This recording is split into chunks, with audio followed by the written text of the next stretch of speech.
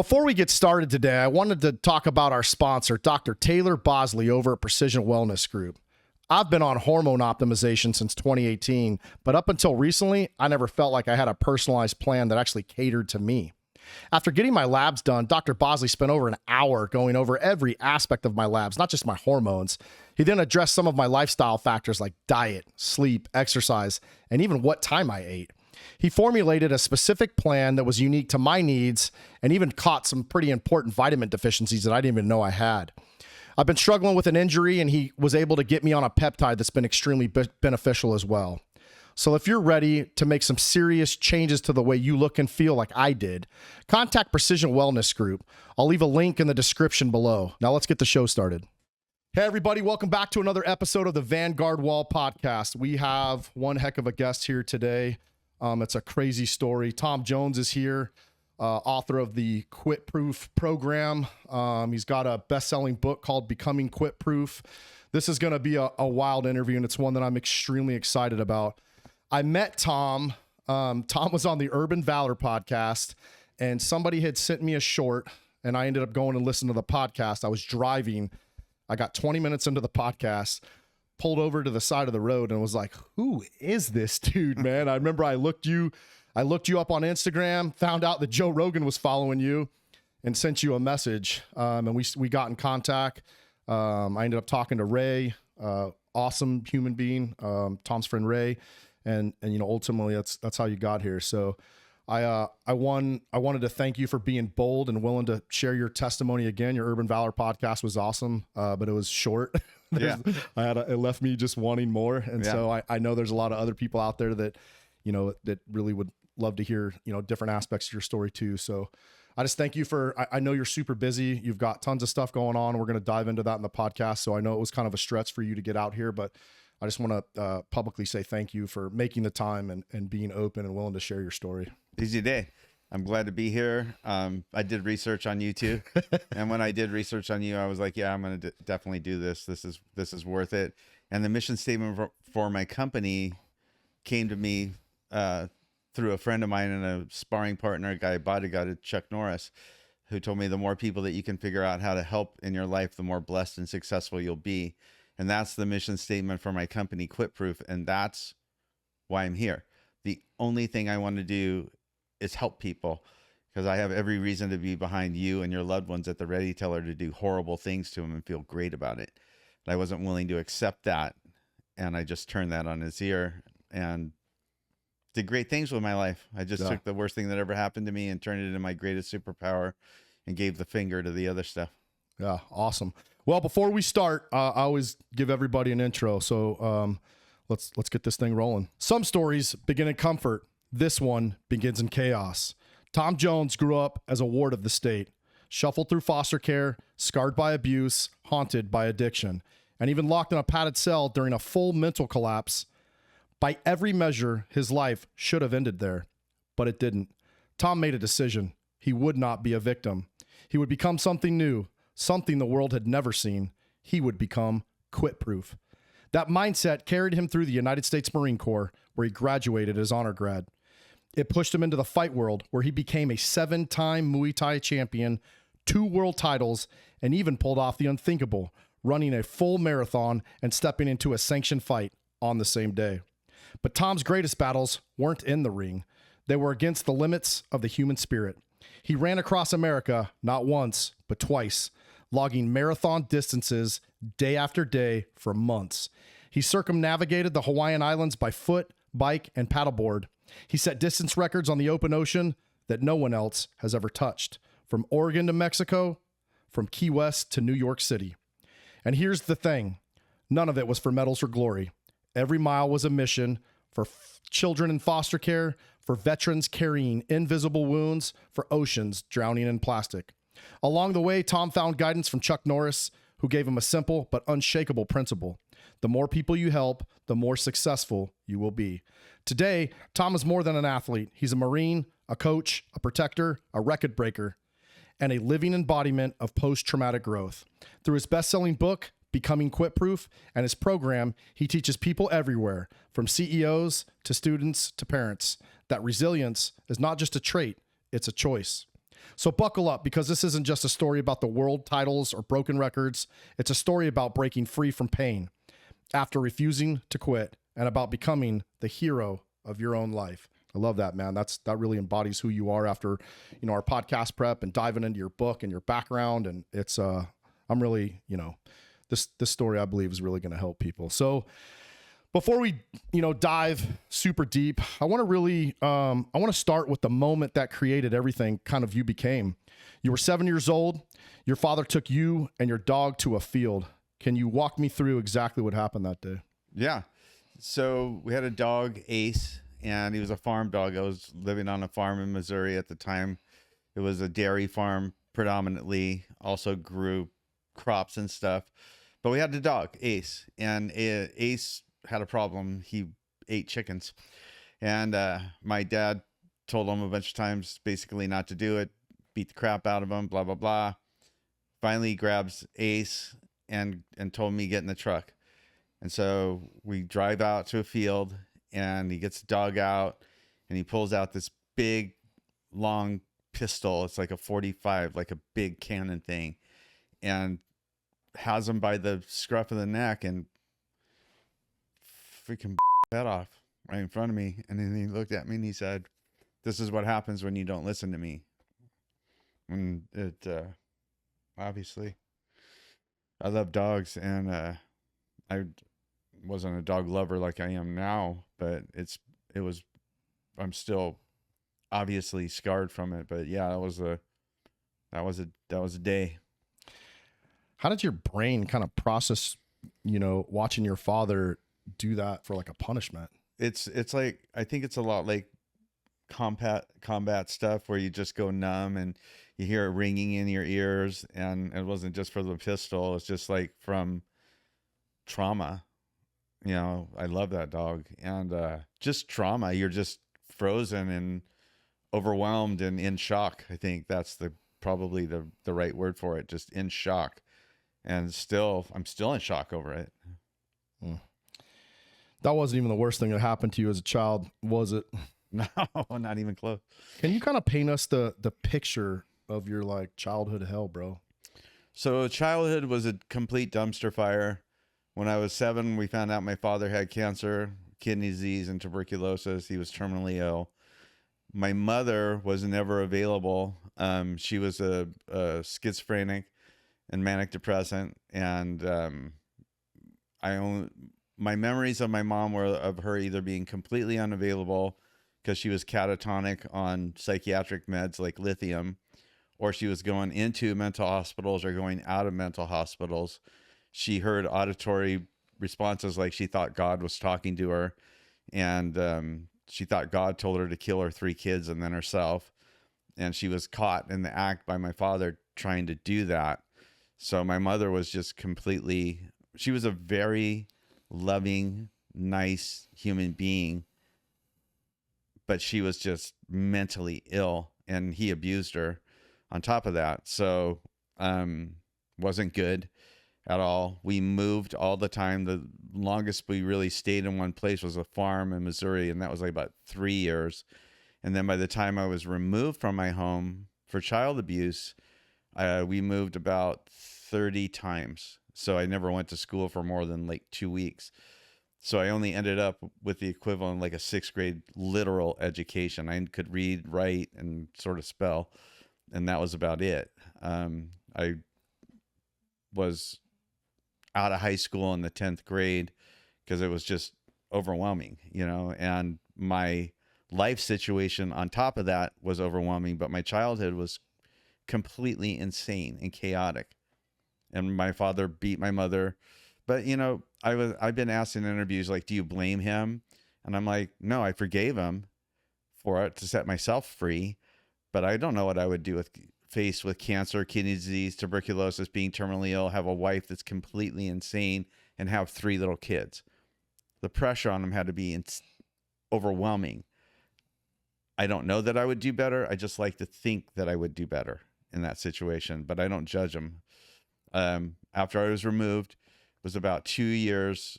He outlived him by a long shot. What he was supposed to only live a little while, he lived for years. And he asked that I come back to his bedside, and I did, and he cried and said he was sorry and asked me to forgive him. And I just cried, and I said, I don't understand any of this, and I totally forgive you, but I don't get I want to go back to something you said earlier. You said that your dad caught your mom in the act of trying to kill you and your brothers. Yeah. Is it your brothers and sisters, or just one brother, one sister? Yeah. What was going on?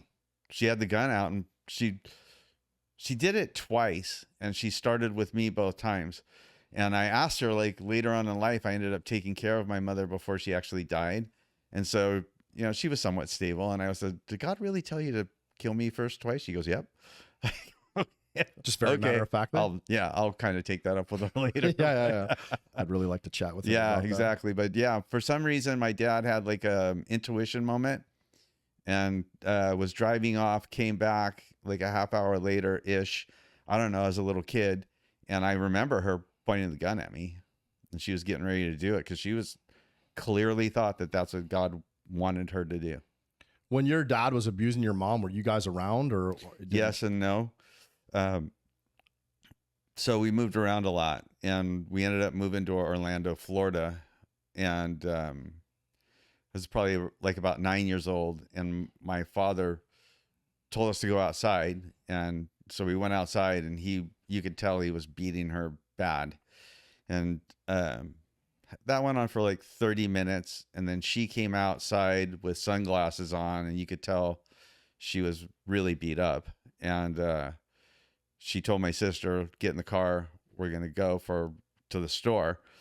And my brother and I, we were like, can we go too? And she's like, no. And she drove off, and she never came back. And so you stayed with your dad, and yeah. What happened? He was very angry. She left us with a very pissed off father.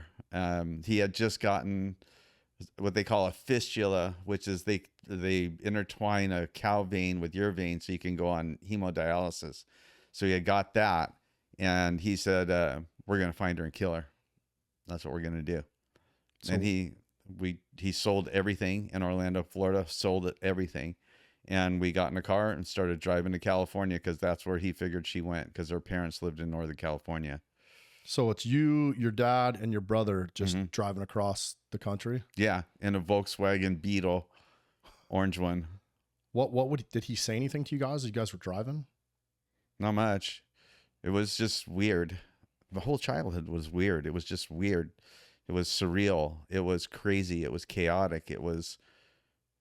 He was very abusive, and, you know, I just didn't want to be seen or heard. The less I was seen, the less I was heard, the less I got beat. What happened when you guys finally got to California? He found out that she was in Northern California, where he suspected she was. So we started stalking her, and he basically told us we're going to kill her. Did you process that? Did you say anything to him? Didn't say a word. I was just completely frightened.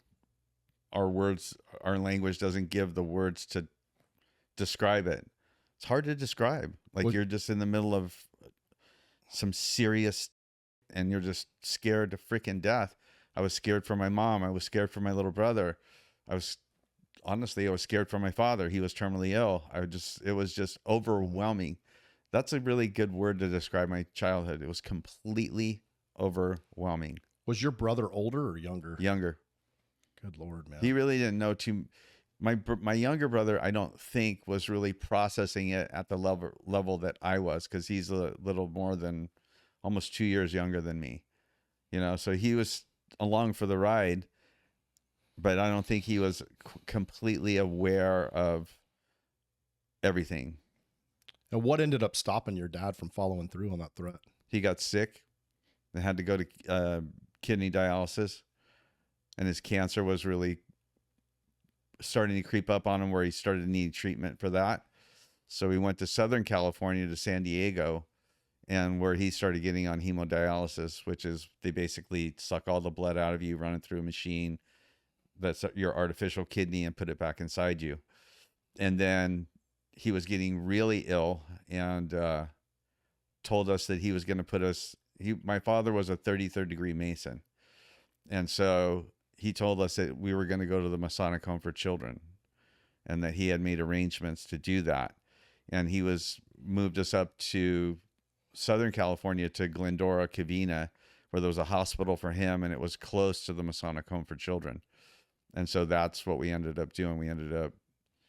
Eventually we ended up going there full time. When we first got there, it was part-time. We spent part-time with our father and then part-time in the home. Where was your dad living? Did he have was he working or? No, he was on disability. When I was really young, he was working. It was really strange because my father was an ordained Episcopal minister. So my very super young memories of my father were him as a minister with like clothes on that they wear, and he was preaching to a congregation about doing X, Y, and Z, and then he would come home and do ABC. It was crazy, completely crazy. That was very early. My father had me and my brother older in life. He was in his 40s.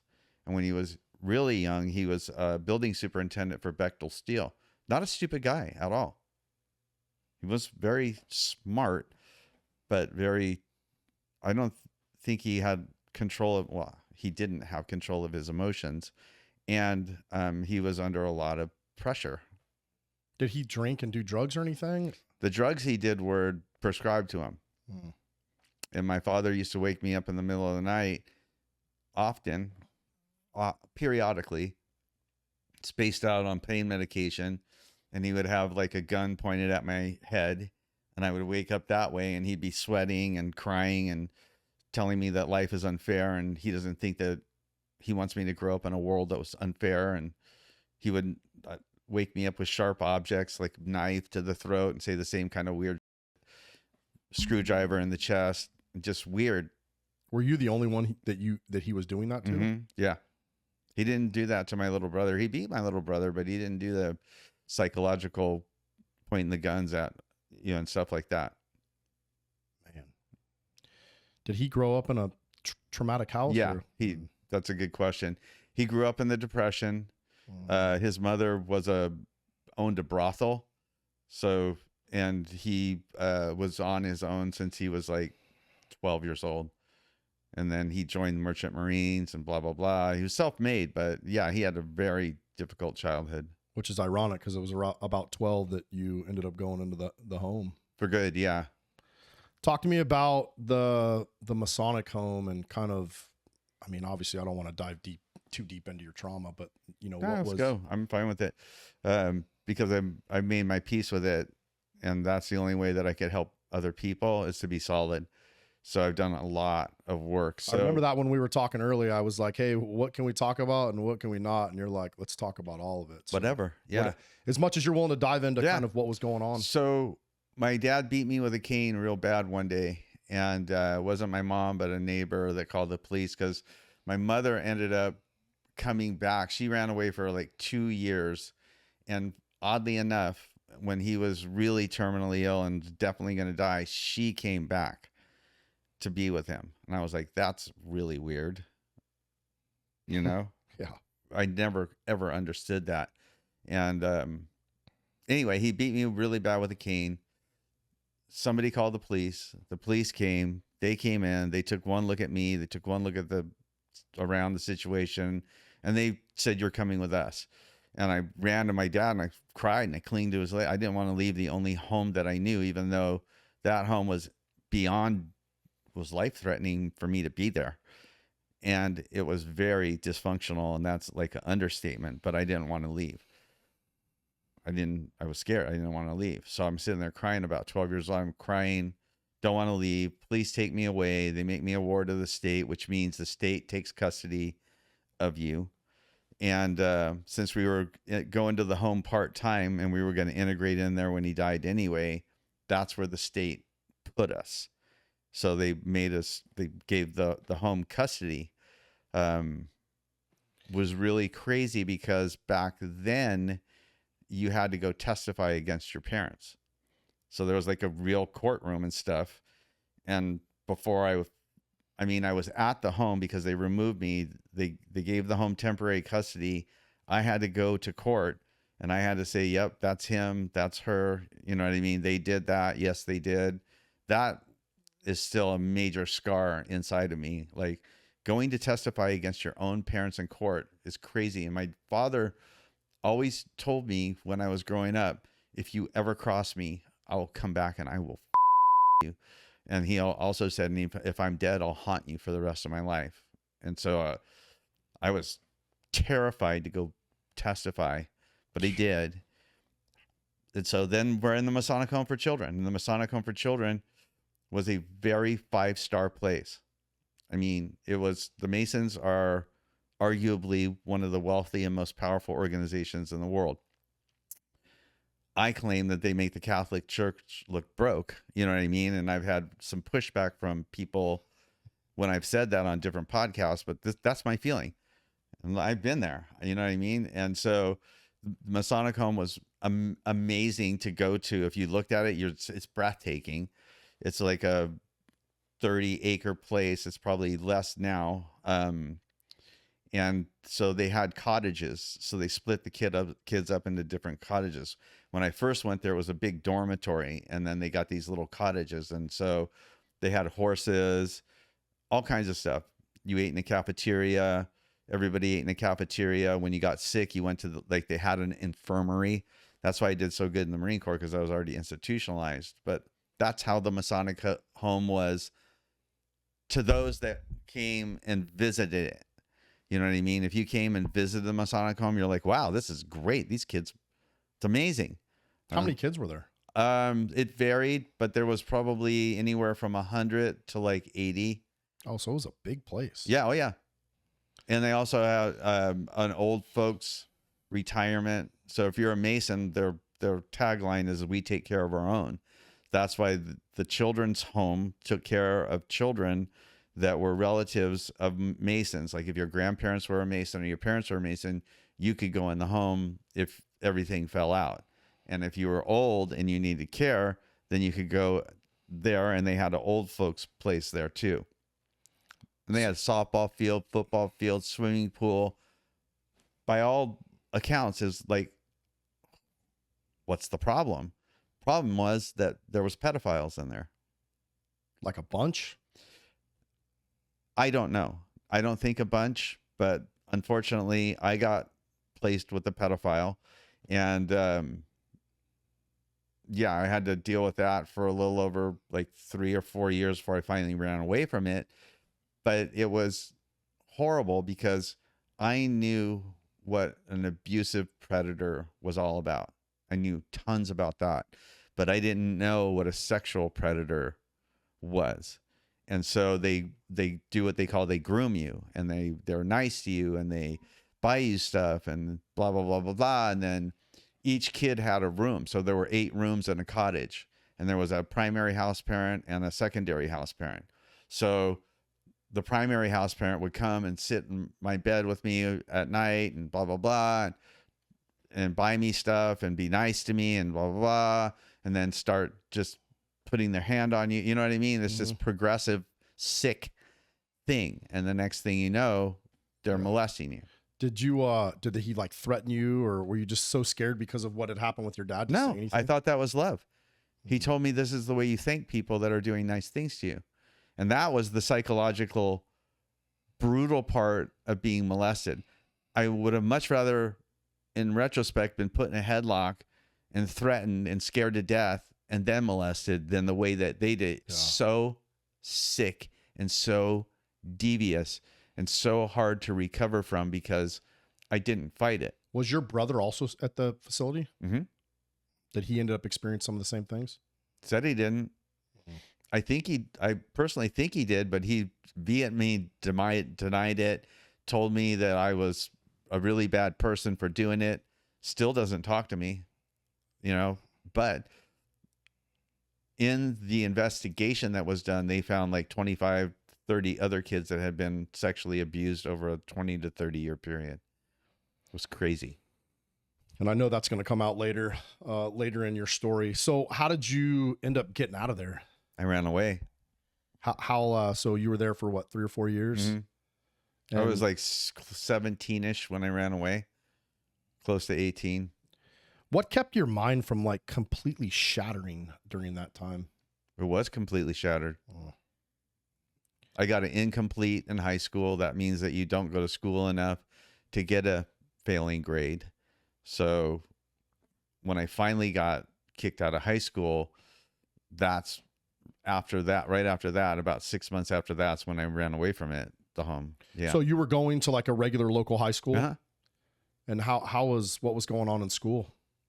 It was brutal. I mean, a lot of times I'd fight twice a day. I'd fight in the home in the morning, and then I'd go to high school. And because you're a kid from the home, you got, hazed and bullied and all that stuff. And I'd fight in high school in the afternoon.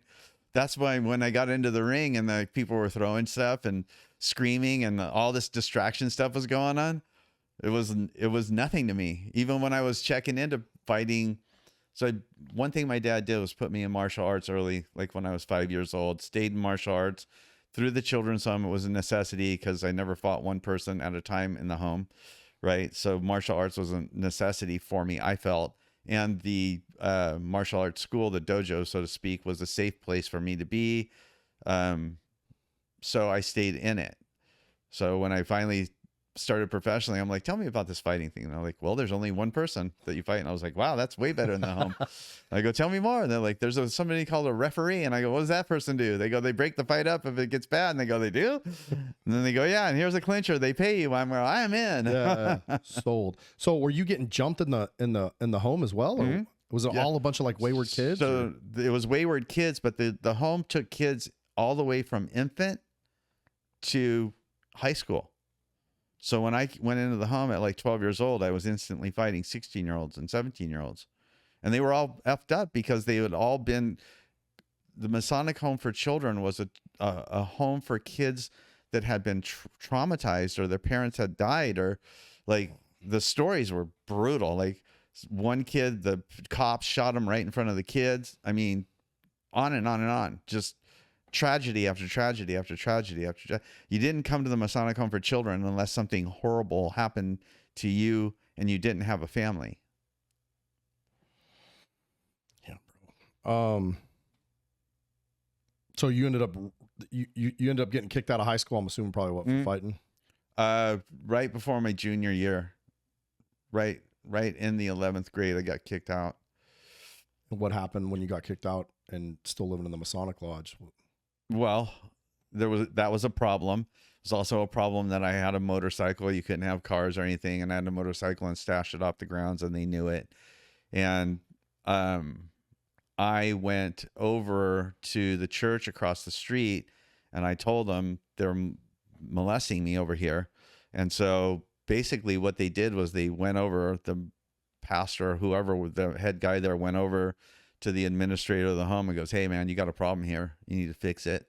And they didn't call the authorities or anything. And they just moved me to a different place. And then the house parent that was molesting me ended up going away. And I was molested by women house parents too there. First time I ever was with a woman was there. And that's what spun me out to go across the street to tell the church. Because that was just too much, being with men and women. It was overload. So I ran across the street and like, hey, help. You know what I mean? Yeah. They're molesting people over there, blah, blah, blah, blah, blah, blah, blah. And so the guy calmed me down and patronized me or whatever and then he went over and said, hey man, bro, you got to fix it. Did any other kids in the home, or did anybody else? I mean, was it something you guys talked about? No. I thought it was an isolated circumstance. I honestly thought I was the only one that was getting molested, honestly. And then in 1999, when I ran from Oregon to Mexico for the second time, I got a letter out of the clear blue sky because I hired a PR firm, a professional PR firm, and they're like, hey man, you got to tell your story. And I was like, I'm out. We'll dive into that. I don't want to jump there just yet. So, after everything you'd been through, what made you decide to join the Marines in 82? So I ran away, and like I said, I kept in touch with my mom. So I ran up there, and I had I was already shattered. And then I went up there, and I broke, and I started crying, and I couldn't stop. And so they put me in a mental institution up there. And so, they put me in the open ward, and I was there for like 2 weeks, and they told me, you got to leave. And I went downstairs and threw a pot through the wall, and they go, okay. Then they put me in the closed ward, and that's where they keep the people like my mom. And so I spent, I don't know, probably close to a month there. And I had an epiphany when I was there, and I was like, I'm not like all these other people who are like my mom. They were extremely mentally ill, and they were downright crazy. You know what I'm saying? They were out there, walking around, talking to themselves. Just, my mom did a lot of the same stuff. But my epiphany was I wasn't like them at all. I just had problems, and I felt that problems had solutions. And so when I got out of there, somebody told me, hey, you should join the military. So I go scouting around, and it's not long before I figure out there's only one branch of service that will take somebody without a high school education and a very troubled background, and that's the United States Marine Corps. So the whole time you were in the Masonic Home, did you have contact with your mom or your dad? No. My dad called me to his bedside. I only saw my dad once when I got placed in the home, once, and that was on his deathbed. Oh, so your dad died while you were in the Masonic Home? Oh, yeah. They took us away. And then he, like I said, he was ill. The cancer was getting him, and he ended up dying of a heart attack on the kidney dialysis machine in Glendora Hospital. Before that, though, he called me to his bedside, and I remember the home taking me there. And I don't know how they got the permission to do it or whatever, or whether they got permission to do it. Like, my dad was the highest rank you can get in the Masons is 33rd degree. So he had a lot of pull with the Masons. So they took me to him, and he was really ill, and he cried, and he said he was sorry, and that he refound God, and on and on and on and on. And I just remember just breaking down and just going, like, I don't get any of this.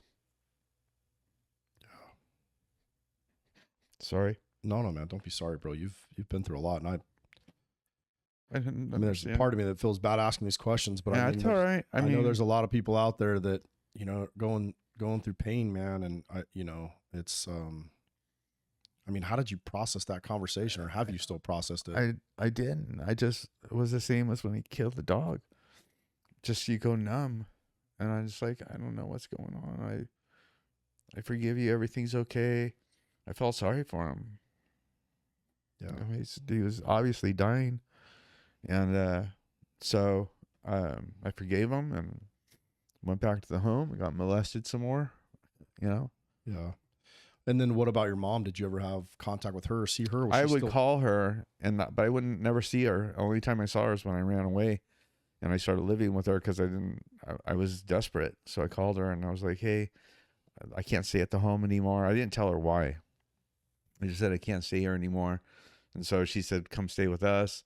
She had met another guy who was healthy and took care of her. So she was pretty stable. For her, she was very stable when I ran away. Was your sister still there?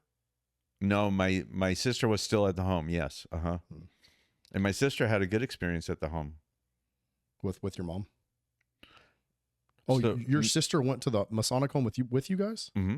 Oh, I didn't know that either. Yeah. Well, when my mom came back, she brought a sister with her, and when they removed us, Ah. The home was toxic. The home was dangerous, so they moved everybody. And my sister's, I talk to her from time to time. I don't talk to my brother because he still thinks that, you know, I never got molested and blah, blah, blah, because he really liked the guy that was molesting, you know. And so I don't know what his story was, but, you know, so I still don't talk to him. He's had serious drug problems, alcohol problems, hepatitis, blah, blah, blah, blah, blah. He didn't do well with it. Yeah. So kind of fast forward, you make this decision to go into the Marine Corps. Yeah, I decided to go to the Marine Corps. So I go to boot camp, and, you know, they get you on the little yellow footprints, and the drill instructors descend on you and start making your life a living hell. And I'm completely comfortable, but I'm locked at attention, and I'm kind of darting my eyes around, and I see that everybody's just freaking traumatized, you know, and the guy next to me is like 3 times my size. I remember looking up at him, talking through my teeth. I'm like, why are you shaking? And he just like looks down at me with complete terror, you know. And almost from training day one, they made me the guide. So I was the platoon leader all the way through boot camp. I got fired once because I got caught for making UA phone calls. That wasn't fun. Who were you calling? My girlfriend, who ended up, was my first wife, ended up having my daughter with.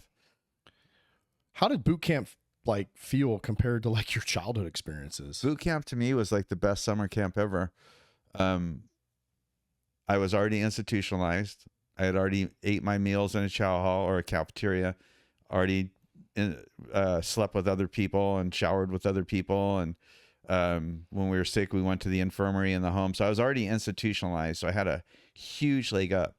And my father was way meaner than the drill instructors could ever be, mentally and physically. So I was just like, and all my clothes matched for the first time in my life. So it was pretty good. I mean, why do you think the drill instructors chose you to be the platoon guide? Don't know. At the end, though, they told the whole platoon that I got dress blues because I could take a punch better than anybody else. I'm gonna get to that. Can you tell? Can you tell the listeners about your drill instructors and how they treated you and the other recruits? Oh, drill instructors were seriously mean. Those were the days where they still punched the recruits and blah blah blah, and they played FF games. You know what I mean? Yeah. Psychological games and blah. But to me, it was just like a joke. I was like, you guys are freaking amateurs, bro. Like, Yeah. And they used to really, so me as the platoon guide, anytime anybody else got into trouble, I got in trouble with them. So anytime anybody else got thrashed, I got thrashed too. They used to take me privately and beat the crap out of me. They were trying to break me, but they couldn't do it. And it was frustrating them. When you say beat the crap out of you, like they were physically like beating you, kicking you? My drill instructors got court-martialed. We can go through that story anytime you want, but. Yeah, there was an incident where a drill instructor stomped on your foot with the guide on. Yeah. Walk me through what happened with that. Well, we were drilling and evidently I wasn't doing it right. So I'm locked at attention and the drill instructor, because I have the guide on right next to me, and he pulls it up and he slams it into my foot and he's like, mother, you know what I mean? Being a drill instructor, but it freaking broke my little toe, and my little toenail still isn't right. Oh God. Yeah. Talk to us about the dress blues. Okay. So,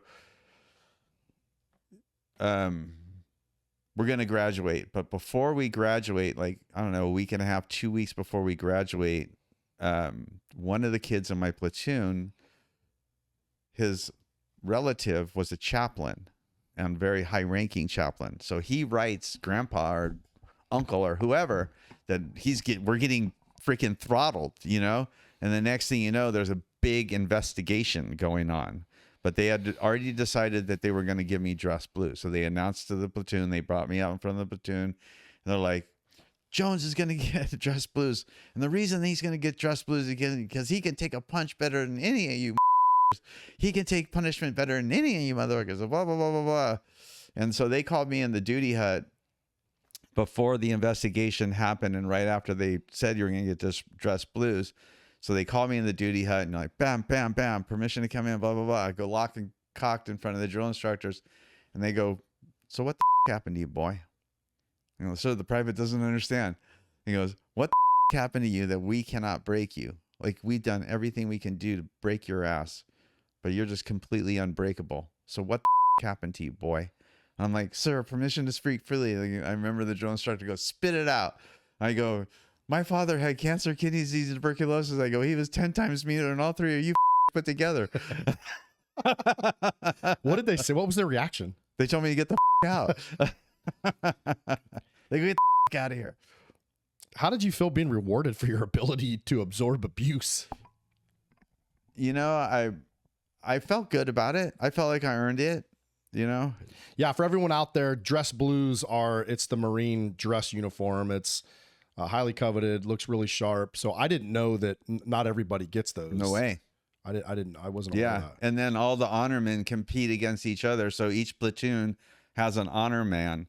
And so there's 4 platoons in a series, right? And then there's 2 series in a company. So you compete against all the other honor men. And I won that competition as well, as far as knowledge, physical ability, and blah, blah, blah. So wow. I was a series honorman. So how does everybody else get their dress blues? They buy them when they get to their first unit. Or? Yeah. I didn't know that. That's pretty cool. And you get PFC, so you get a stripe coming out of boot camp on top of it. But my drill instructors were court-martialed. So the investigation starts like right before 2 weeks before the end, where we're supposed to graduate. And so they're investigating. They're asking all the recruits like what happened and blah, blah, blah, blah. There's a big investigation going on because this was the transitionary time between when you could hit recruits and that was cool and you couldn't, that was when you illegal. say hit, are you talking like punching dudes in the face? Punching, stomping, knee, not in the face, in the body. Oh. Yeah. Mostly in the body, in the back, and the kidneys. Wow. All that kind of stuff. And that's just the way business was done. But they were transitioning out of that. In fact, they were coming down really hard on that. So there was a big investigation. And all the while in boot camp, they were brainwashing you. And they're saying officers are bad, enlisted people are good. You know, and we don't have any alligators in the platoon, right? Anybody that's going to do allegations of being hit and stuff like that. So when they were asking me what's happened, I was like, there's nothing going on, man. Everything's cool. But other people were definitely squealing on them. And eventually I got called in front of the commander of MCRD San Diego, the recruit, like general guy. And so I remember when I'm going in to talk to him, right, he has a red Marine Corps carpet in front of his desk, and he has more aides than you can shake a stick at. And they're like, whatever you do, don't stand on the carpet. So anyway, when I go to report to him, I'm freaked out, right? And I run up and I lock myself at attention and I report to him. And I remember going, get off my red carpet. And that's how it started. So anyway, he's asking me what happened and stuff. And I was like, sir, nothing happened. And he goes, tell you what. He goes, if you don't tell me the truth, I am going to make your life so freaking miserable. You're going to think that these guys were saints. He goes, I'm going to send you to Ice Station Zebra. You know what I mean? And blah, blah, blah. So finally I cracked. I go, okay, he hit me. Yeah. What's Ice Station Zebras? That's like out in the middle of Siberia. They're most, out in the middle of nowhere. I'm going to make sure that your time in the Marine Corps sucks. So I broke and told him. And then I had to go. Just like when I testified against my parents, I had to, so they general court-martialed them.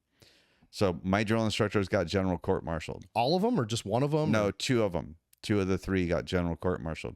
So they brought two new ones in right at the end of boot camp.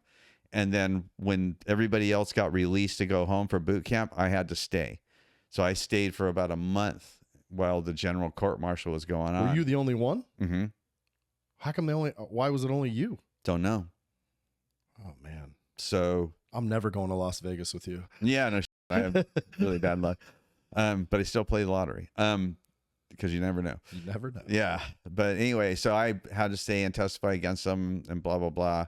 And still, I think one of the biggest mistakes I ever made was when you graduated series honorman like I did, they offered you officers. They offered you to be an officer. But they brainwashed me for 13 weeks that's bad. So I declined to do it. And that, I think, is one of the big mistakes that I made in my life. What happened after the court martial? They got dishonorably discharged, and one of them got some jail time. Really? Yeah. And then I went off to 29 Palms. Well, that's another great vacation spot. Oh, yeah. Was that your, what were you doing? At that was 29 Palms? advanced training for communications electronics. That's like, if there is a hell on earth, it's in 29 Palms. Man, yeah. I remember when I was active duty, we would go out to Fort Irwin, which is right outside of 29 Palms. And I was originally from California, and people would be like, yo, this is California, man. I ain't never coming here. I'm like, no, dude, this isn't really what Southern California Yeah, no is. kidding. This is hell. Yeah. And we used to call it God's country because it's the only place that, that's the only, and God's the only person who would love that place. Maybe. But the whole time, so after all the way through when I was in the children's home up to like right when I got married, I was really confused about my sexual orientation. I didn't know what I liked, girls or boys or what, you know what I mean? Yeah. And I'm really, I still feel shame when I say that, but I don't feel shame because of if I go put it in perspective, Like anybody wouldn't be sure of any damn thing if you'd been through what I'd been through. So I've been back and forth between men and women and blah, blah, blah. And it's just really strange to be sitting here with you today. And when I talk about it, to look back and go, it's weird how my life has been. It's been in like these silos, and then that silo was capped and then the new silo started. So all I ever wanted was a family. So I married the first girl that I said, yeah, you know what I mean? Yeah. So started a family with a girl that, obviously wasn't ready either. And off we go to my first duty station. So at 29 Palms, right when I got my orders, I remember when I got my orders to my first duty station, that was Beaufort, South Carolina. So when I got my orders from the guy, I looked at the clerk and I go, can you tell me anything about Beaufort? And I swear, if I live to be a million, I'll never forget. He's writing and he looks up, he goes, it's a heavily wooded area, son. That's all he told you. Uh-huh. So the Marine Corps, you do your initial training in San Diego. Then you do we call it in the Army, the advanced individual training. Yeah, same thing. So then you go to 29 Palms and you were a communications operator? Yeah. And then, so you go and you do that. How long was that? Couple months. It wasn't long. And then from there, you went to Beaufort, South Carolina. That's when you're out in the fleet. Okay. Right. So you've graduated boot camp. You went to your advanced training. Now you're ready to go out and serve your country. Right. Is that Lejeune? Is that in? No, it was Beaufort, South Carolina. So there's an air station and a Marine Corps boot camp. MCRD, Beaufort, South Carolina. Oh, okay. So you go out there and you're there for training? No, I'm there doing my job. What were you doing there? I was working in the communication center, where basically incoming information comes in, you process it, distribute it to all the different sections it's going to. It was weird because I had a really, really high security clearance, top secret PSYOP, ESI, NATO, Q clearance. And I remember when they were doing the special background investigation, I got a call from some kids that I grew up with and went to high school with. And they go, what the hell are you doing?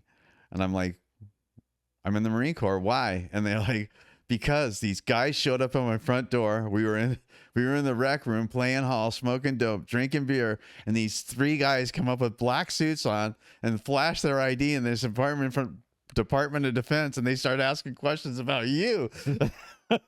How did they find those guys? Special background investigation. Did you have to fill like in a form and yeah, oh, okay. Where you grew up, and they went and talked to. They just went and talked to people. What? How did you get through like the mental hospital stuff? Did they ever ask you about it? No, that was the damnedest thing I've ever saw thing in my life. I was in a mental hospital in the closed ward, and I got a full top secret, beyond top secret security clearance. Have no idea how that went happen. Maybe they thought he's crazy, give it to him. You know what I mean? I don't know. Yeah. So while you're in South Carolina, there was only one martial arts place in town. Tell me about that. Yeah. So there was only one martial arts school in town, and it was a Chuck Norris school, United Fighting Arts Federation. So I joined that, and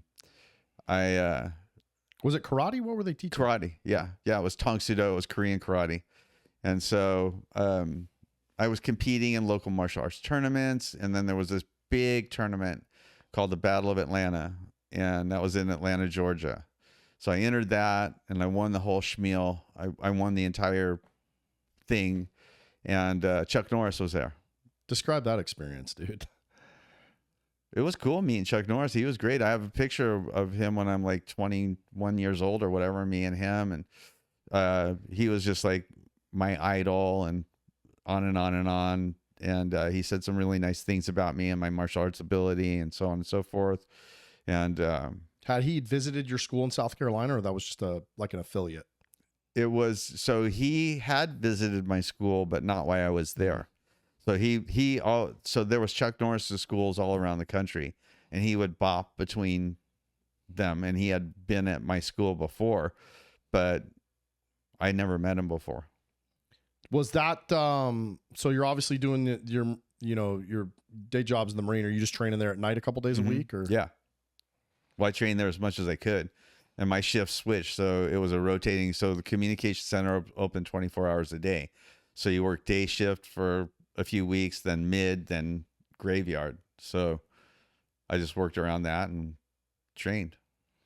And then you ended up, did you have your first kid when you were in South Carolina, or was that Okinawa? No, Okinawa. So she got pregnant right when I got orders for Okinawa. And I remember I asked for a company to tour and they denied me. And then the Marine Corps ball was soon after that. And so after the Marine Corps ball, I get called in the Sergeant Major's office and I'm locked at attention. He goes, "How was the Marine Corps ball, son?" I'm thinking to myself, what the hell? And I was like, "It was great, sir." And he goes, "Well, that's not what I hear." Evidently, my wife was in the bathroom with the Sergeant Major's wife, telling the Sergeant Major's wife how much the Marine Corps sucked. So, because I didn't get an accompany tour and blah, blah, blah, blah, blah. And so anyway, he says, "Well, let me tell you a story." He says, "Your wife was in the bathroom with my wife, telling my wife exactly how much the Marine Corps sucks." And he goes, "So why does the Marine Corps suck, son?" "The Marine Corps doesn't suck, sir." He goes, "She's just mad because we couldn't get an accompany tour to Japan, Okinawa." And he said, "First of all, son," he said, "if the Marine Corps wanted you a wife, they would have issued you one in boot camp. Second of all," he goes, "what makes you rate an accompany tour when there's people who have been in a lot longer than you, already been over there, and blah, blah, blah, blah, blah, and they get first." And I was like, I'm thinking to myself, look, I don't have anything to do with this. I'm okay with it. You know what I mean? Send me. Yeah. So anyway, I went to Okinawa and I wanted to see my kid born. And so I stayed in martial arts in Okinawa and I'm thinking to myself, how am I going to get enough money to fly them over, get an apartment, have a kid, have them stay in the apartment, and whatever, you know what I mean? So in town in Okinawa, you could fight and fist fight in bars, and it was winner take all the money and loser take an ass beating. So I was like, that looks pretty good. You know what I mean? Yeah. I could do that. There was no weight classes, right? You just fist fought somebody. And so I started doing that and winning, and won enough money to fly her over, get an apartment. My daughter was born in Kui Hospital in Okinawa. And they stayed for a couple months after that. And then I was getting deployed. So they came back to the United States and I got deployed. And that's where I got injured. Where did you get deployed to?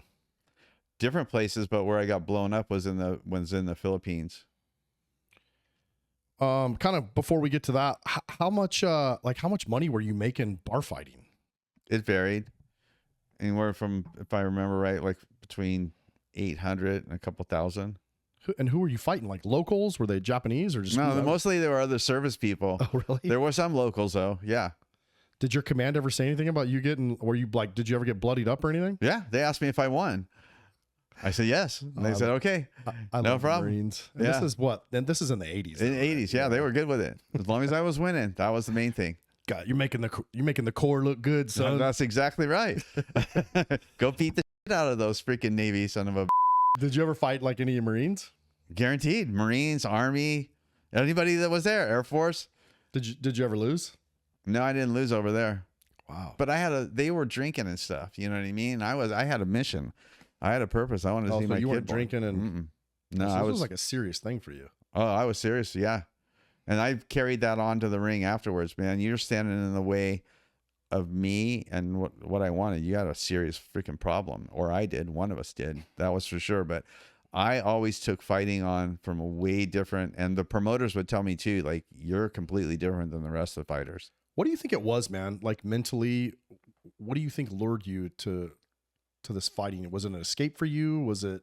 Yeah, I would have probably gone to prison if I didn't have that outlet to beat the crap out of people. And so do you think it was the way that you were handling just like years of systemic trauma? That, and I was really good at fighting because I had a lot of experience doing, like I said, a lot of times I would fight. I'm not lying. I would fight in the children. So I went to, you're in like middle school. And so that's how I met Tommy Lee. So Tommy Lee from Motley Crue he was my neighbor in the home. And so he was in high school with me, the same grade with me, and we got kicked out into continuation school together. And I got in a fight and threw a guy through a window, and I got kicked out of continuation school. Oddly enough, Tommy Lee got kicked out the same day. So we're both sitting in the office getting kicked out. And so anyway, they kick us out, and we both walked from the continuation school. So we stopped at his house and first, and then I went to the home. So we stopped at his house, and his father's at the front door with his arms crossed type thing. Like you can visualize it, right? And so he's like, come with me. So we go with him, and they have a garage. They have a garage, and there's a door from the house leading into the garage. So he opens this freaking door leading into the garage, and it's like, it's a soundproof studio with the most state-of-the-art drum set you've ever seen in your life, right? And he goes, I knew you're never going to do anything in school. So he was like building this place, and Tommy Lee didn't know his name was Tom Bass. Tom Bass didn't know anything about it until the day that we got kicked out of continuation school. He opens the door and goes, you better freaking make it as a musician, blah, blah, blah, blah, blah. And I'm just sitting there with my mouth hung open going, got kicked out of continuation school, and you get a soundproof studio with a state-of-the-art drum set. You know. Meanwhile, I'm going back. I'm going to go back and get molested. Yeah, exactly. That's wild. So you met Tommy in high school? You guys went to the same school? Yeah, he was funniest guy you've ever seen in your life. He used to do like a cricket sound and a water drop sound, like right, and then drive the teachers crazy. They're like, who's doing that? And then I remember when we were like sophomores at the high school football game. So he was in the marching band, and he played the drums where there were like 3 drums, and he played them, right? So we're before the halftime show, and it was like the homecoming game. And he says to me, he goes, watch everybody. He gave everybody Xanax, right? So they were all bumping into each other, and it was a full-blown show. It's the funniest thing you've ever seen in your life. You got the whole marching band high? Uh-huh. Dude. You got some of the best stories, man. They couldn't march to save their life. And he told me right before, he goes, watch this, dude. He goes, this is going to be fucking great. Were you just laughing the whole time? I was laughing my ass off. Oh, dude. Do you ever talk to him to this day? No, he got dun-da-da, you know, I mean, hey. He went on to do He went on to do big things, yeah. How did those bar fights kind of like compare to your martial arts training? You know, did you use any of that stuff? Or yeah, for sure. It was a step up. You know, it was like next level. Like people were fighting for real. They wanted to hurt you for real. And in the martial arts studio, it was like sparring. You know what I mean? So this was like children's home stuff. This was like high school stuff where people really wanted to hurt you. And I had experience with that, a lot of experience with that. So for me, I was like, bring it on. That money's mine. You know, I will absolutely hurt you for that. And I had a lot of anger. And so I was perfectly suited to fist fight. Oh, bless you, man. Excuse me. Yeah, that's wild. So you end up getting deployed from Okinawa, and you guys were doing a MEU, or what was it? We were doing a field operation in the Philippines, and it was quote unquote a combat zone. So I don't want anybody mistake, because I've been called like a combat vet. Like I'm not stolen valor. Like I never stood across and shot at anybody, but I have been in combat zones, and that was a combat zone because the rebels were trying to overthrow Marcos. So the whole country was at war. The Philippines? Yeah. They were overthrowing Marcos. Oh, wow. Fidel Marcos and Imelda Marcos, the lady that had more shoes than anybody on earth. And how long were you in the Philippines? Only a couple weeks before I got injured. So part of my job was to burn the classified material. So I went to the burn pit, which was basically a hole in the ground, and threw the classified material in it. The burn pit was supposed to be cold. So you have this is Marine Corps, early, 1980s Marine Corps. So you poured gasoline out of a canteen on it. And when I did that, it exploded. And when it exploded, I fell backwards and gas got on my hand. My hand caught on fire. So and then rolled in the dirt and put it out. I had second and third degree burns, and I went to the field hospital. and my hand started getting what they call flexor contractions, which means your hand balls up and it won't open up like a burnt piece of paper. And so did you so this thing catches on fire and then you go running off to find somebody, or what happened? Did somebody see it, or? Oh yeah, it exploded. Kaboom, exploded. Oh really? Yeah, it exploded for sure. It was an explosion for real. And I got thrown back from it, and the gas went on me, and I caught on fire. And so there were other people in the area, so they came. Then the medics came, and then I was in the hospital for maybe 2 days in the field. And then they medevaced me to Subic Bay. I spent about 2 weeks in Subic Bay, where they were trying all kinds of different treatments and blah, blah, blah, blah, blah. Did you get burned all over your body, or? No, just my arm and hand, my right arm and hand. But I caught on fire. Like my uniform caught on fire. I was on fire. Not like, who was it? Who was a comedian that caught on fire and ran down the street? Richard Pryor. Wasn't like him, but I was on fire. So went to the field hospital. They're like, this is too much for us. They medevaced me to Subic Bay, which is like their main hospital. Probably spent 2 or 3 weeks maybe there. And then they put me on this like medical airplane.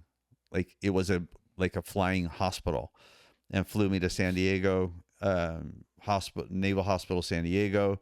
I spent about 2 months in the hospital there, getting all kinds of treatments on my hand. What were the treatments like? Like whirlpool treatments, baby surgeries, a lot of sterile stuff where they put sterile wrap on, take it off, put sterile wrap on, take it off, and drug you up with pain stuff. And then I got out of the hospital. I wasn't quite okay, but I was okay. And then my end of service, my EAS was up. And so oddly enough, I ended up getting separated from the Marine Corps at the Marine Corps Depot, where I started everything. And I swear, I go up to separations and I'm walking up. So did they medically separate you, or you was just ETS? It was an EAS. They didn't want to medically separate me, which they should have medically separated me. I should have got a medical discharge, but they're the government. You know what I mean? They're like, this is the 80s too, man. Yeah. Go on, boy. You're done. You're done. So I walk up to the barracks, and there's this big, huge mural on the wall, and it has a Marine from 1776 and a mud Marine from like Vietnam, right? And then over the top, it says once a Marine, and on the bottom it says always a Marine. And I remember thinking to myself, I'm going to set the land speed world record for not being a Marine, but I have always been a Marine, and now I'm beyond proud of it, you know. But when I got separated, I was definitely kind of over it. Yeah, I can imagine, man. All I can see is like a picture of you like on fire, and you know, a big thing that says not service connected, you know. Yeah, 100%. Yeah. 1,000,000%. And I didn't get service connected till I got my youngest son was a young Marine. So I got a pass to the Navy weapons station, which was right next to my house. And my wife that I have right now is completely opposite for me. She's very beautiful. She's very dun-dun-dun, like high class, high maintenance, blah, blah, blah. And she talks to a lot of people. She's friendly, you know? So we're walking on a walk so they have an area that you can walk. It's a trail on the base. And they have a trailer park there that you can rent space. Mm-hmm. And so she gets friendly with these people. And so we get to talking and talk about me being blown up. And the guy's, well, do you still have problems from that? I go, yeah, I'm afraid to light a big lighter. You know what I mean? Like, I'm completely terrified of fire. And yeah, and I'm really hard of hearing from the comm center, right? There's nothing but heavy machinery. And he goes, well, you need to go get compensated for that. And I go, you can get compensated for that? He goes, yeah. So he walked me through the whole thing. Took like 1.5 years, but I got 90% disability from it. Good for you, buddy. Yeah. You definitely earned that. What was it like for you to kind of get out on that note, to leave the Marine Corps? I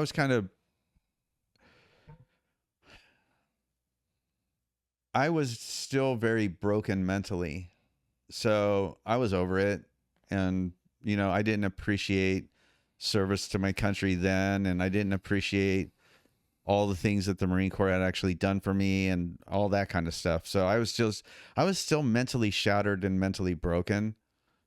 In my life, it was F everything, even when I was in the mental hospital and I made the shift from that of a victim to a victor, it was a very long process to get to victor. It wasn't like, oh, you go from victim and you cross this line and you're now a victor. No, it's a freaking journey, and it has setbacks and it has trials and it has challenges. And it's like when I motivation speak, I say, why do people quit? People quit because they run into walls, hurdles, challenges, and obstacles that they do not feel that they can conquer. That's why people quit. Those are the usual suspects. And so I would run into a wall, hurdle, challenge, or something I didn't feel like, and I would get set back. And then I would go charge it again, and then I get set back. And it was just this process of give and take. But every time that I got 2 steps forward, I was a little bit more forward, a little bit more forward. And Chuck Norris was a great mentor. He was a great role model. He was a great human being to be around. That man is solid. And it's crazy because he does not fit in with his family at all. At least his family then. His family then was partiers and stuff like that. And Chuck wasn't. He didn't cheat on his wife. He didn't drink. He once in a while, he'd have what he called the Chuck Norris kicker, which is like a coffee drink. But Chuck Norris is solid.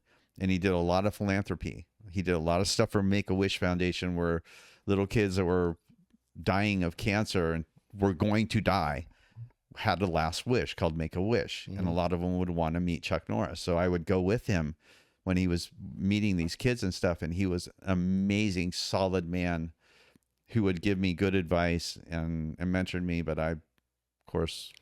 Well, let's before we dive into your post Marine Corps life, let's take a quick break. Okay.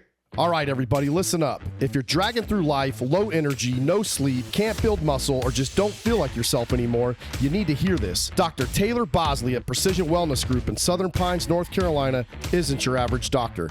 He's a former Green Beret Special Forces medic who deployed to Afghanistan, went on to become an ER physician, and after going through his own hormone crash, built a medical practice dedicated to optimizing the health of both men and women, and he's doing telemedicine in 30 different states. While other clinics rush you through a 15-minute appointment, Dr. Bosley spends a full hour figuring out what's actually going on. Reach out to Dr. Bosley and his team at www.precisionwellnessgroup.com/contact. Mention Vanguard 20 to receive 20% off your initial consultation. Fuel your momentum with real medicine and real results at Precision Wellness Group. All right, we're kind of at the point where you're getting out of the Marine Corps, dude, but you had a really good, funny Tommy Lee story, dude. Yeah, I gotta tell you. So we're in summer school because we have to go to summer school because we failed.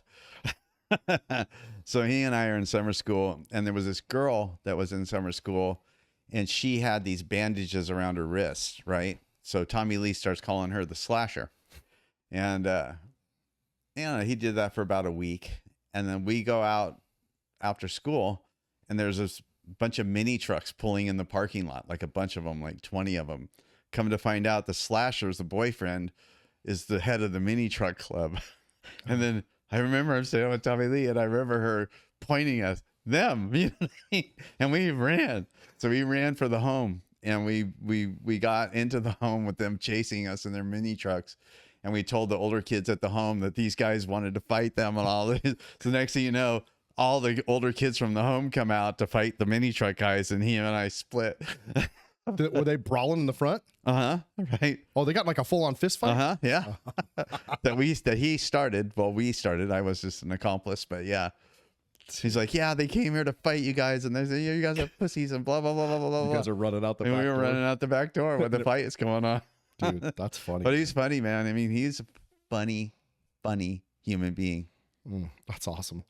So after getting out of the Marines, you end up going back to Pomona. What was the pull back to California? So my wife, her parents were wealthy, and they had rental homes, and one of the rental homes they had was in Pomona.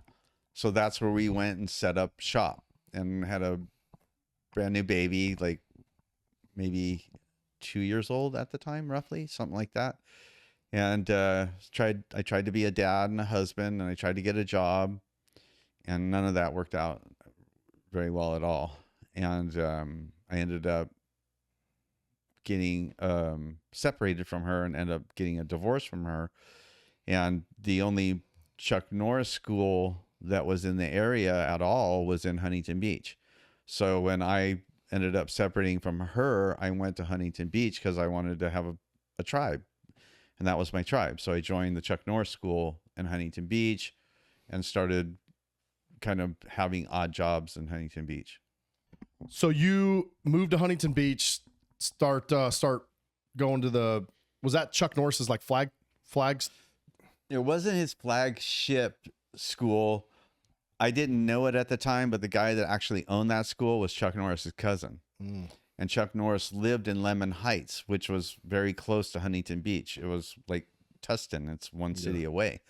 And so one day, the guy that owned the school, and I had worked out with Chuck Norris at these seminars a few times, and he remembered me from the Battle of Atlanta and blah, blah, blah.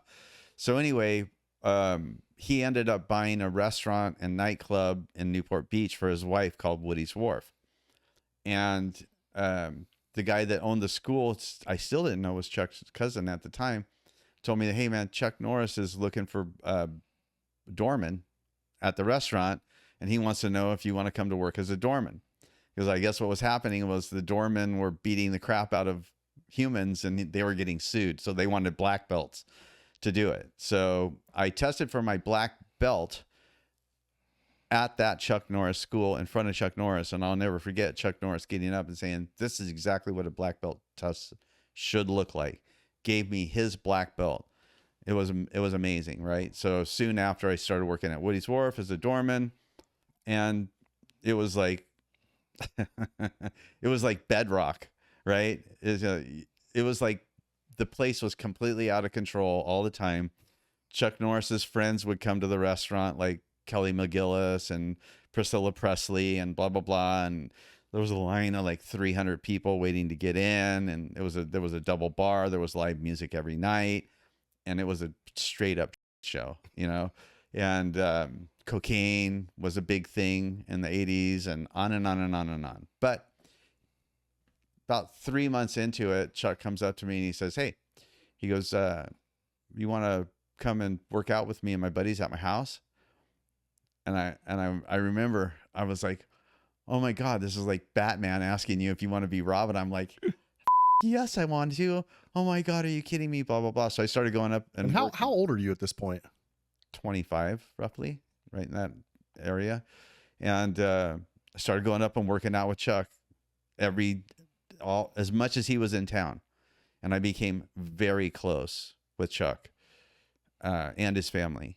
And like they adopted me type, very, very close. And he became a father figure to me. And I remember we were sitting at the bar at Woody's Wharf one night, and it was not like a night, but an afternoon when it was transitioning from afternoon to evening. And I remember him looking at me going, we could kick the crap out of everybody in here. And I just remember that. And I was just like, yeah, you know. There's a funny story about the first time you sparred with Chuck. Yeah. Yeah. Tell that story. Well, so it's very shortly. We didn't spar the first couple times that I went up to his house. But when we did spar for the first time, we touched gloves, and he's kind of moving around, and I just round kick him right in the face hard, like whack, you know what I mean? And I remember him looking at me like with this look in his eye, and he had a big red mark on his face, and he looked at me and he goes, so it's going to be like that, huh? And I just remember I was like stumbling over myself, and I'm like, well, you're kind of Chuck Norris, you know what I mean? Like, am I kicked out? You know what I mean? I didn't know what to do. And he goes, no. He goes, it's all good. It's all good. So Chuck, most people don't know it, but Chuck is a legitimate fighter. He was a world champion at Professional Karate Association when there wasn't any leg kicks. You did kicks above the waist and you boxed. And Chuck was a legitimate world champion. Chuck could fist fight for real. He was no by a long shot. So anyway, I was a Chuck Norris freaking complete crony and fan, and I should have known it, right? Chuck Norris coined the spinning back kick, and he got kicked out of Tong Sudo for that, just like Bruce Lee got kicked out of Kung Fu because he was doing stuff that was outside of their scope of doing stuff. They're like, we don't do that. but Chuck Norris was spinning behind himself. He's like, yo, I'm Chuck Norris, bro. Yeah, exactly. So I kick him in the face super hard. And so he touched gloves again, and he snuggles in really close to me. He does a spinning back kick, hits me right in the solar plexus. And I remember just going, and boom, fall down on the ground. He reaches down to help me up, and I was like, so it's going to be like that, huh? And that started off a really great friendship. And Chuck Norris used to call me in the middle of the day and go, hey, you want to go have lunch with Marvelous Morgan Hadler? You want to go to Sylvester Stallone? He had a limo, and the license plate was the number 4 CEOF, then number 1. He goes, you're going to be the only, he goes, nobody else can figure out what this means. He goes, Tom, what does it mean? I go, force of one. It was one of his movies. You know what I mean? I go, who doesn't know that? He goes, nobody does. But he was amazing. He, like I said, he used to call me up in the middle of the day. What are you doing? Nothing. Got on a jet, flew to wherever, and watched Hagler work out or whatever. Yeah, there was only like 4 people allowed, right? You, Chuck, Howard Jackson, and Rick Prieta. Yeah. How did that feel? Pretty amazing. Pretty amazing. And then people would come and work out because he was like Laird Hamilton in a way, because Laird will invite people to come work out with him. And it's funny because they'll only work out a couple times and never come back. Because Chuck worked out hard. We'd work out for 3 or 4 hours. Same as Laird. Laird work out for 3-4 hours easy. What were you guys doing? Just like a mix of martial arts? All martial arts, weightlifting, running, conditioning, jump rope, bicycle. You'd bicycle for 20 minutes, run on the treadmill for 20 minutes, do the they had a Versa climber for 20 minutes, do Stairmaster for 20 minutes, throw kicks and punches, stretch, on and on and on and on. You ended up becoming Chuck's bodyguard. Can you describe kind of that relationship? I was his primary training partner. I bodyguarded him often with, a lot of times with Howard Jackson. It was amazing. I mean, Chuck in the United States wasn't super popular, but in other countries, when I did travel with him to other countries, he was like freaking Elvis Presley. People would cry and scratch themselves and do all kinds of bum rush him, blah, blah, blah. I remember one night, I was a doorman, and Chuck was walking out, and somebody wanted to pick a fight with him. And I walked over to him. I go, check it out. I go, there's me. There's other doormen. There's a couple of bodyguards and a couple of people that you don't see. I said, so if you open your mouth much more, so we're going to beat the shit out of you. And I said, if by some odd chance you get through us, I go, you have a real problem on your hands. Because this Chuck's like the ultimate boss on Mike Tyson. Chuck could kick your ass for real. You know, I was like, if you get through all of us, then you're going to be battered and you're going to have a real fun. And I remember the guy thinking about it, and he's like, okay, and walks away. Talk to me about your living situation at that point in your life. I was living in Huntington Beach, and had an apartment that I was sharing with somebody, and I was starting to dabble in coke, and cocaine is progressive, and being at Woody's Wharf and that whole environment is progressive, and I ended up kind of getting into it more than I should have. But I was still working out, still going to my workouts. I was like leading this double life, and it was not good. And I started doing so. Like I said, Chuck really didn't fit in with his family. His family were partiers, and his wife owned Woody's Wharf. She ran it. She was amazing. She was a people person, big time. That lady could throw a party, was very popular, but she drank a lot. And his brother Aaron did a lot of cocaine and drank a lot. And anyway, I'm not going to say the family member, but I started doing coke with a family member quite a bit. And got a phone call, and it was a limo driver who I was very friendly with. And he's like, hey man, he's like, you better just pack your bags and leave Earth. And I'm like, why? And he's like, well, because Chuck and Diane took the family member basically who went on a binge, and they were taking him to Betty Ford Clinic, and he basically said he was doing all the coke with you. And I was just like, oh, that's not good. So that pretty much ended my relationship with Chuck, and he ended up getting divorced and moved to Texas and got a cattle ranch. I remember when he was telling me he was going to move to, but right before this happened, he was telling me, I'm going to move to Texas and get a cattle ranch. I go, do you know anything about cows? He goes, no, but I got like 500 of them. There's a story where you were sleeping in your car outside his gate and then on the ground with a moving blanket. How did like Chuck Norris handle finding out about your living situation? Well, it wasn't so much I was living in my car. So I would be and Chuck and I used to play pranks on each other. So he would call the restaurant on like a Friday night and I would answer the phone and it was loud. The music was playing and stuff. He's like, how's everything going? I go, hold on a minute. The police are here. Give a voice. Tom, tell me what's going on. Oh, now the fire department's here. Right. And then I got to go. Click. So anyway, that went back and forth. And then one day, so part of my job as a general manager was they had 2 safes and I had to count the money when I came on and when I left at night. So when I came on, there was this much money. But when I left at night, there was $10,000 gone. So the protocol was you had to call them at their home and let them know there was a problem and call the police. So I call him up and I'm like, Carlos? And he's like, yeah. And I'm like, well, there's kind of $10,000 missing. He's like, what? $10,000 missing, blah, blah, blah. Who was Carlos? That's his name. Oh. Yeah, his given name is Carlos Ray Norris. Oh, I didn't know that. Yeah. His real name, his adopted name, his stage name, Chuck Norris. And so that was easier for people to handle in the 80s and 90s than Hispanic Carlos. So anyway, if you're in the crowd and you see Chuck Norris and you yell at Carlos, you'll get his attention. But so anyway, come to find out, I go, well, I guess I'm going to call the police. And he goes, well, just wait till the morning. I'm going to show up. So he shows up with $10,000 and the son of a bitch robbed $10,000 out of the bank in between the safe in between the time I started work and stopped work just to mess with me. Right. Oh, so, but anyway, so I would drive to Chuck's house, get off at 2 o'clock in the morning, 3 o'clock in the morning, drive up to his house in the morning because he started working out at 5:30ish, 6. And so one night I decided that I just drive my car up there and sleep in my car rather than go home, then go back up there and blah, blah, blah. So I used to sleep in my car and it was hard to sleep in my car and then get out and start throwing kicks and punches. So I was like, came up with a brilliant idea. I was like, I got a moving blanket. I'm going to sleep on the ground. So I parked my car sideways in front of his gate, which he lived in Tustin Hills. And so up here was where the gate was. And then there was a driveway that went way down and his house was in a ravine.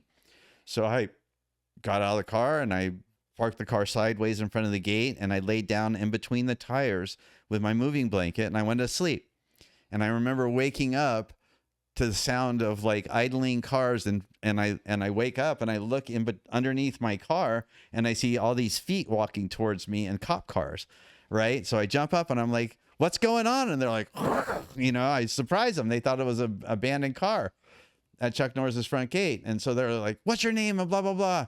And I'm like, my name's Tom Jones. I go, I'm Chuck's sparring partner. I'm his bodyguard. And they're like, oh, Tom Jones, huh? So the great musician Tom Jones is here to see Chuck Norris, right? And I'm like, please just call Mr. Norris. Please just call him, begging. So they finally call him. And he goes, what'd the guy say his name was? They said Tom Jones. He goes, let me come up there and I'm just going to come up there and see what's going on. So he drives up the hill. They have me in handcuffs and stuff behind my back and they like got me, you know what I mean? And they're going to put me in the car and take me away. And so they look at Chuck and they go, and the lights are on you and it's like identifying somebody that did a crime. Yeah. Do you know this man? And Chuck looks at me and he goes, I've never seen the guy in my life. I go, what? God, don't do it. They're hauling me up. And he finally goes, no, I know. He's my training partner. They let me go. Oh, Chuck, dude. Chuck became kind of the first real father figure in your life. What's the most fatherly thing he ever said to you?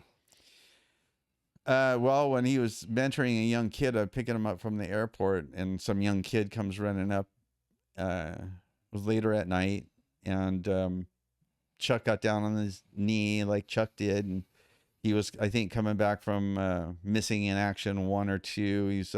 It was an international flight and he sat and he mentored this kid for like a half hour. And I remember when the kid, he's like, okay, you should probably go to your mom and dad now or whatever.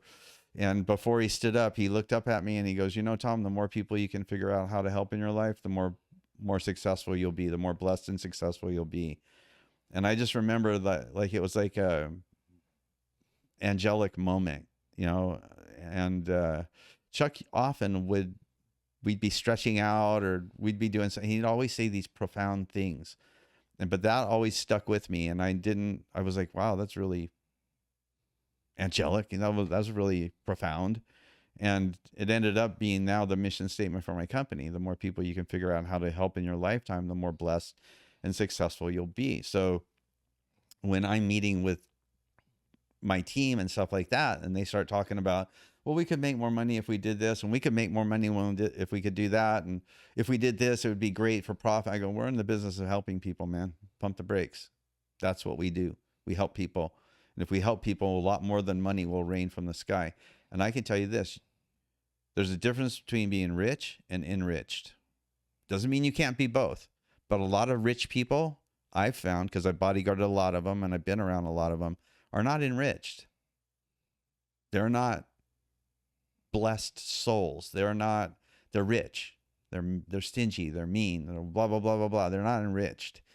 And one thing that I've discovered, that there is no greater thing than helping other people, because you get enriched. You become a total human being and you get in touch with God and all of that great stuff. You just feel great, and it's called enrichment. And that moment really came to me when, after the first time I ran California, and we raised money for a playground for a children's home in my area. And when I watched those kids play on that playground, my life was changed forevermore. I felt enrichment. I felt like my life had a purpose. So there is a difference between being rich and enriched. And I can tell you there's a difference between traveling and being worldly too. I've met a bunch of people that travel that are not worldly. Explain what you mean by that. You can travel but not be worldly, meaning that you go to some place but you don't appreciate and soak in the culture. You don't understand the people. You're just prejudiced. Like, those people are poor or whatever. You know what I mean? Or whatever. Instead of understanding that these people have a culture. Do you know the poorest people in the whole world can kick something they found in the trash and be happier than 90% of Americans who are wealthy but miserable? That's a great point. Because those kids are enriched. They're happy about life. Life is worth much more than gold. Just like Bob Marley said, it's so true. There is no socioeconomic class on the planet Earth that can escape having challenges, hurdles, walls, and obstacles. Doesn't happen. I don't care how much money you have. I met and know people that are great parents, wealthy as hell, and their kids are freaking drug addicts. You know what I mean? They got problems. Everyone, life, the rules of life is it's supposed to be hard. It's supposed to be challenging. Somewhere along the way as kids, we believed a different story. And I was telling you earlier, like, as little kids, isn't it amazing how resilient we were? We're programmed as humans to be resilient. And my argument for that is, when you're a toddler, you fall down. You don't think about it twice. You immediately get back up and start trying again. You fall down again. You immediately get up and start trying again. We are programmed to be resilient. We are programmed to become better versions of ourselves. But somewhere along the way, we adopted a story and we believed a story that is counter that. But life is supposed to be hard and challenging. And when I coach people, I work with them on that. And when I do motivational speaking, part of my motivational speaking, and one of the chapters of my book, is called The Adversity and the Opportunity. And I have yet to find any situation that I've run across, and I've run across a bunch, and I've been through a real hard life myself, but there is always opportunity inside of adversity somewhere. You just have to look for it. You might have to wait. Like, when I was getting molested in the home, when my dad was abusing me, when he blew the dog's head off, my mom tried to kill, all this other stuff removed from my home, all these things that have happened to me, I had no idea that I would have the opportunity that I do today to help so many people become better, stronger versions of themselves. Because it's not an adversity. You have an opportunity to do two things. You have an opportunity to learn. What did I do right? What did I do wrong? What am I going to do different going forward? That's what you have out of adversity. You have an opportunity to learn. You have an opportunity to grow, to become a better, stronger, more capable version of yourself. It's about flipping the script and understanding. It's like the game of Monopoly. You're playing the game of Monopoly. You're like, I don't like these rules. I'm going to change the rules. And that's not the game of Monopoly anymore, right? The game of life is, if there was no challenges and there was no trauma, you would have no reason to get up in the morning. If there was nothing to overcome and no challenges to overcome, you would never become a better version of yourself. So that's the way it's supposed to be. And when I work with people, I go, look, when I do motivational speaking, I go, look, somewhere along the line, you adopted this story where life is supposed to be non-trauma. Life is supposed to be great. You're not supposed to have problems. You're not supposed to have challenge. No, you are supposed to have that. And people get butthurt and they get depressed and they kill themselves because they don't think that this is the way it's supposed to be. And once you get your arms around that and you embrace that this is the way it's supposed to be, I find that I take life on from a completely different angle. If I look at you right here, the way that I'm looking at you, I see one version of you. If I go to the side, I see a different angle of you. If I go to the back, I see a different angle of you. So it's about taking a different perspective instead of saying, so your neural pathway, right? This path in your mind that you travel. Oh, this sucks. Oh, F it.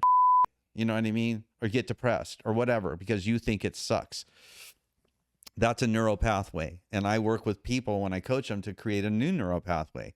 No, this doesn't suck. This is great. This is an opportunity. This is an opportunity for me to be a stronger, better, more capable version of myself. For me, for my family, for those around me, for the world, blah, blah, blah, blah, blah. Right? And when I adopted that mindset, my whole life changed drastically. I'm like, this doesn't suck, bro. This is great. You kidding me? This is a great opportunity. That's awesome, man. What a powerful statement and or testimony. Yeah, I mean, don't mean to preach about it, but it's important. It's important. No, if the world would take that, if the world would take that perspective, wars would go away. People wouldn't kill each other, right? And I know because I've been there. But let me tell you something. I have every reason to be behind you to do horrible to you and feel good about it. But that's not the game. Yeah. Kind of going back in your career, kind of, your first amateur fight was at the Irvine Marriott. Yeah. Describe that experience. Well, that wasn't good. So like I said, I was leading a double life. I was doing coke and training and blah, blah, blah. And I was trying to get back into fist fighting. I was still shattered and depressed, and I was getting a divorce and I wasn't seeing my kid, but I wanted to make fighting this thing. So I took my very first amateur fight. I very much took for granted, like I could do when I was in the Marine Corps and just go kick the out of somebody. But it didn't work out well. And I got knocked out. I got TKO'd in like the second round. And it was at the Irvine Marriott. I invited all my friends. Everybody saw me get, humiliated. And that didn't go over well. And then I finally, I put it away. And I think I won 19 in a row after that or something. Yeah. What changed? I got my ass kicked. Was it like an embarrassment thing, or you finally? It was both. It was all three. It was an embarrassment thing. It was a come to Jesus moment with I got to train if I'm going to fight. Because when I was in the Marine Corps and I fought, I trained. I was serious, and I didn't take this serious. And I was like, if I'm going to do this, like I am not going to get embarrassed again. So was this? So you start fighting, and then what was the point where Chuck finds out that you're doing coke? Kind of in the middle of you. A little bit after that. Yeah. A little bit after that, maybe 5 fights into it. And I wasn't really doing as much coke, but I was still doing it. What happened when he found out that you were doing coke with his family member? It wasn't good. He called me and told me what was what. And, that was it. He ended up getting a divorce and going to Texas. I didn't have any contact with him for years. So he took my 2nd degree black belt away from me. Oh, really? Mm-hmm. He said, no, so I had another great 2nd degree test, and I was doing coke, but I was still physically able enough. I've been given a gift from God physically. I've been given a gift because people ask me, how do you run 121 marathons in a row? I was like, it's a gift. the blessing is using it to give back. And that's what I do. Since 1998, I've used my athletic ability to give back to worthwhile causes and raise money for other causes and stuff like that. But so Chuck finds out it's not good. He cuts the ties with me. He takes my 2nd degree black belt away from me because he says one of the requirements is you have to be in good character. And I wasn't in good character. So What did that feel like going through that? that was horrible. I got depressed. I did more coke. You and your friend Jess started a martial arts school called Karate Concepts. How did that go? It went good because I was really good at teaching karate and I was really good at karate, but I had this freaking problem. You know what I mean? I was a drug addict. And so I was a functioning drug addict though. I could function and do it. And so it went good, but it got bad. And some of my students ended up doing an intervention on me and taking me to Hoag Hospital when it got really bad. But then I was doing bad things. I mean, the guy that I bodyguarded for early on in the early days, he came up to me and he's like, hey, it was Comp USA that they did business with, right? He's like, this Comp USA owed him like, God, $200,000. And he's like, I want you to go get the money. Because I was his bodyguard. I was like his muscle. And I go, okay, I could do that. So I go to Comp USA and it was in the desert. And I remember I go to the manager and I said, can I have a private conversation with you? So we did. We had a private conversation. I go, look, you owe this company this kind of money and I'm here to collect it. He goes, well, I don't have that money. And I go, well, that's okay.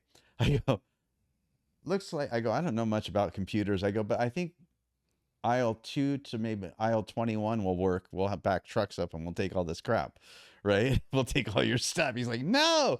So I go, well, you better make it right. So he calls my boss and he made it right. And so next thing you know, I'm off to Europe to go get $50,000 for a buddy of his that was in the tech industry. And these were the early days where these guys were leveraging credit cards and doing all the rest of this stuff and they needed their money.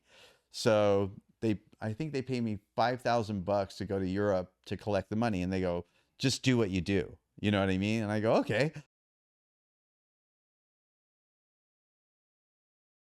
And I get a phone call and the guy I'm collecting goes, what the hell did you do? I go, I'm getting your money. He goes, no. He goes, they're after you. You know what I mean? You need to leave the country right now. So I literally went immediately to the airport and flew out. Did he get his money? Yeah, he got his money. I got 100% collection rate. But I don't go and like, I'm not like the mafia where I point guns at you and stuff. And I did that. That's what ended up putting me in the hospital because the guy that I was getting coke from hit the guy that he was getting coke from was like a cartel person. And they found out that I could collect money. So I was collecting money for them.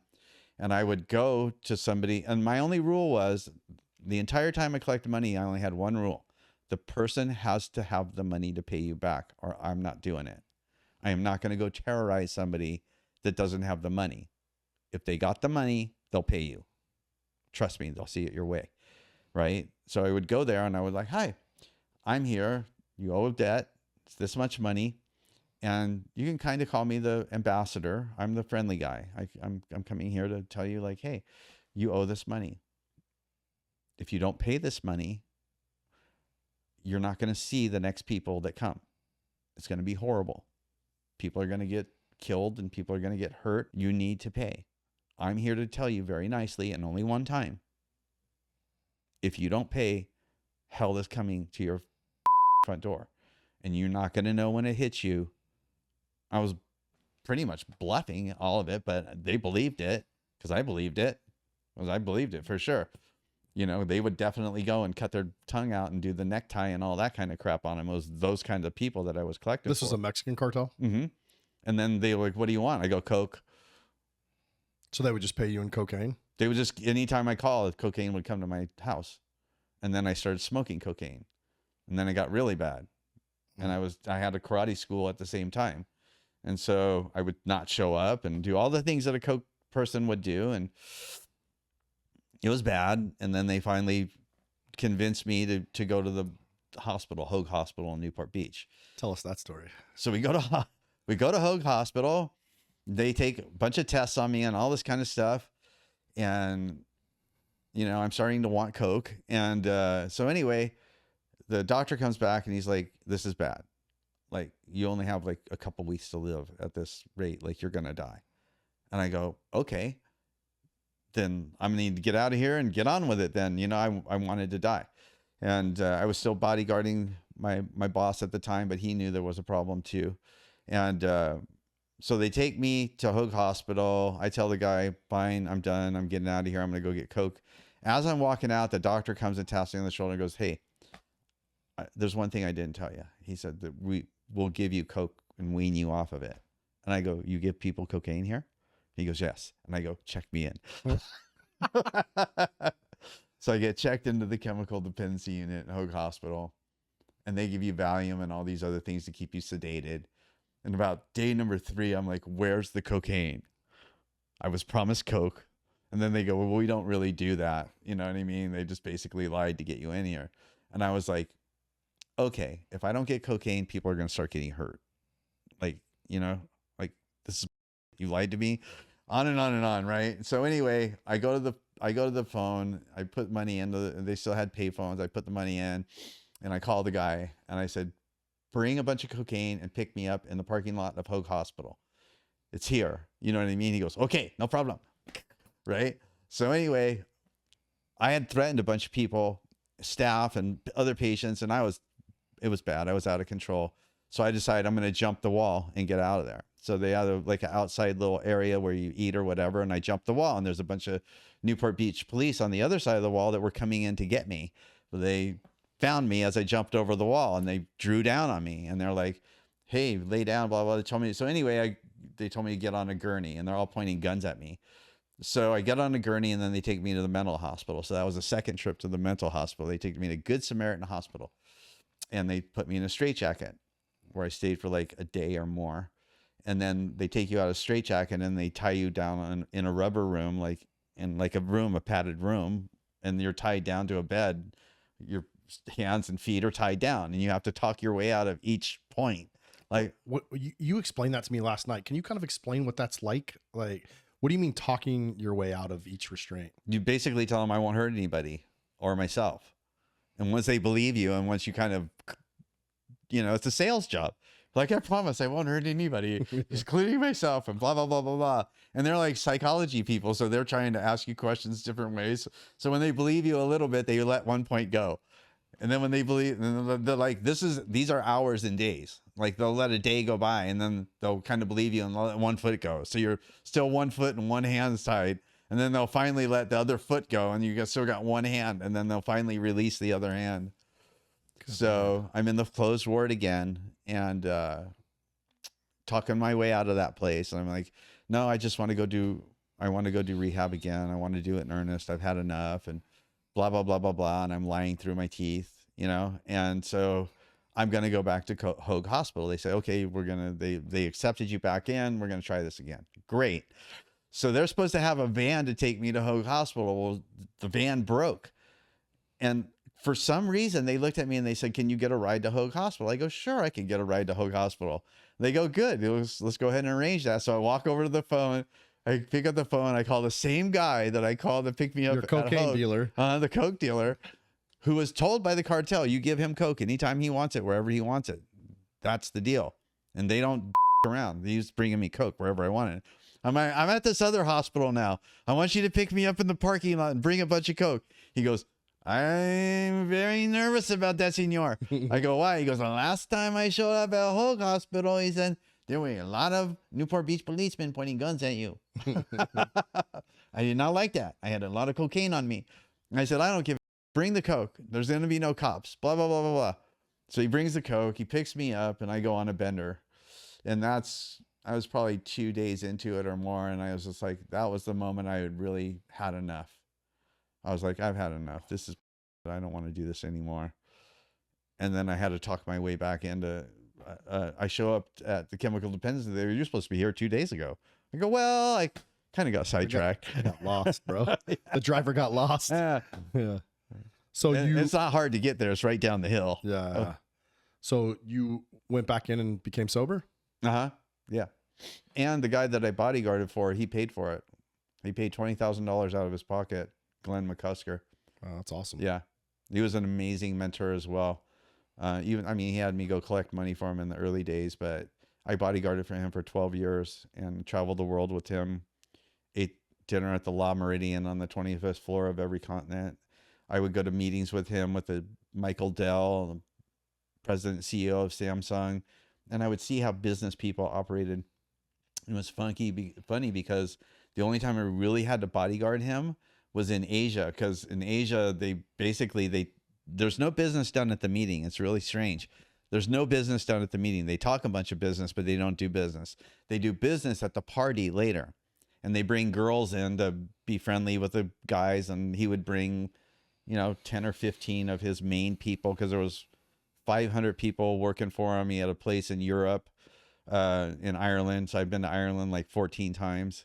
And so anyway, we go to Asia, and the girls would want to be. So my job, because he drank, my job was to make sure that he didn't cheat on his wife, and he didn't spend too much money, and he didn't do anything stupid, and nobody getting into fights and blah, blah, blah. So my criteria was pretty straightforward. But anyway, the women would want to go home with them. And I was like, you can't do that. And they're like, they wanted to fist fight. I've had to like put a couple of women, restrain a couple of Asian women, because they thought they'd get more money if they did, and I've taken his credit card away. I'm like, you can't spend more than $20,000 at dinner. He would buy like 2 or 3 bottles of Louis the 16th or whatever it is at $3,000 to $4,000 a bottle. Good and God. Crazy stuff. He goes, you can't take my credit card. I go, I can't do. Let's cross back into your Muay Thai career, man. That's another wild story. While fighting full contact, you saw Rick Rufus get carried out on a stretcher by a Thai fighter, 2 weight divisions smaller. What was your reaction to that? First time I'd ever seen Thai boxing. So I was fighting PKA, and I watched this guy that was 2 weight divisions lower than our very best kickboxer in this country. And that was the first time I ever saw a leg kick. And so they allowed leg kicks in this fight. And this Thai fighter just kicked this guy's legs to bits to where he couldn't even stand This up. was in the U.S.? Mm-hmm. Yeah. First time a Thai fighter came to the U.S. And the Thai fighter doesn't care. He's like, I don't care. No problem with the weight. How much you pay me? And so anyway, they carried him out on a stretcher. And I was like, I need to do this. It was right when Thai boxing was very, very, very, very first trying to break into the United States of America. And so they first said outside leg kicks only. And that went on for like a year or so. Then they said, okay, you can do inside leg kicks and outside leg kicks. And that went on for like a year or so. Then they said then knees were allowed, and then full rules. And then came MMA. When you finally decided like, hey, I want to learn that, what was your first step? Well, there was only one guy that taught Muay Thai, and he happened to be in Fountain Valley, which is the city right next to Huntington Beach. His name was Yuki Horiuchi, little tiny Asian guy, very mean. He was a world champion, and they called him the Piston because he would do round kicks in a row. He could do 8 to 10 round kicks in a row and just destroy people. And he was hilarious. He actually didn't like Americans, and I can go as far as to say he probably hated Americans. And it was funny because we'd be training, and his training was very hardcore. You know what I mean? Like it was like Asian style training, which Americans were not even used to that level. That was next level training. And I remember people would come in and want to learn Thai boxing and want to be like a professional Thai boxer. And I remember him saying on several occasions, I think maybe tennis better for you. Maybe you should check out golf. Why?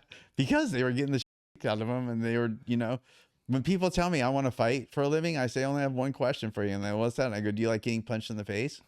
They're like, what? I'm like, do you like getting punched in the face for a living? Well, not really. Then fighting's not for you. That's what you're doing. You're getting punched in the face for a living. That's what you do when you fist fight. So if you don't like that, then maybe you should go check out swimming or something. Maybe you should go try golf. Yeah, we called him Mr. Sacrifice. And so I was fighting amateur in different states. So it wasn't organized yet. Thai fighting wasn't organized yet. And so I was fighting amateur in some places and pro in some places. So they weren't organized. And I was getting paid as fighting for an amateur. So Yuki sets me up a fight at Union Plaza. I'll never forget it. Union Plaza in Las Vegas. And he's like, don't worry, even match, which you know is the biggest lie on earth. So I go there to Union Plaza, and in those days, they had the fight poster on the front window, and it didn't show person A and person B. It just showed the people that they were trying to showcase, which I wasn't one of. So I'm looking at these people, and I remember going and doing the weigh-in and signing the contract and blah, blah, blah, and we're going to fight the next day. So I wake up at 2 o'clock in the morning, and I'm just like, oh my God, I just signed a contract with Jason the Kid Smith, who's 14-0, and this was a title fight, right? And I'm like, holy shit. So I go down and banging on his hotel room door, and he answers at like 2 o'clock in the morning. I'm like, you freaking set me up, blah, blah, blah, blah, blah, blah, blah. And on and on and on and on. And I remember him going, don't worry, you win, you champion. So it was one of the harder fights that I've ever had. And we stood there and we freaking pounded it out for five rounds. And that was when I won one of my first title. I believe it was a state title, but it was one of my first titles. And so I was bouncing back and forth between pro fights and amateur fights, and then I just went pro all the way. But yeah, then I said, I want to go to Thailand and I want to train in Thailand. He goes, no problem, I can set you up. Paid him a bunch of money, and he said, so I paid him a bunch of money to set it up. Then I had to pay the guy in Thailand a bunch of money to go to the Thai camp. So they were getting me from both ways, basically. And so I go and I fly all the way to Thailand. I land in Thailand, and it's like 2 o'clock in the morning.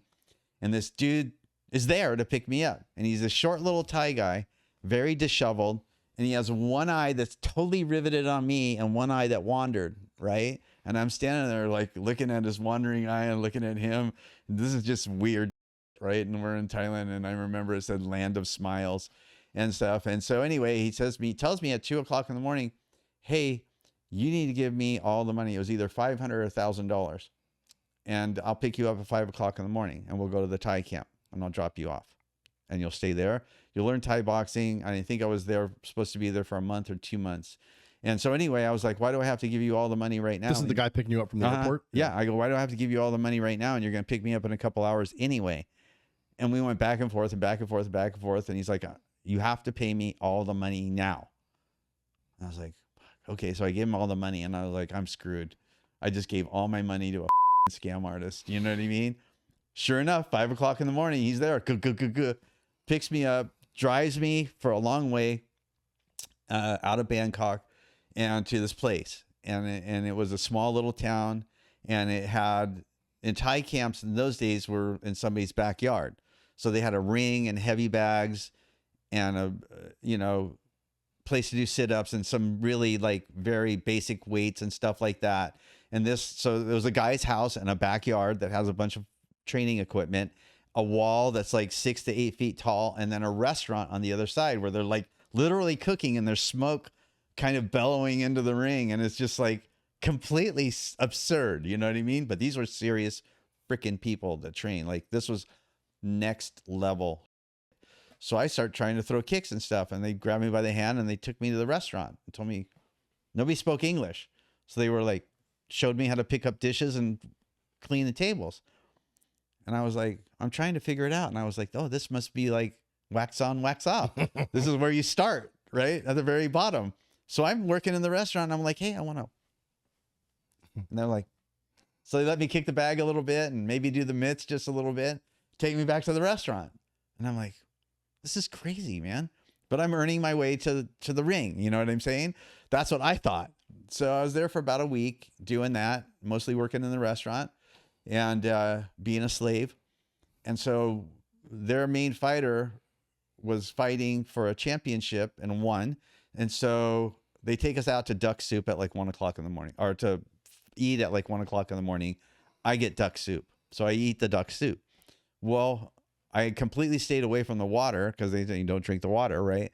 But I didn't put 2 and 2 together, and the water in the duck soup basically gave me food poisoning in a big bad way. So like 2 days later, they finally talking amongst each other and figure we better take him better take the American to the doctor. So they drive me a long way back into Bangkok, and we go to the doctor. So the doctor's examining me and stuff, and he's talking back and forth to the Thai guys, and I see they're kind of going back and forth, and the doctor's kind of shaking his head and this and that. So the doctor walks over to me and goes, "Why are you here?" I go, "Why am I here? I'm here to learn Thai boxing." I go to the airport. This guy's locked on me with one eye and takes all my money, drives me to this camp, and they put me in a restaurant and put me to work. And so basically the doctor tells me in talking to these people that the guy just paid him a few $100 and said, put the guy to work, and took the rest of the money. Oh, Lord. So anyway, they go, "Oh, so you really want to learn Thai boxing?" So they took me back, and I started Thai box training in earnest. And they were like, they weren't really used to Americans then. And they had already made a few $100s, but they didn't get paid to really train me. But they did it, and they trained me. They were they were honorable. How did their treatment change? They just treated me like a fighter at a very low level. So I had to earn my way back up. So they weren't nice to me at all. But I was getting serious training. Like, you have to do at least 100 leg kicks on each leg. All this other, you know what I mean? Like, and what they did was they put me with the little kids. So in Thailand, there was no amateur division. At 7 years old, you're fighting professional. And Thai people they're called the sport of kings. The reason it's called the sport of kings is that in the old days, Village A and Village B would put their champions up for the king's entertainment. And whoever won was a hero, would come back like he was the god of the town. Whoever lost was basically banished. That's why Thai boxing is so competitive. These people were fighting their way out of poverty. And the people used to bring, and I've watched them bring little kids to Thai camp, giving them to the Thai camp, hoping that the kid's going to become a champion because that will bring the family out of poverty. Right? So they'll bring their little kid and basically turn them over to the Thai camp. When I first went to Thailand and started Thai boxing, they wouldn't let you watch regular TV. You could only watch fights. And they wouldn't let the little kids go to school. Regular TV and school is a distraction from fighting. That's how serious they are about it. Wow. So they put me with the little kids. So I'd have to do all the little kids would do. And it was freaking hard, frankly. Yeah. So anyway, that I did that. I went back, United States, fought, beat the crap out of people because I was next level. Yeah, because even in the Thai camp, you were getting like beat with those kendo sticks. Kendo sticks to block. Yeah. And I mean, no padding on the kendo stick. A whack, whack, whack to block the kicks, you know. Believe me, you get hit in the leg with that thing a couple times, you'll throw your shin up there, even though it's, you know, your shin ends up getting conditioned, and they have conditioning techniques to condition your shins. But when I came back, I destroyed people in the ring. And so I go back to Thailand to the same camp, and I'm like, like, what the hell are you doing here? Nobody spoke English yet. And I was like, money. Okay, come. How long would you stay there? Anywhere from 2 months to close to 6 months. I ended up living there for about 3 years over the whole span of my career, going there for a couple months, coming back, doing a few fights, going back. You kind of said, you know, you made a comment once that it was, you know, pretty comfortable doing that Thai training in comparison to your childhood. What did you mean by that? Everything was comfortable compared to my childhood. They weren't pointing guns at me and holding knives to me, and they weren't sexually abusing me, and I was used to hard. What was their reaction when you came back that first time? Oh, they were like, what the hell are you doing here? And as soon as I showed them the money, though, that was it. I was on. Did they realize that you were, like, at some point, did they realize that you were becoming successful in America? Mm-hmm. Because little kids in the area did speak English. And so they would recruit the little kids to come talk to me and ask me, like, what the hell are you doing here? I'm like, I won. Let's do more of this. Were they kind of like perplexed? At first they were perplexed, and then they started to get honored. But that was when an influx of foreigners were coming. So Thai boxing started to get its roots. It started to get traction in the country and around the world. So it started to get traction and that was going to be the thing. That was the next level of fighting. And so as soon as it started getting attraction, Europeans would start coming to Thailand to train, and on and on. So they recognized it as a business. And they're like, we can make money doing this. We can make a lot of money doing this. Now Thai camps are very structured. You go there, it's a facility that's a proper facility. It's not in somebody's backyards. There's trainers that feed their families, training you, and on and on and on. So it is very structured. But when I started going, it was just Thailand. How many times did you make that trip back and forth? Way more than 10, easy. Yeah. Really? Yeah, a bunch of times. So you would go back there and train for a couple months and then Come back and here, fight in kick the some States? ass. Yeah. Wow. I remember after I won my first big title, I come back to train and everybody's all super serious. I'm like, what's going on? And they're like, well, we kind of have to win. And I go, what do you mean we have to win? They go, well, it's kind of serious now. And I go, what happened to having fun and kicking the shit out of people? That's what got us here. That's all I was in it for. I was having fun and kicking the shit out of people. And it was the only job that I ever had that I could give myself a raise. Every time the promoter would call me back to fight again, I won. I was like, I want more money. I want more money. I want more money. Because I kept giving myself raises. And I never kept titles because you had to pay for the belt. I'm not paying for that. Keep it. I don't give it. I just want the money. So I ended up going back and getting the belts. But at first I was like perplexed that you had to pay for a belt that you just got the kicked out of you for. Thai boxing was kind of new in America. How fragmented was that scene? Super. Yeah, because I think you told me you fought amateur in California and you were fighting pro in Vegas at the same time. Like, how did that work? They didn't keep track. The athletic commission was scrambling to get in place to kind of get a handle on it. It was kind of like the wild, wild west of fighting, sort of like MMA was when it first started. You know, it wasn't structured. It wasn't organized. The states hadn't really taken a strong hold of it. And when I finally turned pro, that's when the state athletic commission was really tracking things and on. But to me, I've won world titles and I fought for them and they were really tough fights. And I've won North American titles, 4 of them, and they were really tough fights. And I've had really tough fights fighting for state titles, which I've won most of. But I can tell you that when you go to Lumpini Stadium or Rajamdar Stadium in Thailand and you watch them fight, you're like, oh, okay. You know what I mean?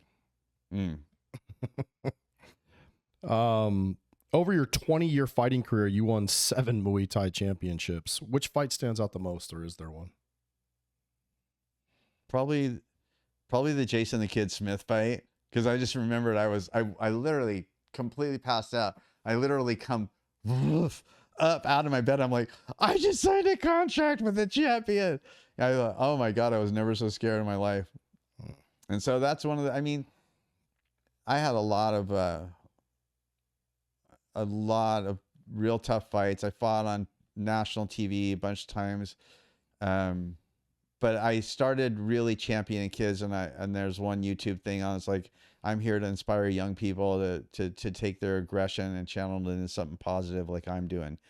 And that's when I started making the transition into philanthropy. That's awesome. During your fighting years, obviously you told me you became heavily addicted to cocaine, and that was kind of born out of your time at the wharf, or when you started bouncing at Woody's. I remember you said that your cocaine addiction was worse than everything in your childhood combined. How is that possible? Being a drug addict was the hardest thing I've ever done in my life. Can you explain that? By the way, by far the hardest thing. It was the hardest thing in my life. I had to be nice to people that were bad people. I was in search of drugs. I was staying up all night. I hated myself. I was a beyond introvert. I would go up and climb trees and think people were chasing me. And I would go to like the grocery store because I had to finally eat something. And I was sure that there was, I was, what do they call it when you go into psychosis? Like I was that far along, and it was horrible. Everything about being a drug addict is horrible. You sweat like a pig. You stink like hell. You write people off that you love. And it's bad. It's bad being a drug addict. If you're a drug addict, find help. And I'm just telling you that from experience. Life is so much better not being a drug addict, Asher. Our language doesn't facilitate the ability to explain that. It is so much better not being a drug addict. if somebody out there is struggling with addiction, because that's huge in the U.S., what are kind of some of the things that you can say that helped you cope to break that cycle? So you got to be sick and tired of being sick and tired. It has to be your decision. Nobody else can make it for you, right? At some point, you got to figure it out or not, right? Also, that's one of the reasons that we have the trusted tribe and quit proof. You have to have a tribe of people that understands you, has empathy for you. If you're an addict, join my trusted tribe. You go to quitproof.com. We'll get you in. I don't care. Send me a message. I'll get you help. We help people that have post-traumatic stress disorder, traumatic brain injury, military, non-military, because most of the people there have gone through or are going through some type of significant trauma, be it spousal trouble, be it whatever trouble, be it drug trouble, whatever. You need a tribe. You need two things to survive. You need purpose and you need people. So you got to have purpose. You got to want to live, right? That was a decision that I made, that I finally wanted to live. Because I remember the guy, Glenn McCusker, who paid for rehab, right before I went in, he's talking to me and he looked at me and he goes, "Don't you want to live?" And I go, "I don't want to live, Glenn. I don't want to live." And so anyway, he said, "Well, would you at least try it?" And I go, "Yeah." So that's when I got into rehab. But you got to want to live. You got to have purpose. You got to want to live. And you need people. You need a tribe. And that's one of the good things about the Trusted Tribe is that it's virtual. So anywhere that you are on planet Earth, every Tuesday we meet like a 12-step group. And we have different professionals. Like we got me once a month. We have a breathing expert once a month, a yoga meditation lady once a month, and a lady once a month that basically she is a psychiatrist for the VA. So I felt that having an integrated approach to it, not just talk therapy, because talk therapy is, you're a drug addict, you're going to say you're a drug addict, and we're going to teach you to cope with it. I say that, right? You are going to take the worst thing that ever happened to you and you're going to turn it into your greatest superpower. Now, when we wrote the book, we found out through research that there's something called post-traumatic growth. And that is taking the worst thing that's ever happened to you and turn it into your greatest superpower. Traditional talk therapy is teaching you to be whatever you are, an alcoholic, a drug addict, a wife beater, whatever, and cope with it. Like, no, that teaches you to be whatever it is and live with it. We're going to teach you to take that and turn it into fuel, catalyst. And we're going to figure out with you where your North Star is. That's the first chapter of the book. It's called The Compass and the Catalyst. When I do motivational speaking after my opening, I just follow the 5 chapters of my book. Now, how do you become unstoppable? How do you be unstoppable and become quit proof? I boil it down to 5 very simple but not easy things that you need to learn and master to be unstoppable and become quit proof.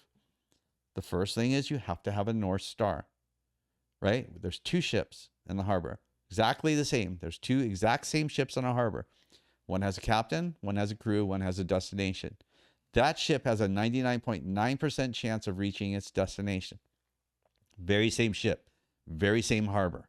No captain, no crew, no destination. That ship has a 99.9% chance of not making it out of the harbor ever. You need a direction and you need fuel. So the North Star, the compass, and the catalyst is about having a rock to stand on. The mission statement for your life. When things get chaotic and the weather gets tough, as it always does, if your compass isn't pointed in one direction and it is really, really, really, and if I didn't say really, really important to you, not to your mom, not to your grandma, not to your wife, not to your brother, not to your sister, not to your kids, you will do it. For example, when I ran the 121 marathons in a row, my North Star, and I started this when I ran California the first time, I was stopping at foster homes and foster facilities, and I was sharing my story with foster kids. And Asher, I was literally watching them in front of my eyes in real time, changing their mindset, their body language, and everything from that of a victim to a victor right in front of my very eyes. And I can tell you one thing, when I ran the 121 marathons in a row, I started as a 4th of July I was a grand marshal for the 4th of July parade in Huntington Beach, which is the oldest parade in the United States. I literally started that parade. I started running, you know, and then they had the banner behind me. And then the parade stopped and I kept running to New York. So I ran across the Mojave Desert in July. Can you imagine that? Yeah. Brutal. It doesn't even come close to covering it. But remember, I'm perfectly suited to do what I do. I'm used to isolation. I isolated myself on the home tons. I'm totally used to isolation. I'm used to things being very hard mentally. I'm used to things being very hard physically. I'm used to impossible challenges. So I'm perfectly suited to do what I do. What I had to get used to was smooth sailing. Anytime there was smooth sailing, just like with Chuck Norris, things were perfect. My future was there. All I had to do was grab a hold of it. But nope, I wasn't used to smooth sailing. I was used to chaos and things being horrible. And I was so uncomfortable with stability that I pulled that freaking gun up and repeatedly shot my foot off. And I'm like, that's better. Things suck again. Things are impossible again. Things are chaotic again. So I had to get used to smooth sailing. But back to the North Star. So I was stopping at children's facilities along the route. Mojave Desert, average temperature, 113 to 116. I would run at night, but running at night, that has a whole bunch of problems with it too, but still just as hot. Blisters on my feet like you don't even know. Can barely walk. Like, you think about running 26.2 miles a day out in the middle of nowhere. Anyway, I would stop at a children's home. I would share my story, watch those kids change in front of my very eyes. I'm telling you, I would have quit on myself a million trillion times over. I would have quit on myself. I was not going to quit on little kids that were just like me, less the sexual abuse, hopefully, in foster facilities, that I knew that I could make a difference in their life. So I kept going. I remember sitting down on the side of the road in the Mojave Desert, crying my eyes out. My toenails would fall off, they would grow back, and they would fall off again. Okay? I'm sitting down out in the middle of freaking nowhere, crying my eyes out, going, this I cannot make it. I'm crying. But the only agreement that I made to myself when I ran across the country is if I could literally pick my foot up and put it in front of the other foot, I would not stop. So I'd cry for a half hour, try and talk myself out of it. Whose idea was this anyway? It was yours, you it. So I knew that I could keep going. I knew there were little kids in front of me. I wasn't about ready to bail out on them. I really felt that because I was making a difference in these kids' life, I kept going because my North Star, my compass was pointed at the next children's home. All I had to do was make it to the next children's home, and then the next one, and the next one, and the next one. I never ran across the country. I just ran to the next children's home, and the next thing you know, I was in New York because I had a North Star. Yeah. Mission statement for my life right now is to become the best integrated version of myself that I can become in my lifetime in service to others. Has to be short, concise, clear, mean something to you. And we get in the elevator on the first floor, and by the third floor, I need to know what the mission statement for your life is. And I coach people and help them through this whole process. And I'm telling you that 99.9% of the people running around think that they have a direction, but they don't. They don't. They're just going here, then there, then here, then there, then everywhere. And that's a good way to get nowhere. So you guys have a process where you kind of separate all that noise and help people figure out. Yeah, I have a whole 6-month program that goes through each chapter of the book. But I tell you one thing, like the children that I stopped and I did the speaking with, when people get their North Star in my program, there is a massive shift in who they are, in who their core essence of who they are. When somebody has a mission statement and clear direction in their life, and they can tangibly grab a hold of that, I'm telling you one thing, you see a human being change for the better right then and there, like Shazam. It's amazing. When people get their North Star, the shift that happens inside of the human being is absolutely amazing. It's like we're born to have a direction. We just don't know that for some reason. But when every single person that I've helped, and I've helped a bunch of them get a North Star, it is amazing, the shift and a big, huge step in self-esteem, positivity. I'm going in this direction. And it's a great way to vet what you say yes to and what you say no to. If it supports your North Star, it's a yes. It's a hell yes. If it doesn't, maybe you should go back and rethink it. Yeah, great point. It's like having a mission in the Marine Corps. You have an objective. You have a plan to get there. You feel good. You're like, go get it. Let's go get it. We got a plan. We got our weapons. Let's go. It's the same thing. And humans outside of the military don't do that. And I think that the big disconnect and the big cliff, and I want to get to Pete Hegseth, because I know I figured it out. I know that this is what happens, that military people get out of the military and there's no more mission. It's wide open. There's no mission. In the military, they tell you what to take and they tell you how to take it. And this is when we're going to take it. And this is how we're going to take it. And blah, blah, blah, blah, blah. And you're like, got it. You know what I'm saying? And when you get out of the military, there's no more of that. When you're in the military, there's camaraderie, right? You got your boys. You got your tribe. Everybody's in the together. So there's people that have similar experiences. They have empathy. Everyone's going through the same. They have a mission. All of the things in my program, I provide people. And that's what happens when people get out of the military and become lost. They lose the structure. And that's why I did so good in the military, is because I never had structure in my life until I went to the military. And that's why I crushed it. The first time in my life I had structure.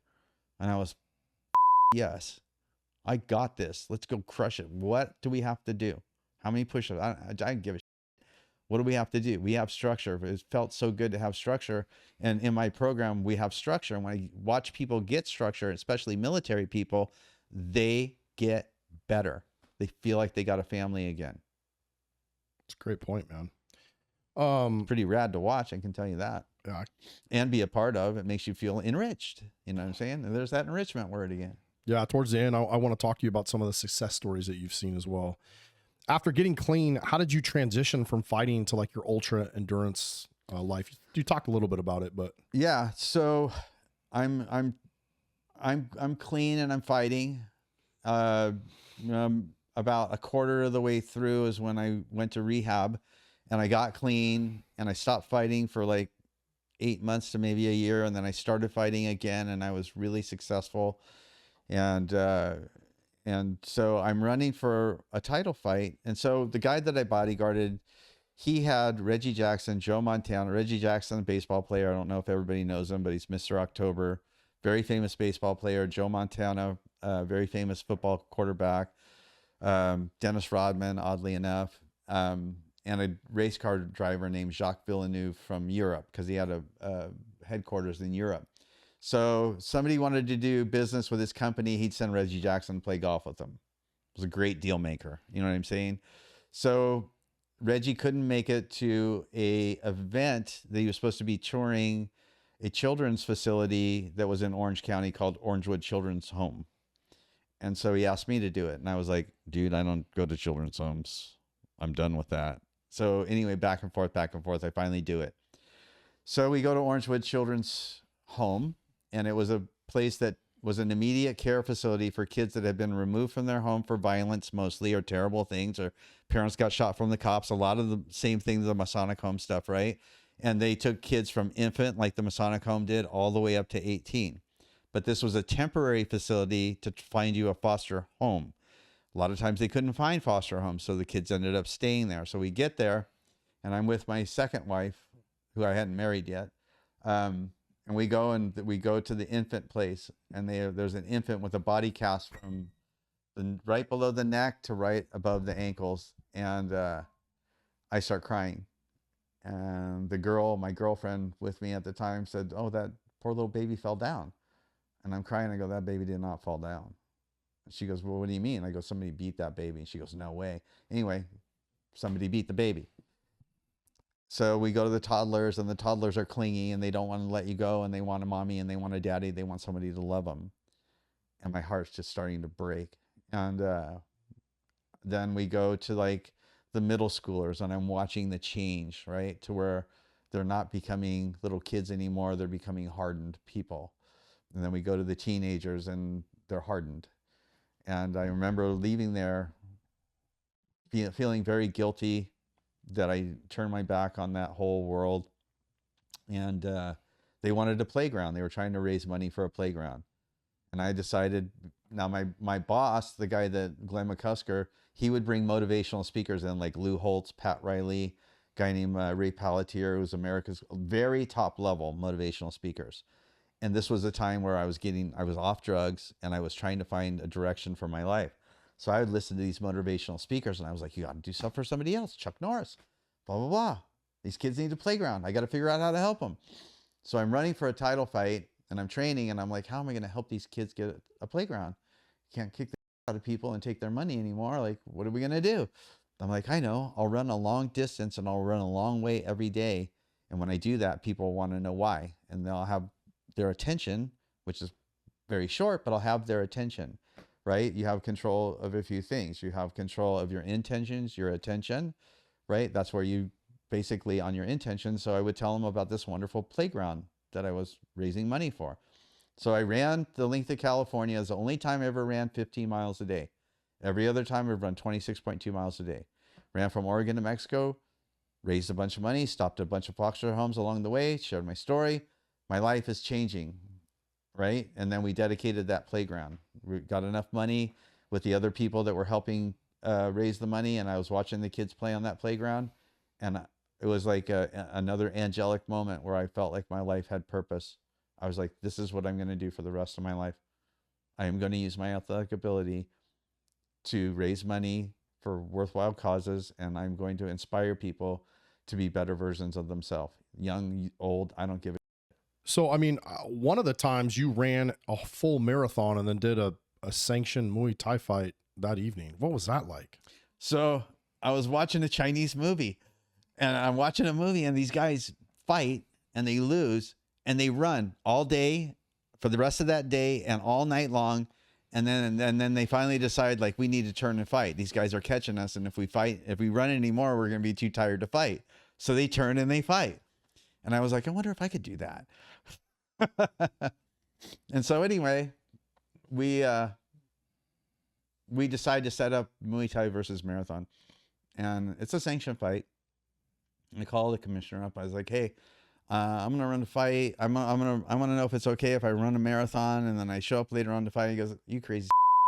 Just show up at the fight, pass the physical and fight. I'm going to forget you told me about the marathon part.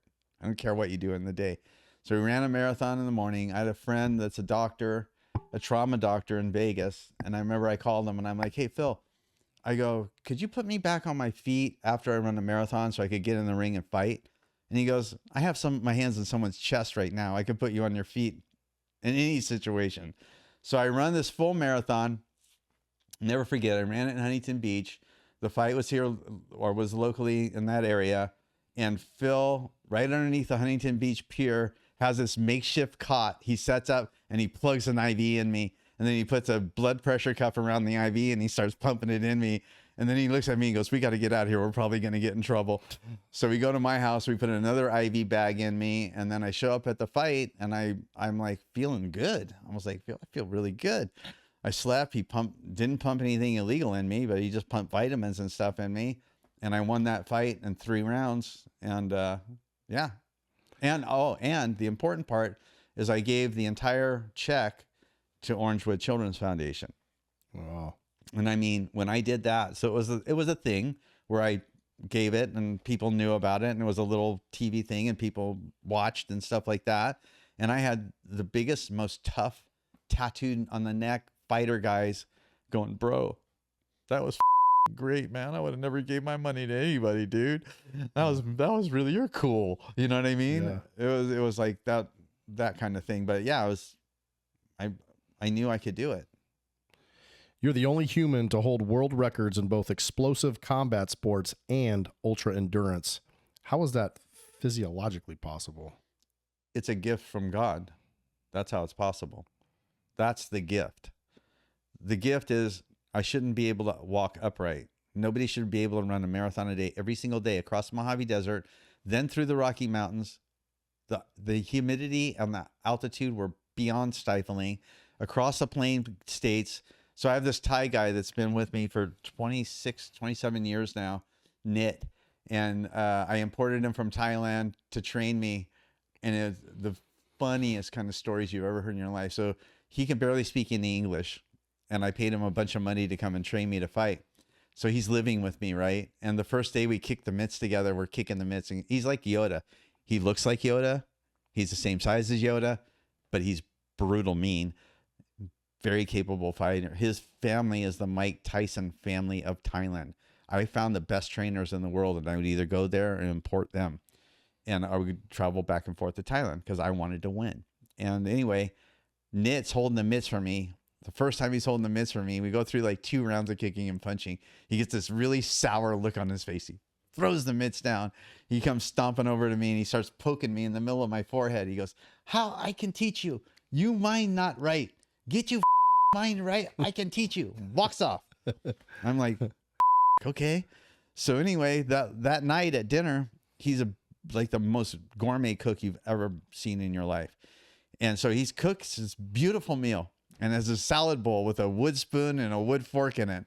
And so I start eating, and I'm eating, and he's not eating a damn thing. And he's just sitting there looking at me. And then he gets this really sour look on his face. And I'm eating away. I don't give a shit. And I didn't pay any attention to it. He takes a wooden fork or the wooden spoon, and he goes wham on my hands. I'm like, ow, what the was that for? He goes, "You eat like you Muay Thai. Ugly." He goes, "You must do everything beautiful. Kick the pad beautiful. Run beautiful. Eat beautiful. Everything perfect. You take it perfect." Right? So anyway, you should see how I eat now. I eat very eloquently. But anyway, that's Nit. So when we ran across the country, I take a Nit with me on all of these things. And he does my food. He does acupuncture. He does acupressure. He does chiropractic. And he handles all my nutrition as far as what I need to get there. Because he was raised in a Thai camp. And he used to chase women and smoke cigarettes. So they made him the cook. And the massage person, right? So he's like an amazing healer. So we're running through the Plain States, and he's across the motorhome door with his hands across the motorhome door, and it's like thunder lightning outside, and I'm getting ready to go run my marathon. And he's at the door. He goes, I go, "Nit." I go, "Can you get out of the way?" He goes, "No." I go, "Why not?" He goes, "I don't want you to leave today." I go, "Why not?" He goes, "Maybe you don't come back." He said, "Very dangerous outside." He goes, "If something happens to you," he goes, "they think I'm Mexican." They deport me. I go, I'm gonna be okay, Nit. So anyway, Nit's my secret weapon. So it's a gift to be an ultra endurance athlete and to be an explosive athlete in the same package is beyond rare. You're either one or the other, never both. Yeah. And so I have a gift from God, and I use it in the appropriate way. The blessing is giving back. The gift is the athletic gift. I should not be able to walk upright. I mean, I have had 5 knee surgeries and 3 hernia surgeries, but I shouldn't be able to do what I do. One of the things I wanted to talk to you about, and you and I talked about it, I think this week or last week. What's your nutrition strategy / supplementation when you're doing these ultra endurance challenges? So Nit handles my eating, what I intake, and like I was telling you, when I switched from running to paddleboarding, I was trying to tell me paddleboard. I don't understand, so I'm telling him about it. He didn't know what paddleboarding was? No, hell no, and he couldn't wrap his head around it to save his soul. He goes, "What the f-?" He goes, "Show me." So I take him out and I show him what paddleboarding is. He goes, "Oh, okay, I can do."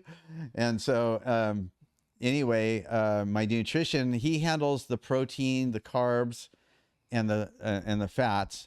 I eat organs like liver and heart and kidneys and testicles, and I also take pills that have them in it now because now that's coming into its own. What's the benefit of that? In caveman times, organ meats. They didn't eat the meat; they ate the organs because that's where all the nutrients are. It's not in the nutrients are in the organs, in the kidneys, and in the heart, and in the liver, right? And the testosterone is in the testicles, and that's what ancient people eat. The meat, they discarded that crap, and we do just the opposite. Why? Because our system wants us sick. We don't have a healthcare system; we have a sick care system. It's a triangle. It is the food industry, the doctors, and the pharmaceuticals. That's the triangle. The food industry gets you sick. They send you to the doctor. The doctor does all kinds of needless tests and gives you all kinds of pills and stuff like that, and needless surgeries, and that's the pharmaceutical part of the triangle. And they keep you sick. And the longer that it's like a it's the perfect business model. It's a subscription business model. You have a subscription customer. What does the doctor always tell you? Oh, come back in 3 weeks. I want to see you again. Of course they want to see you again. They have a car payment. They have a house payment.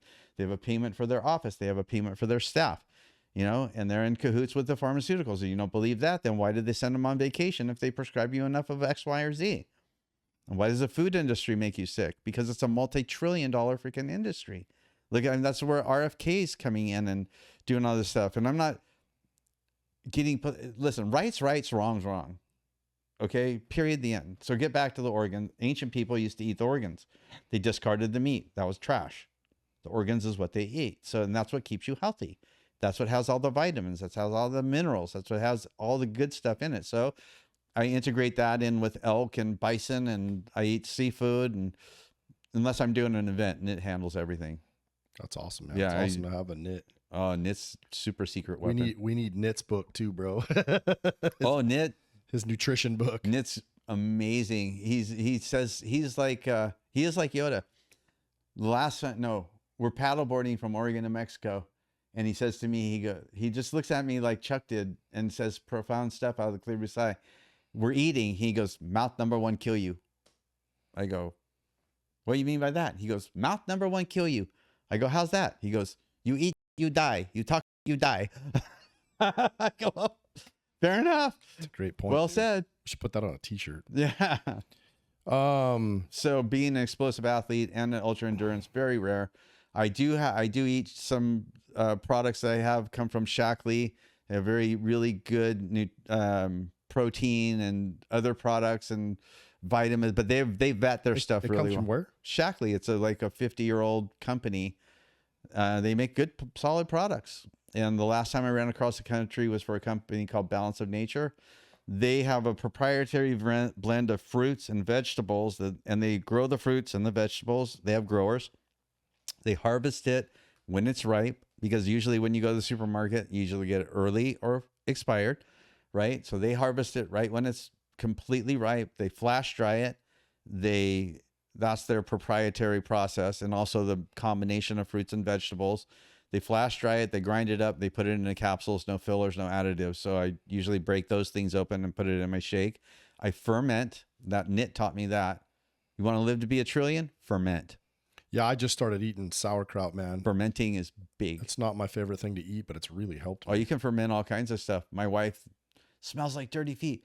I'm like, yeah, and guess what? It's going to keep me alive for a long time too. I'm going to give you. So anyway, but I ferment. I ferment dark berries. It's insane for antioxidant. Organic dark berries, water, organic sugar, and Manuka honey. And you stir it and you let it. And there's people that pay huge money in Thailand for fermented stuff that's like super, super, super old. And fermenting is another thing that's because it has live probiotic stuff in it. You know what I'm saying? How long do you normally ferment it for?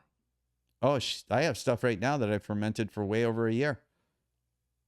Wow. My wife thinks I'm completely nuts, but I just and it's one that turned me on. That goes, oh, ferment, live a long time. Yeah, I remember, man. When I was younger, when I was in the Army and I was like 18, I had to get a haircut like every 6 days. The times have changed, but I remember the barber was Korean, and I mean to this day she's probably in her mid 60s and she still looks like strong she's as probably life. 30. Kimchi. Yeah, man, that's shit. She eats daylights out of kimchi.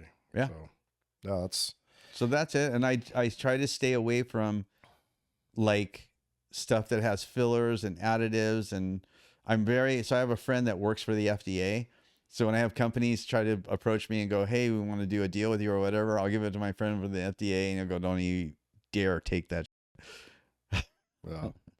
The FDA too. That's you have a freaking horn growing. Oh, they're all, listen, it's a business. You know what I mean? And the sooner that, so America's a young country, Asher. We're 250 years old. In the big scheme of things, like against India and China and these places like Pakistan, we're babies. We're not even crawling yet. You know what I'm saying? So that's a great point. What we think is, you don't see those countries doing, and most, like in many, many, many countries, they do not allow them to run TV commercials that have pharmaceuticals. There's only 2 countries in the world, I think Australia and the United States. Yeah, that allow it, right? Yeah. And every other one of ours is one of those. And it's please don't kill me. Yeah. or Asher. Yeah. Don't suicide me. I love my life. Yeah. Man. Yeah. You watch any TV show or something on mainstream TV, which I generally try not to, but again, man, you see some like commercial and then it's like 15 seconds of all the side effects and how that one thing can help you do this and like try to kill you in 9 other different ways. And 13 other ways. And my wife I finally got my wife to do it. And I go, so watch when they'll show you A Wonderful Life, but when they're talking about the side effects, then they're showing you people being ultra happy and doing ultra fun things and blah, blah, blah, blah, blah. And basically it's because we're visual.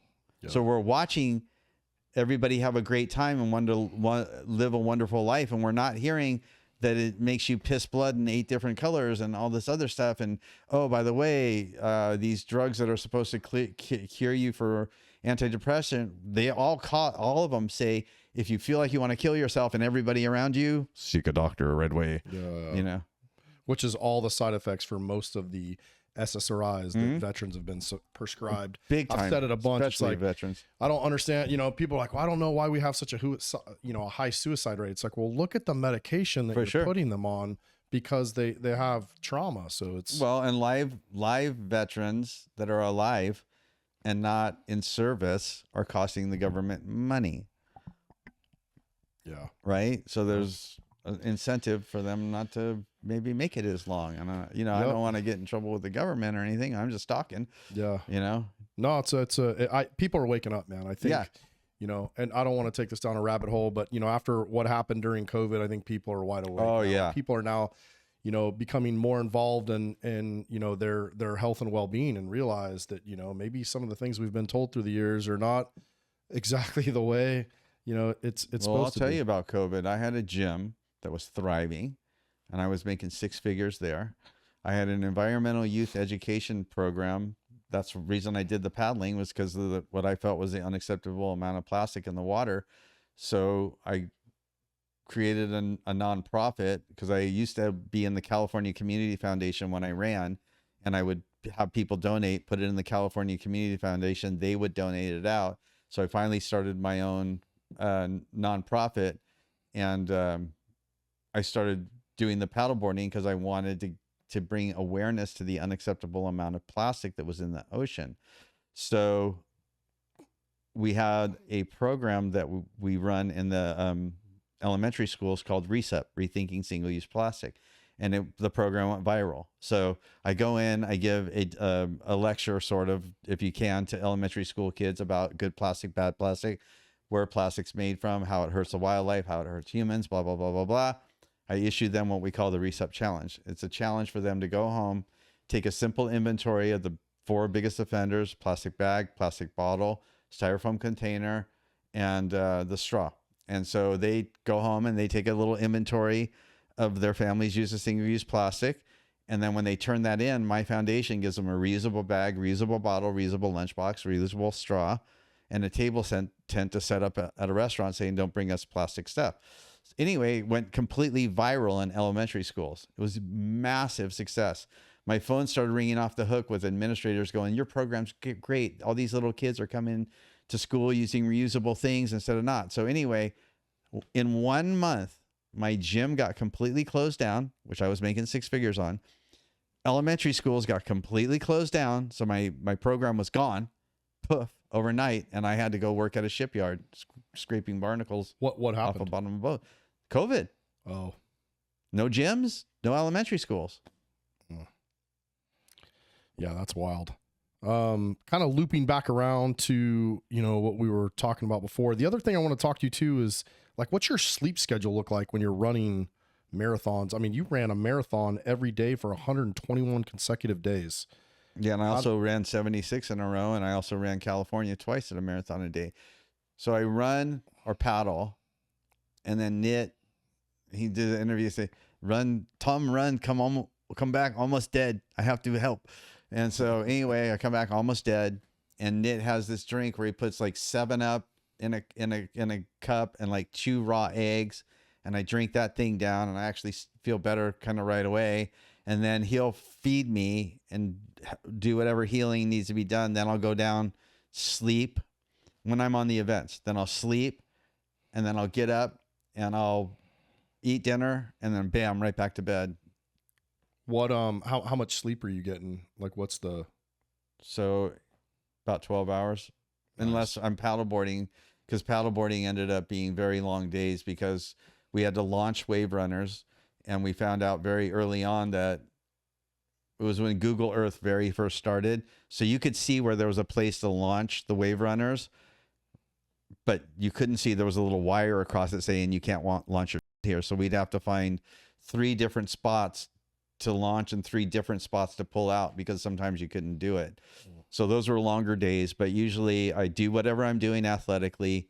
He gives me nutrition. I go down for rest. I wake up, get some more nutrition, maybe watch a movie, and then back down again. What about hydration? Are you just like carrying a bunch of stuff on you, or? Well, no. So we're going to run across the country, and I'm trying to figure out how the hell I'm going to take in 6,000 calories a day and drink a couple gallons of water. So I'm trying to figure this out with Nit, and Nit looks at me and he goes, have to think. I go, what? He goes, must think. He didn't want to learn English. He goes, must drink fruits and vegetables. I'm like, that's a great idea. So we basically blend all my fruits and vegetables and I drink that. So that's also water, right? Mm-hmm. And he'll put coconut water in it. So drink all my fruits and vegetables with coconut water. He powders the meat like in a food processor. So he'll put like noodles and then powdered meat on top of it. And that's the way we do it.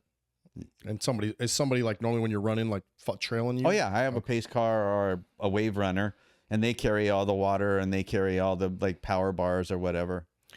Can you describe what mile 2000 feels like when you still have like 1,000 miles to go? That I'm already, Nit says, if Tom makes 7 day, make all. First 7 days are really difficult, but after that, I'm in the zone. It just becomes I habitual. hate stopping. Yeah. The last time I ran, a couple of years ago, I ran the 76 marathons in a row from Alabama to St. George, Utah. When I got to St. George, Utah, I was bummed. Like, I want to keep going. And first time I ran across the country, I stopped abruptly. I got super, super sick because my body was like, no. Yeah, that's kind of like another question I have. Like when you're fundraising for these children's charities while simultaneously like destroying your body, what's that motivation combination like? So when I ran across the country, I was stopping at children's homes along the route, and I was handing out these duffel bags that were from a radio show, and they had essential goods, and they had the radio listeners would donate stuff like water bottles, coloring books, blankets, stuff. And the bag was called My Stuff Bag. And so the lady that ran that program, her name was Laura Schlesinger, syndicated radio lady. And so I was handing out these bags at children's facilities. So Asher, I'm telling you, I would run 26.2 miles. I would jump in a car, drive 100 miles because that's where the children's facility was. Remember, the United States is vast areas of nothing with sparse areas of something in between. So I would drive a long way to get to a children's facility, hand out these duffel bags, talk to the kids, get back in the car, drive back to the motorhome another hour or two, then go down, right? And it was brutal, but you know what?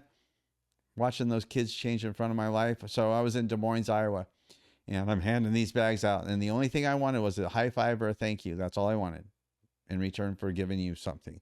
And I was getting high fives and thank yous and stuff, blah, blah. So I hand a bag to a little girl, littlest, cutest little girl you ever want to see in your life. She just takes the bag and she's looking very sad and stuff. And she just turns around and walks away. I'm like, excuse me, I would like to have a high five or a thank you. So she turns around, she walks back up to me, and I'll never forget her face. And she looks at me and she just goes, thank you. And I go, that was awesome. Thank you. Gave her a little high five, and she turns around and walks away. And the place kind of went silent, and staff people start crying. I'm like, this is weird. What's going on? The little girl hadn't talked for like 4 months that she had been there. Those were the first 2 words she said. Wow. It was easy to get to the next children's home. I didn't give it. I'll drive 500 miles. That's powerful, Tom. Yeah, my life had purpose. My life had purpose. And for so long, my life had no purpose at all. That's why I was taking drugs. And that's why I was hurting myself. And that's why I didn't want to live. I didn't have purpose. Let me tell you one thing, you give a little tiny girl a bag like that and you change her life forevermore, you will have purpose and you will run as far as you have to run through whatever you have to run to get there. It's great. The air up here is good. It's so, God has truly, and I remember looking at God and going, please, if you just, I promise you, if you just let me live and get me off drugs, I promise I'll do the right thing, whatever that is, just show me.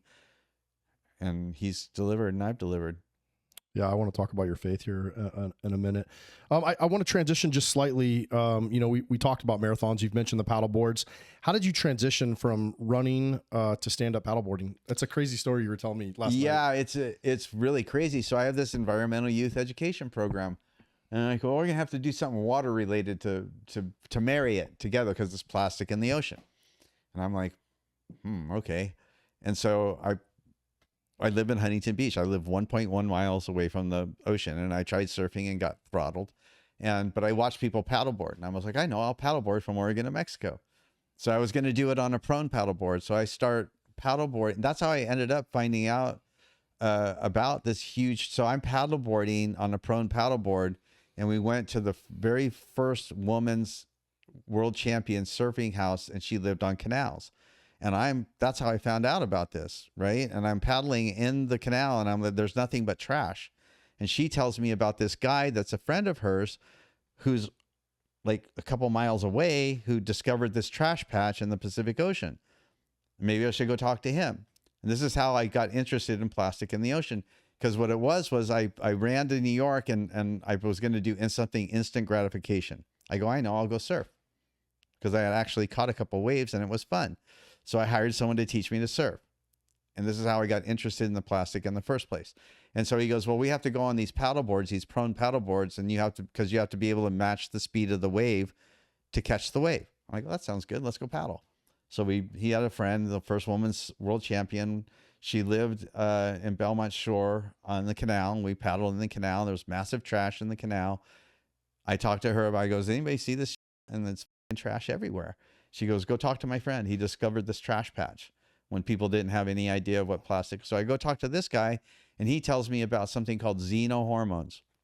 When plastic degrades in the ocean, it degrades into synthetic hormones, right? Called xenohormones, and they feminize species. Most of the fish in the ocean are females. The reason for that is that when the plastic degrades, it turns into this hormone that feminize these species, including humans. And I had 2 little kids at the time, so I get all concerned about it, and I want to go bring awareness to it. So I decide I'm going to prone paddleboard like we were doing to learn to surf from Oregon to Mexico. So I had friends in Huntington Beach that were very famous surfers, and they hooked me up with the famous surfers. And there's this old guy named Mickey Munoz, who was original Waimea guy, who was like 80 years old. And he had one of the very first stand-up paddle boards. And I was kind of looking at that, poking around at it, but I tried it and it was very unstable and stuff like that. So I was looking in a magazine at his house and I was like, who's this guy? He looks over at me, he goes, that's the best waterman in the world. He goes, that's Laird Hamilton. And I go, he has a big wide board and it's long and it's stable. I go, I want to meet him. So they called him up and Laird's a gracious guy. And he goes, yeah, I'll meet the guy. Who is he? They talked about my fighting and all running and all. I go, yeah, you know, why not? So I'm in San Clemente at Rob Machado's house, who's a famous surfer. And I'm supposed to drive to Laird's house to meet him in that afternoon.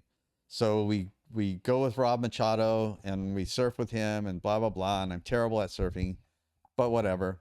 And so I'm driving up to Laird's and a truck turns over on the freeway. And it's the only way to get up to Malibu. You don't go that way, you don't go. So I call him up and I was like, hey, Laird, there's a truck turned over on the freeway. I'm probably not going to make it today.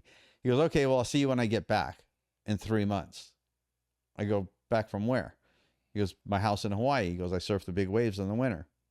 I go, well, I'm coming to Hawaii. He goes, okay, if you come to Hawaii, I'll teach you to stand up paddleboard. Or I'll talk to you, basically. He didn't agree to teach me. He goes, I'll talk to you. So fly to Hawaii, meet this guy. And he's a nice guy. And I look at him and I go, can you get espresso here? I can't find espresso. He goes, come with me. So we go into his garage and he has the most amazing espresso machine you've ever seen in your life. So we drink a bunch of cups of espresso and then we go check out Jaws. And so then we go to dinner, or lunch, breakfast the next morning. And so I just met him in the afternoon. We go drink a bunch of espresso. Jaws is where they have like massive waves. That's where the 50 to 70 footers are on Maui. And I'm just like, whoa, this is crazy. And, but I didn't know it broke big all over Hawaii, because remember, you guys are high on 37 espressos. And I didn't know much about surfing. Yeah. I knew that I was a really good athlete and I was mentally tough and I wanted to take it on. And so anyway, we go to breakfast the next morning. It's Laird, it's Dave Kalama, and 3 or 4 of Hawaiians from Maui, like real Hawaiians. We eating breakfast. He's like, oh, so tell me, what do you want? I was like, I want you to teach me to stand up paddleboard.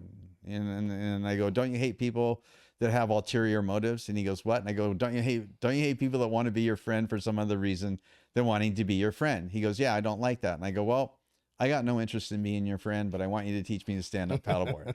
And he goes, why? And I go, because there's unacceptable amount of plastic in the ocean. You're a waterman. You should appreciate this. So I'm doing the sales job. I'm selling them, right? Yeah. And he looked at me and he goes, eat some of his breakfast. He looks at me and he goes, you know what, Tom Jones? He goes, I actually like you. He goes, you know what? He goes, yeah, we can do this. He goes, share the aloha spirit with you. So we go back to eating, and I'm eating, and it's like 3 minutes pass, and I look up at him, I go, Laird? He goes, yeah. And I go, what's that? So the Hawaiian's like, Dave Kalama's like, no, I had no idea what the aloha spirit was. I don't know. I'm Hallie. I've never been to Hawaii. And so anyway, he goes, well, it's brotherly love. It's sharing information and blah, blah, blah, blah, blah. And I was like, great, let's do that. That sounds awesome. He goes, okay, you're going to meet me at Maliko Bay in like an hour. And I go, okay. He goes, I'll bring the boards and everything. And so anyway, he shows up with this Laird board, and we at this bay, and it has a rock and looks all calm. And I was like, fuck, I can do this. This is easy. This is cool. So we paddle out Maliko Bay, and then we turn into the open ocean.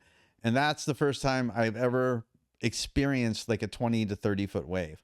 I'm like, oh, holy shit. So I'm way out of the outside, and they're like, come in here. And I'm like, no, And so anyway, they're kind of having fun, and we go do this downwind run. And we did that several times in a row.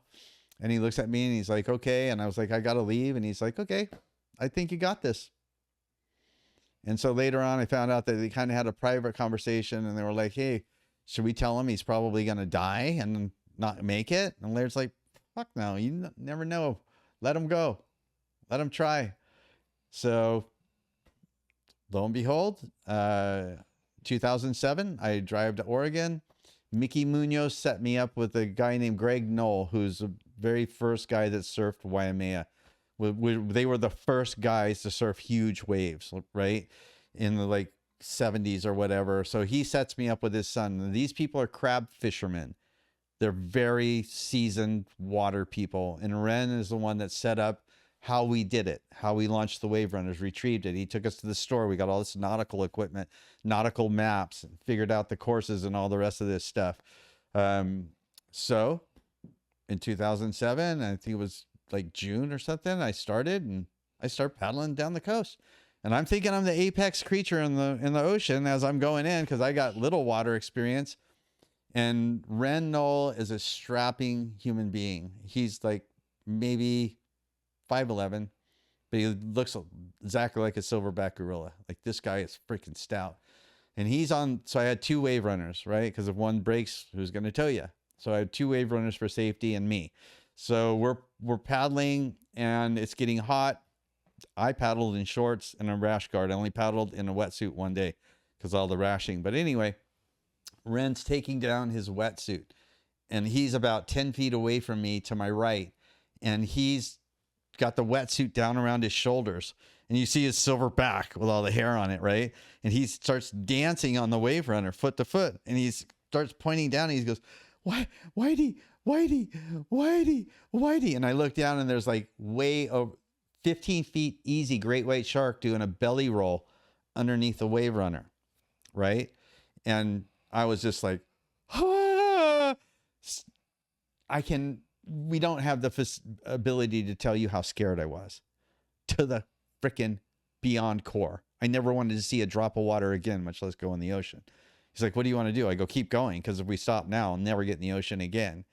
But I did an interview right after that. And the lady's like, well, you pedaled about 100 miles downshore. He goes, what? She goes, what stands out the most? I go, where I fit in on a food chain. Yeah. She goes, what? And I go, I came in, I thought I was the apex predator until I saw my first 15-foot plus great white shark. And I go, it's obvious. I'm fish food, man. Did that thing swim around you, or did it just kind of? No, I just did a belly roll up and split. Wow. Yeah. And we did an interview with the world's leading authority, one of the world's leading authority on great white sharks in Santa Cruz before I did this.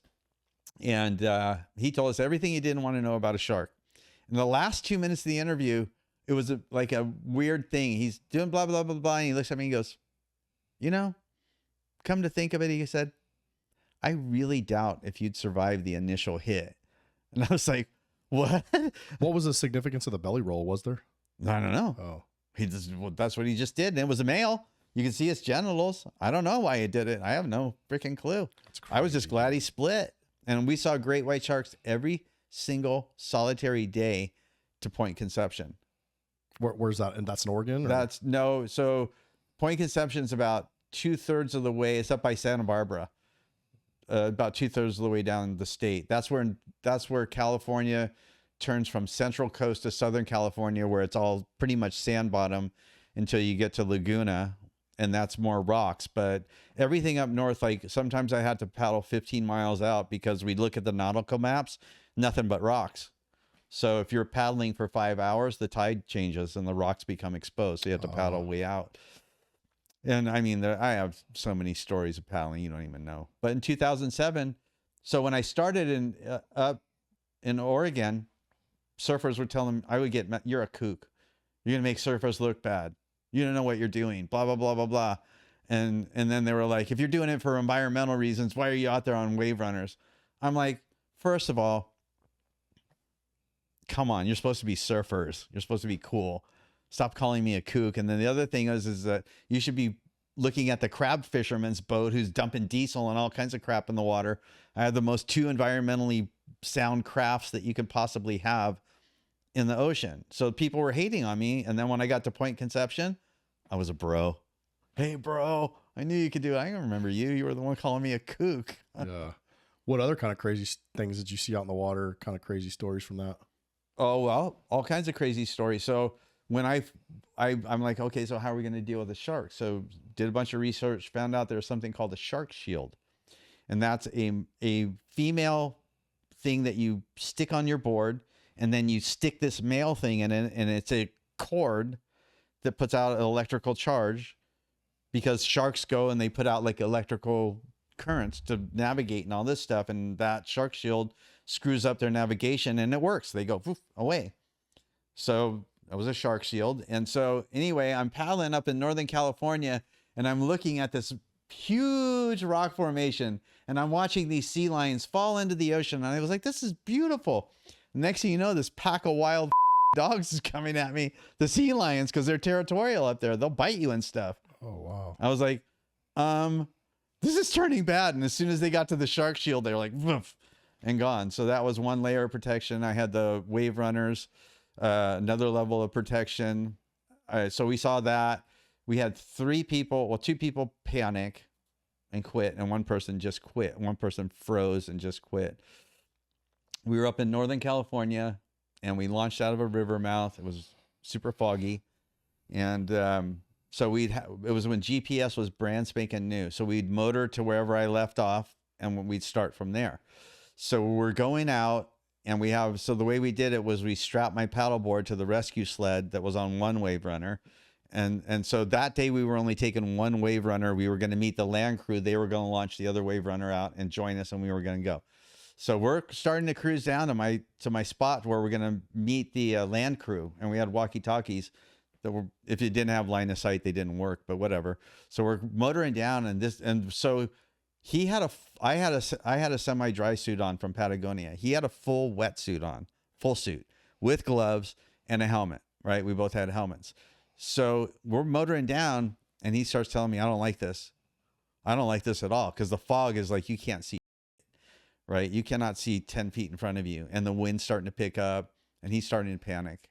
And so we're motoring down to the spot, and we get about to the spot, and I could see we couldn't land, but I knew the land crew was there. So I was like, we're going to turn back.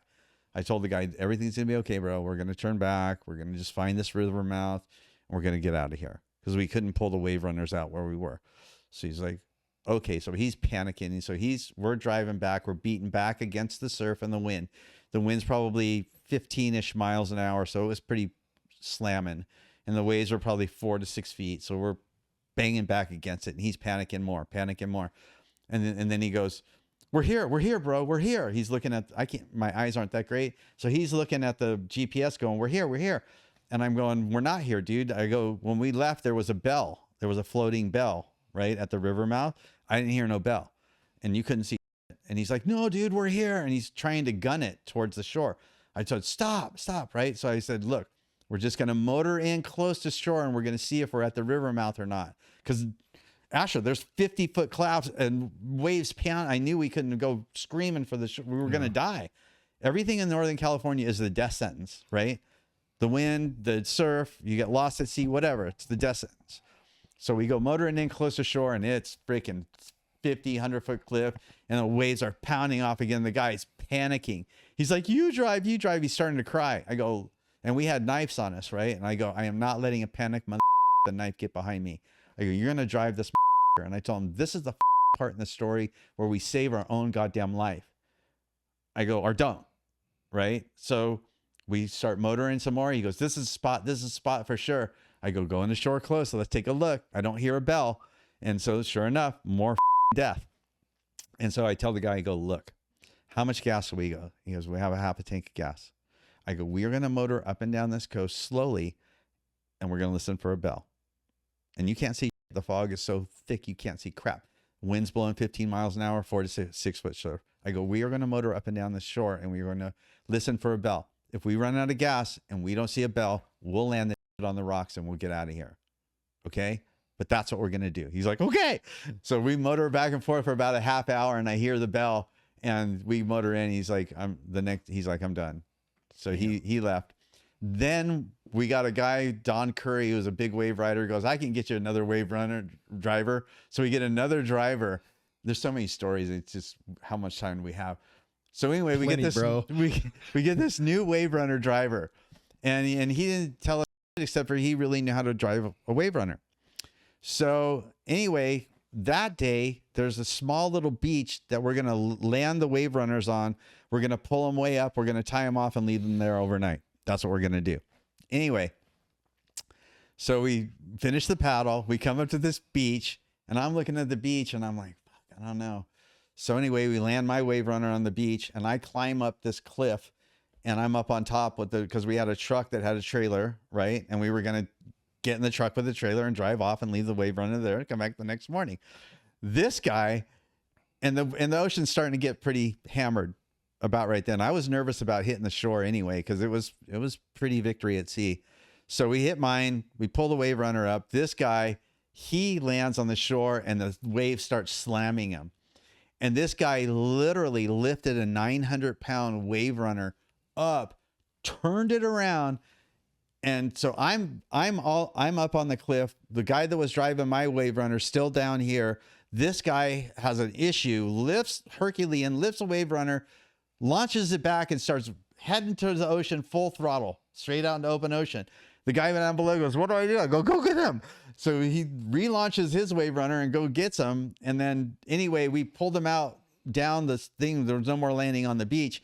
Anyway, afterwards I go, that was amazing. I go, I've never seen anything like that athletically. Like, you lifted that wave runner up 900 pounds. You turned that thing around and you launched it back out in the ocean. He goes, I had to redeem myself. I go, redeem yourself from what? He goes, well, I actually sunk a wave runner like a month ago, and you're not supposed to be able to sink wave runners. They're not supposed to sink all the way, but he sunk it.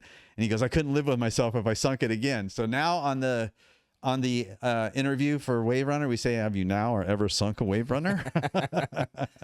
Man, that sounds like some wild stories. Oh, dude. Wild stories. And then the orca came at me in Humboldt. That was gnarly. We get to a place called, it was Humboldt. What was the name of that? It'll come to me. So Shelter Cove. So we get to Shelter Cove, and I asked the local people, because people knew me by then, especially like the water people and the coast people knew me. And I said, hey, I was talking to the fishermen. Can you tell me anything about the area? And they go, yeah, no matter what, don't go through the middle of Shelter Cove. I go, why not? Shelter Cove has a 2,000-foot ravine in it, and that's where the orcas hunt. They go deep and they hunt sea lion and stuff like that there. And they go, so It's like I go, killer whales, right? yeah, oh yeah, killer whales. So I told them, oh, don't worry about it. There's supposed to be a south wind tomorrow coming from the south. So I'm just going to hug the shoreline of Shelter Cove and get to the point, right? And so that was probably about a 6 or 7 mile extra paddle. If I cut straight across, I'd have probably saved myself 7 to 10 miles of paddling. So go out there, paddle about 2 miles, right hugging the shoreline. There's not a breath of wind. So I step on the tail of my board and I start proceeding towards the middle of Shelter Cove. And I remember the wave runner driving going, that they told us not to do that. And I go, well, they're not paddling, right? I'm going to save us like 10 miles and we're going to go squirt straight across the middle of this thing, right literally about the area that where we got told that we weren't supposed to be. A pod of orca pop up. And I'm just like, and I'm like, that's okay though. Orcas don't attack humans. You know what I mean? But hey, they're in hunting mode. That's where they are. And you could tell like they were kind of aggro. So the way one wave runner goes over towards the pod of orca, and then other wave runners right next to me. And next thing you know, an orca shows up about 50 feet, 75 feet behind me. And its fins above the water. And it starts coming right at me. And so I did an interview afterwards, and like, how do you know the orca was coming at you? I go, because everything else in the ocean moves, but that fin was coming at me like a laser pointer. And I literally turned around on my board, and I have the paddle, and I'm doing a death grip with the paddle, and I'm yelling, no, orcas never attacked a human being. I'm yelling that out loud. I don't know why. And about 15 feet away from me, I see this freaking thing heading right towards me that literally looks like a recreational vehicle. Like, and it's coming right at me. And I'm just like, okay, I'm toast. I'm done. What was it? It was an orca. And it's coming right at me. And then it just bent in half and did a left-hand turn and swam away. So anyway, the wave runner driver's panicking. He's like, what do I do? What do I do? Then he bumps my board and knocks me into the water. I go, not that. Literally, I hit the water asher. I jumped out like a cat. I was right back up on that board, man. And anyway. Did you guys finish paddling across? No, I went right to shore and hug the shoreline like a freaking baby. Hell no. I got on the wave runner, strapped my board down. We raced to the shore, and I hugged the shore the entire time. That was another harrowing deal. And then the guy that was a leading authority on great white sharks up above that in Santa Cruz tells me right when we get to Santa Cruz, he goes, and he wanted the press. He goes, hey, bro, he's like, we should take my rubber boat instead of your wave runners. I should shadow you for 2 days. I go, why? He goes, because it's all rocky shoreline. And if your wave runners, if you have to pull out, you're probably going to lose your wave runners. But this rubber boat, we could carry up the rocks. We could land it on the rocks and carry it out. I go, okay, that sounds normal. That sounds good. Let's take your rubber boat. Anyway, first day we go, it's absolutely fun. Surf's like 6 feet, wind's behind us. He's kind of riding the surf with his little rubber boat. It's a 12-foot boat. I'm riding it with my board. We have a great day. Sunny, everything's perfect. No fog, a little bit of wind, not bad. The next morning we go to launch, and he's procrastinating like all hell, right? So I walk up to him and I go, hey, Sean, I go, is there a problem? He goes, well, kinda. And I go, tell me more. What's up? He goes, well, after yesterday, he goes, I was thinking, if something happens to my equipment, I'm going to lose my livelihood. Like, this is my job. I'm a shark researcher. And I'm thinking the guy's like seriously ocean worthy, right? And anyway, I go, oh, I said, so you're worried about losing all your equipment in your rubber boat, right? And he goes, yeah. And I go, well, tell you something, Sean, that's not what's at risk today, buddy. I go, what's risk today is your life. I go, that's what we do. We risk our life every single day. That's what you're risking. You're not risking your boat and your equipment. You're risking your life. So do you want to do this or not? I want to do this. I go, okay, then put your boat in the water and let's get on it. You know what I mean? Puts his boat in the water. That day, we're paddling from where we launched to a place called Andrew Malera State Park. Never forget if I lived to be a trillion. Andrew Malera State Park is a state park that is sheltered by the rocks from a north or a northwest wind. And Point Sur Lighthouse is just north of Andrew Malera State Park by about 2 miles. So we're paddling away. Everything's fine. Next thing you know, it gets 10 to 12 foot surf. Wind is getting up 20, 25 miles an hour, and he's starting to panic. So he tells me, we gotta land. We gotta beach this. We gotta scrub it.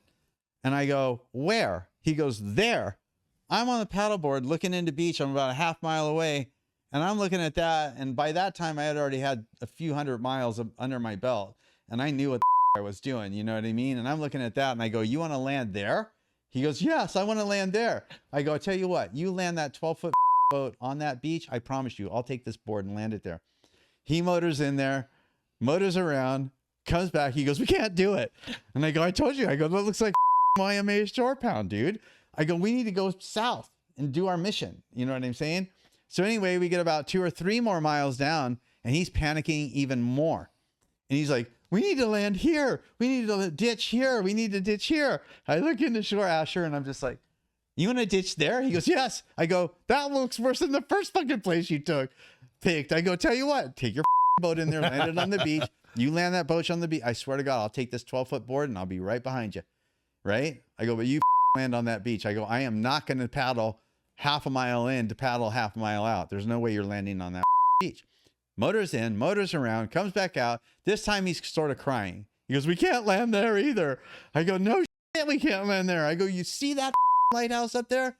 He goes, yeah. And you can see the light going. I go, that's Point Sur Lighthouse. I go, we are going to paddle to that lighthouse. We are going to get on your boat. We're going to go to Andrew Miller State Park and we are going to land. You got it? Got it. Okay.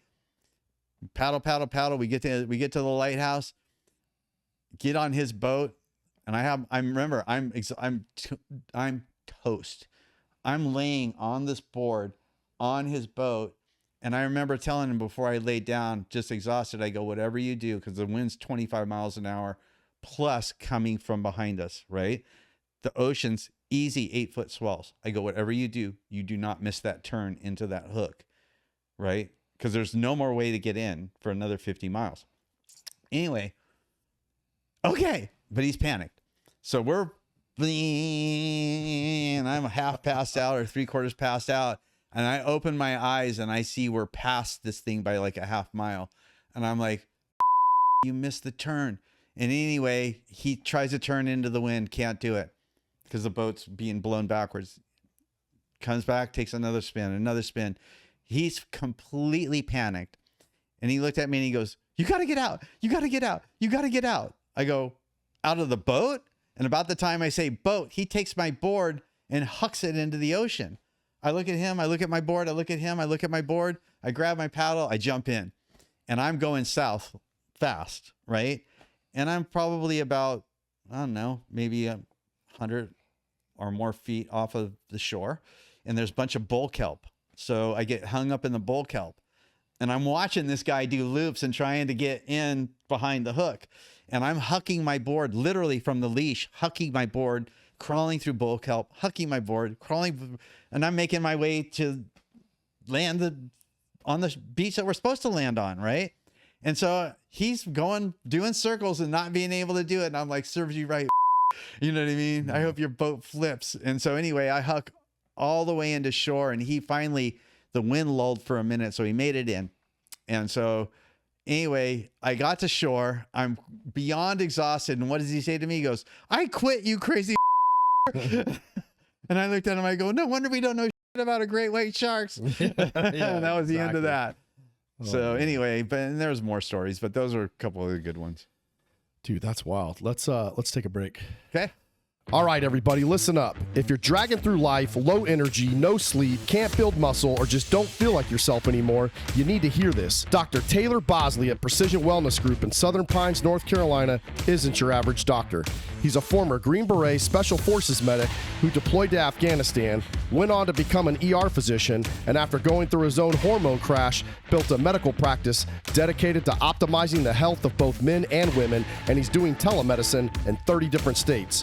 While other clinics rush you through a 15-minute appointment, Dr. Bosley spends a full hour figuring out what's actually going on. Reach out to Dr. Bosley and his team at www.precisionwellnessgroup.com/contact. Mention Vanguard 20 to receive 20% off your initial consultation. Fuel your momentum with real medicine and real results at Precision Wellness Group. So I know we kind of took a break.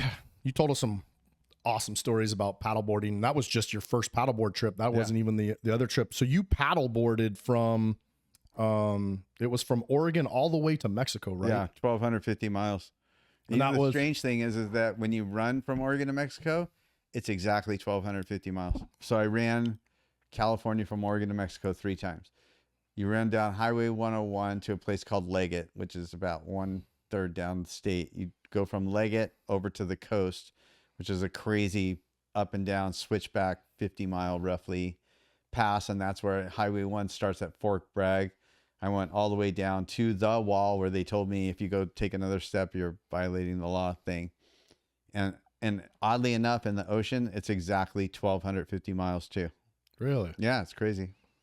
It was 93 days, right? Yeah. Mm-hmm.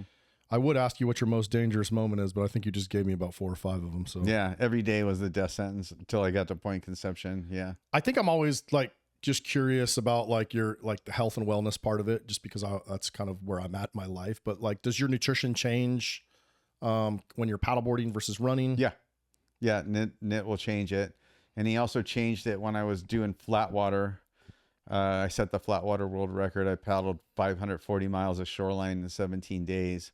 And that didn't have all of the slamming and all of the weather issues that open ocean does.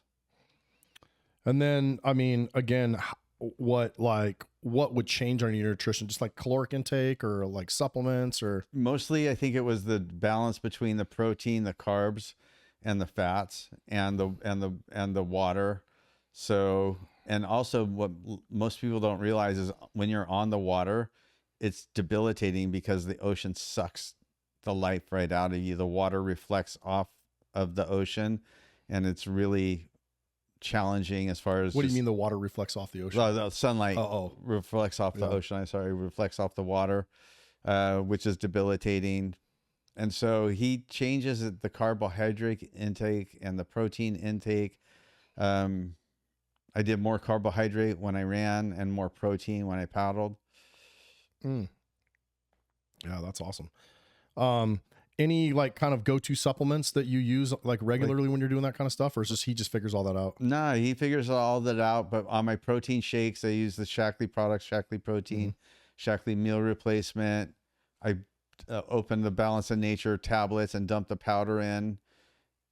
And when I'm on the events, I'm doing 30 fruit tablets and 30 vegetable tablets every time I break them open into my shake. Wow. I'll take a multivitamin and vitamin D3, probiotic, prebiotic, and then the liver organ tablets that I take. And that's primarily the most supplements that I'll do. What company do you use for those liver or those? Just organic, I think it's called. Organic. It's a brown bottle. Very cool. And then are you getting any more or less sleep? So kind of my understanding when you're running and you're doing these paddleboard things, you kind of like set up a base camp. So you guys you'll paddle out, you'll paddle your whatever your prescribed distance is, and then you'll paddle ashore, kind of crash in the motorhome, do your thing, and then get up and do it the next day. Yeah. And then when we paddle, so the way that I figured out how to do that, because I was going to run California for the first time, I was like, well, logistically, like, how are we going to do this? It's a thing. And these events are either done or not done in the logistics. Everything revolves, you have to do it right or you're done. You're smoked. It's wrong. So I'm trying to figure it out, and I'm watching the TV show MASH, and literally I'm watching them get bombed, and they're like, we're MASH, we're Mobile Army Surgical Hospital. They batten everything down. They move to a safe area and they set it all up again. And I was like, that's exactly what we're going to do.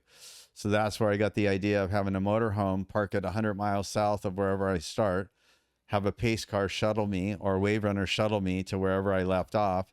Once we're 100 miles past that, we leapfrog the motorhome another 100 miles and do it all over again. And so far, that's worked out really well. And then, I mean, you broke your own record. You went from Key West to New York City, which was what, 1507? Yeah, I think? 1,507 miles. Why did you, did you want to break your own record? Was that the point, or were you just pick the cities? I wanted to paddle the other coast. I wanted to do a longer paddle than I did. And so when I first started running, I wanted to run across the United States. I couldn't raise enough money to do it because you walk into a sponsor's office, you're like, "Hi, my name's Tom Jones. I'm a world champion prize fighter, blah, blah, blah. Hey, I want to run all the way across the United States, a marathon a day, every day." And the next thing you know, you're getting kicked out of their office because they think you're completely out of your mind. The hardest part of these things is only one time has a company came to me and said, "Hey, we want to do this event. We'll put up the money." And that was the last time I ran across America. All the other times I have to go raise the money. So by the time I get to the start line, Asher, I'm exhausted. Yeah. I've been kicked out of every office that you can possibly think of. And just by being quit proof and tenacity and knowing it's a numbers game, I finally run across somebody who'll do it. You know, it's like a 50-to-1 ratio. And my wife's like, "How can you take so much rejection?" I go, "Depends on how you look at it. To me, I just look at it, I'm one step closer to getting the yes." Yeah. You know, and that's the way that I attack it. And even on this next event that I'm doing, which is hydrofoil, which is the board that actually comes above the water, has a 3-foot mast and a big wing underneath, and you ride the wing. I'm raising the budget for that right now. And this is to help veterans with post-traumatic stress disorder, traumatic brain injury into my program that I know, because I work with veterans on our Trusted Tribe. I know it works. And I'm having a hell of a time getting companies to go over the ledge. Even when they look at my resume, they look at my resume and they're like, "Yeah, your resume is older, but you're 62 now." And I'm like, "I remember you. You're the same one that was when I was young, starting out with this, going, you're kind of young and you never done this before." So if I had, and I was asked in an interview once, "Do you know your threshold?" And I go, "No, I don't know my threshold, because I have to go raise the money and then do my thing." If I had an event, like if I had a sponsor like Red Bull that literally looked at me and go, "Okay, Tom, what are you going to do this year?" "I'm going to go do this. Here's your check. Go do it." Then we'd know what my threshold was. And you're like, people are like, why do you do it so extreme?" I'm like, "Well, for a few reasons. One, I get their attention. Two, I got this much money and this much time." You know what I'm saying? So I'm always pressed against budgetary things, and I'm not lying. When I get to the start line, I am freaking exhausted from trying to raise all the money, get all the logistics together, put the team together, on and on and on and on. I get to the start line, and I'm like, "We got to do what?" You know? Yeah. What's the difference between paddleboarding and running in terms of like the mental challenge? So it's like Nit said, you know, you get your mind right, I can train you. It's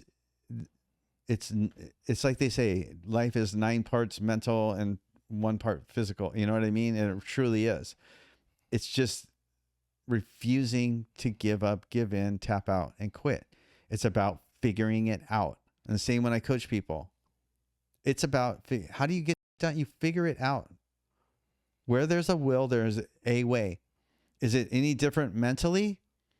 It's different mentally, but it's not different mentally. It's not different in the sense of, I am going to do this. And I remember when I ran across the country, I promised the company, I guarantee you 100% we will get press. And I remember the owner of the company looking at me going, "How can you possibly guarantee that we'll get impressions?" I go, "Because I'm going to turn in a corpse either way." And he goes, "What does that mean?"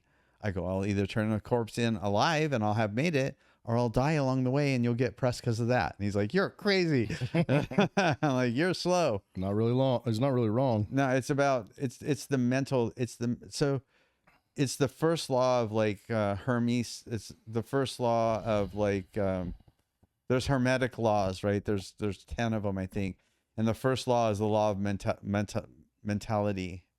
And that it's all, life is 9 parts mental and 1 part physical. And we are mentally equipped to do shit. We just got to make up our minds and dig our freaking heels in and refuse to quit no matter what. Yeah. You can't go around it, you go under it. You can't go under it, you go over it. Can't go over it, you go through it.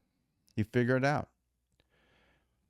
How did your childhood trauma actually give you advantages in these extreme physical challenges? It gave me every advantage in the world. I'm perfectly suited to do what I do. I'm used to being isolated for months at a time because I did that in the children's home. I isolated myself when I was around my dad because I didn't want to get kicked out of me. I'm used to mental torture. He used to wake me up in the middle of the night with guns and knives and all the rest of that crap spaced out on drugs. I'm used to hardship. I'm used to things being impossible. And like I said, I really had to get used to smooth sailing. That was the one thing that was the hardest thing for me to get used to, was it's okay to be okay. That was a hard thing for me to get my arms around. I was so uncomfortable. And I just had to, and so for the past 7 to 12 years, I have been on a very active mission for personal growth. It's the 5th chapter of my book, The Training and the Trust, right? The more you train, the more you trust in the steps that you make. You want to get better at something? I'm not saying, hey, get me as a coach, but I do coaching, but get a coach. Get somebody that knows more than you do, that can come out and saying, this is what you're doing wrong and this is how to correct it. And somebody who doesn't talk a good game, but has played a good game, right? Because let me tell you something about talk. Talk is slicker than cat shit on ice, right? Look at our governor, Gavin Newsom. Like, talk is slicker than cat shit on ice. Find somebody that you want to be like, that has done that and been there, and hang around them and ask them questions and be humble and take their advice. Get a trainer, and you will learn how to do things better. So I've been on this massive personal growth mission. And over the course of being proactive and reading book after book, I usually read about 2 books a month. I go to masterminds, I go coaching programs, and I get certified, and blah, blah, blah, blah, blah, blah. But through the process, I have learned that it's okay to be okay. That's a good thing. What do you mean by that? It's okay to be okay. It's okay to have smooth sailing. I wasn't happy unless it was completely stormy and chaotic and was sinking all around me, because that's the way I grew up. That's what I was used to. That's what I was comfortable with. Anytime stuff went smooth, I was like, this is like a itchy sweater. You know what I mean? Yeah. We can't have this, and then I said, it took me a long time to get out of the habit of self-sabotaging, because I was a king of self-sabotage. I wasn't comfortable being okay. I was comfortable out in the middle of Mahazi Desert, 114 degrees outside, blisters all over my feet, toenails falling off, growing back, re-falling off, could barely move. Okay, I'm in my wheelhouse. Sitting down with my wife and having Yeah. And I think a lot of military people are like that. We're used to, we're used to chaos and let's go and blah, blah, blah, blah, blah. And when things chill out and smooth out, we don't know how to handle it. So I had to create a new neuro pathway in my mind, right? And when I work with people, I'm like, this is your go-to move. Your go-to move is to get anxious and to blah, blah, blah, and to get depressed and blah, blah, blah. That's your go-to move. When this condition happens, this is your response. Why? Because that is the path that's most traveled. It's like taking a new way to work. Take a new way to work. You're like, okay, do I turn here? Am I supposed to turn there? I'm kind of lost. Blah, blah, blah.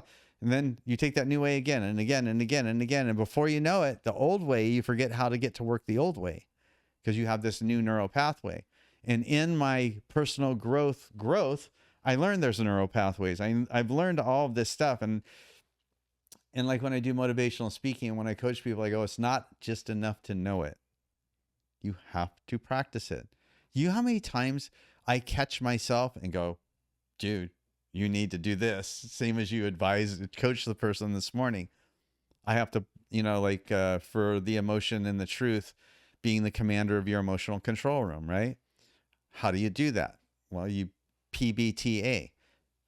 What does that stand for? Pause, right? Because you have to create a space between whatever triggered you and whatever you say or do. Otherwise, because when I do motivational speaking, I'm like, raise your hand if you've ever been triggered and done or said something that you regretted later. Everyone raises their hand because we've all done it, right? So how do you not do that? You create a pause, a space between whatever triggered you and what you're going to do.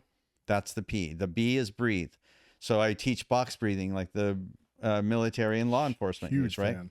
Yeah. So that is a direct bridge between your nervous system and your body, right? So it bypasses your brain where all the noise and chaos is going in. So when you box breathe, it activates your parasympathetic nervous system, right? And that's the system that calms you down, right? And that's the B in the PBTA. So you can do what? You can think clearly. When you're calmed down, you can think clearly. And I tell them you take between 6 and 10 box breaths or deep diaphragmatic breaths, and that calms you down so you can think clearly. And when you think clearly, you ask yourself this one question. Is what I'm about to do or say, is that going to give me the result that I'm looking for? And if the answer is yes, then you take the A in PBTA and take the action. So I've been PBTAing myself, and I'll be thinking, and I'm like, that'll definitely not give me the result I'm looking for. That'll escalate things to hell. And I'll go back to the drawing board and think again and breathe some more till I come up with something. I say to myself, yeah, I thought, that'll probably give me the result that I'm looking for. But it's not just enough to do it. You got to, or know it. You got to do it. And that's the whole thing of personal growth. You can know personal growth up one side and down the other.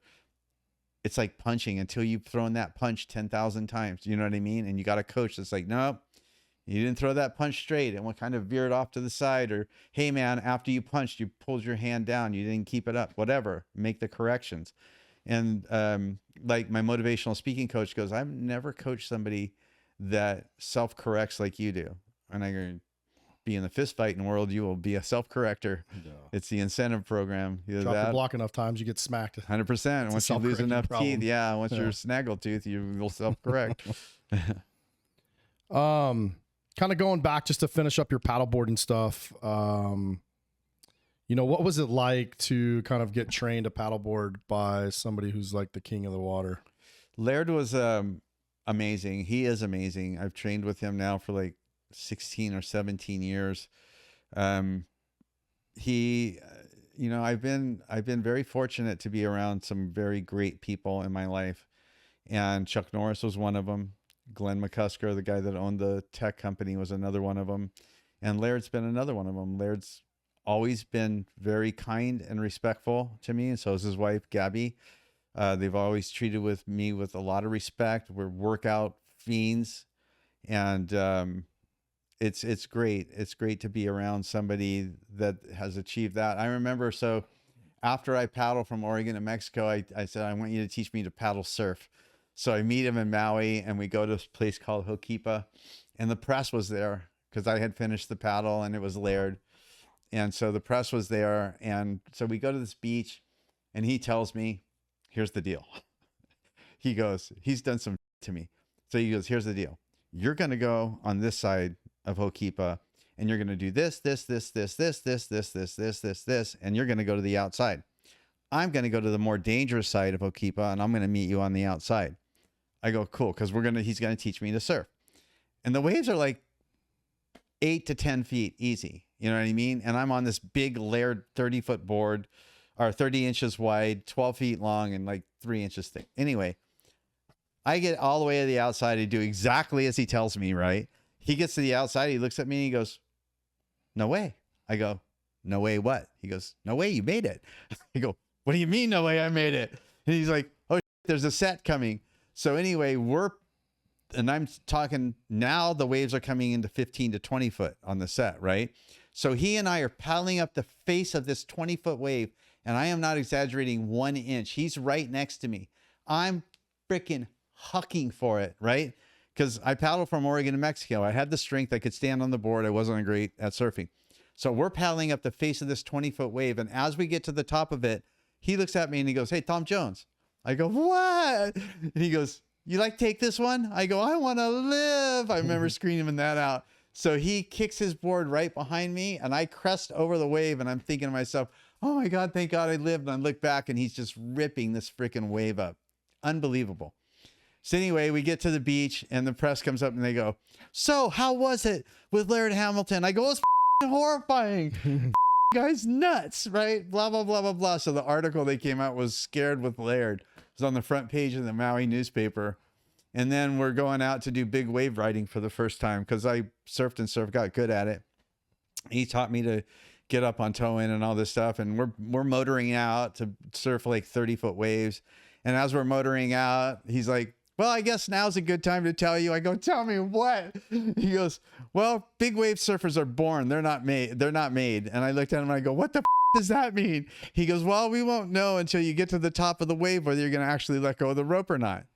I go, what does that mean? He goes, I bet the whole farm, certain people would let go and they don't. They hair out because you don't know until you get to the top of the wave whether the person's going to surf it or not.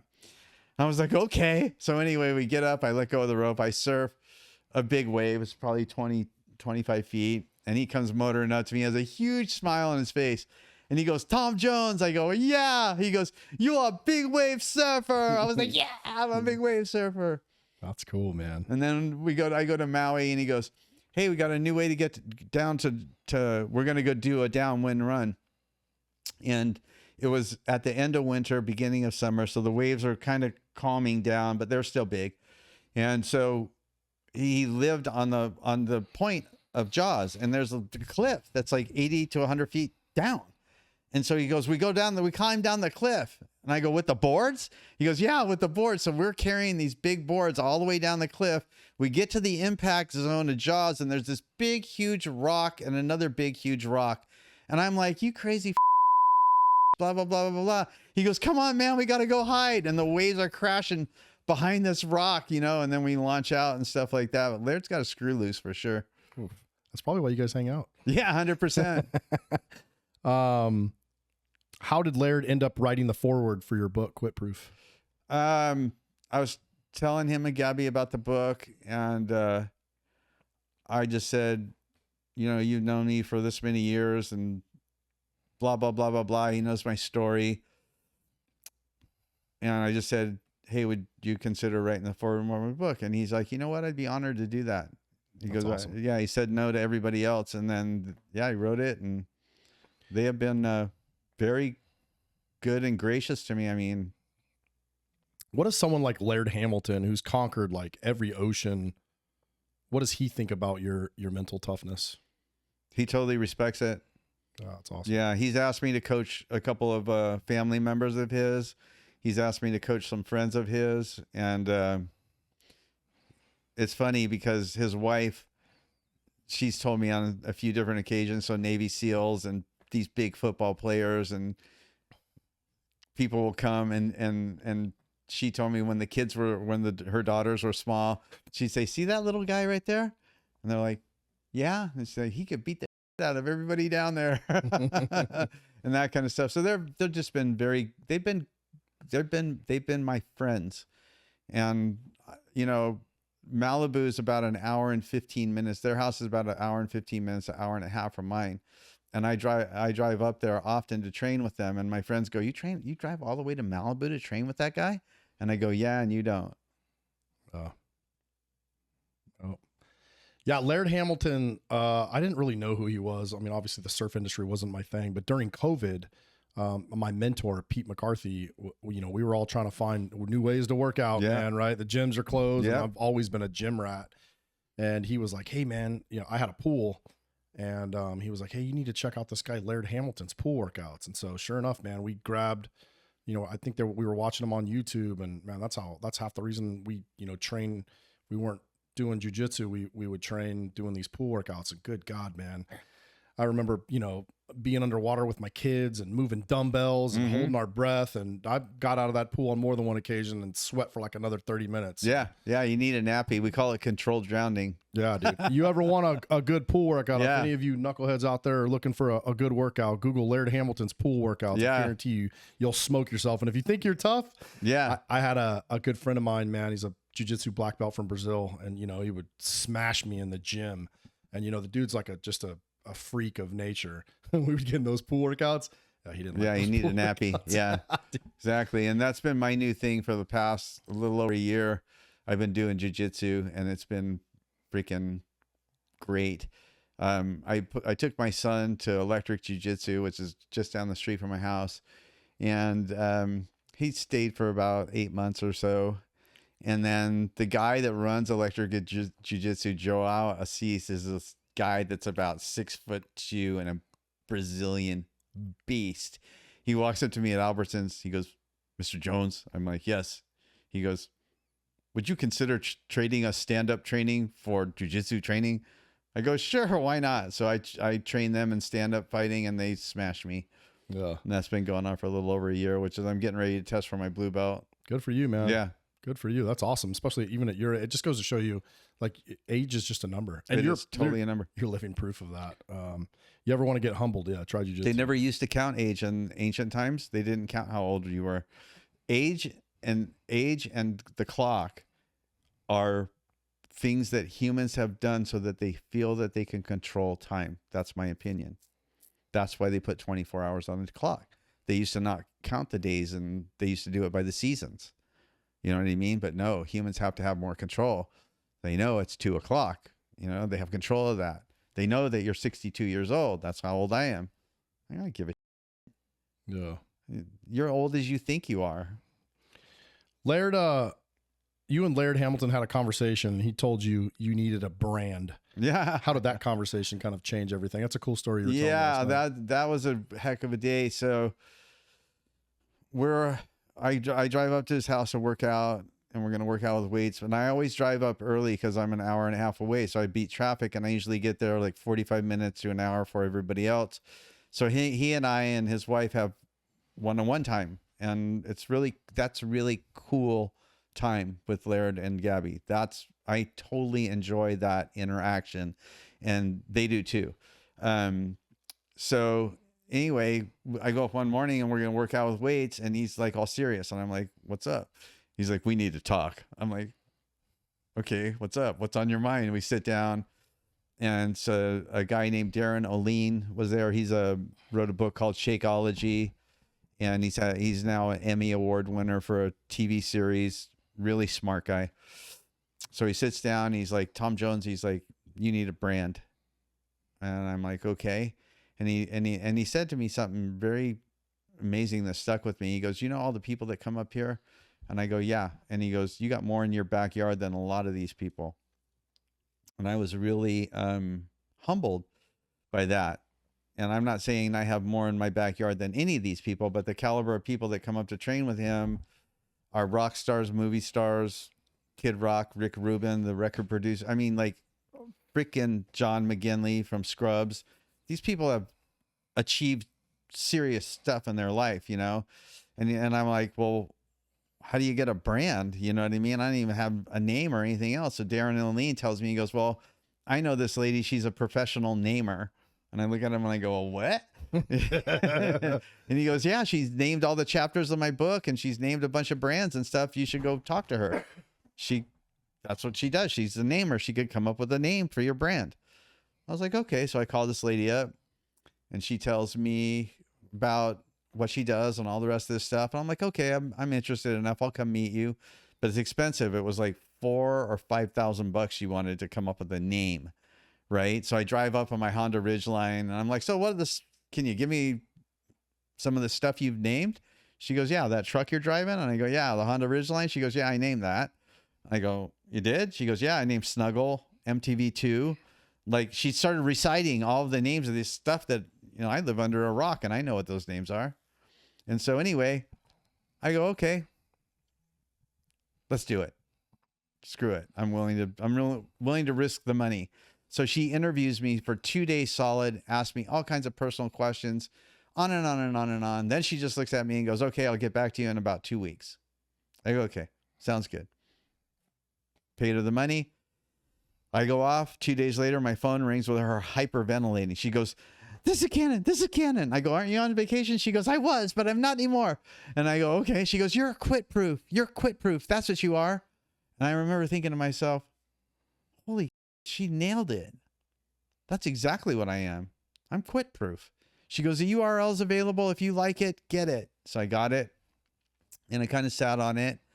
And then I've been told forever I should have a book, a movie, a book, a movie, a book, a movie. If I had a half a penny for every time I was told that, I'd be independently wealthy. So I thought, okay, I'm gonna write a book.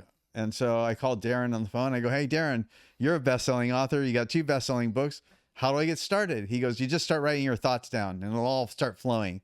So I start writing my thoughts down, crumble the paper up, throw it down. And the next thing you know, I have a stack like 4 feet tall of crumbled up papers. I'm like, I'm not good at this. I need to find someone that's good at it, right?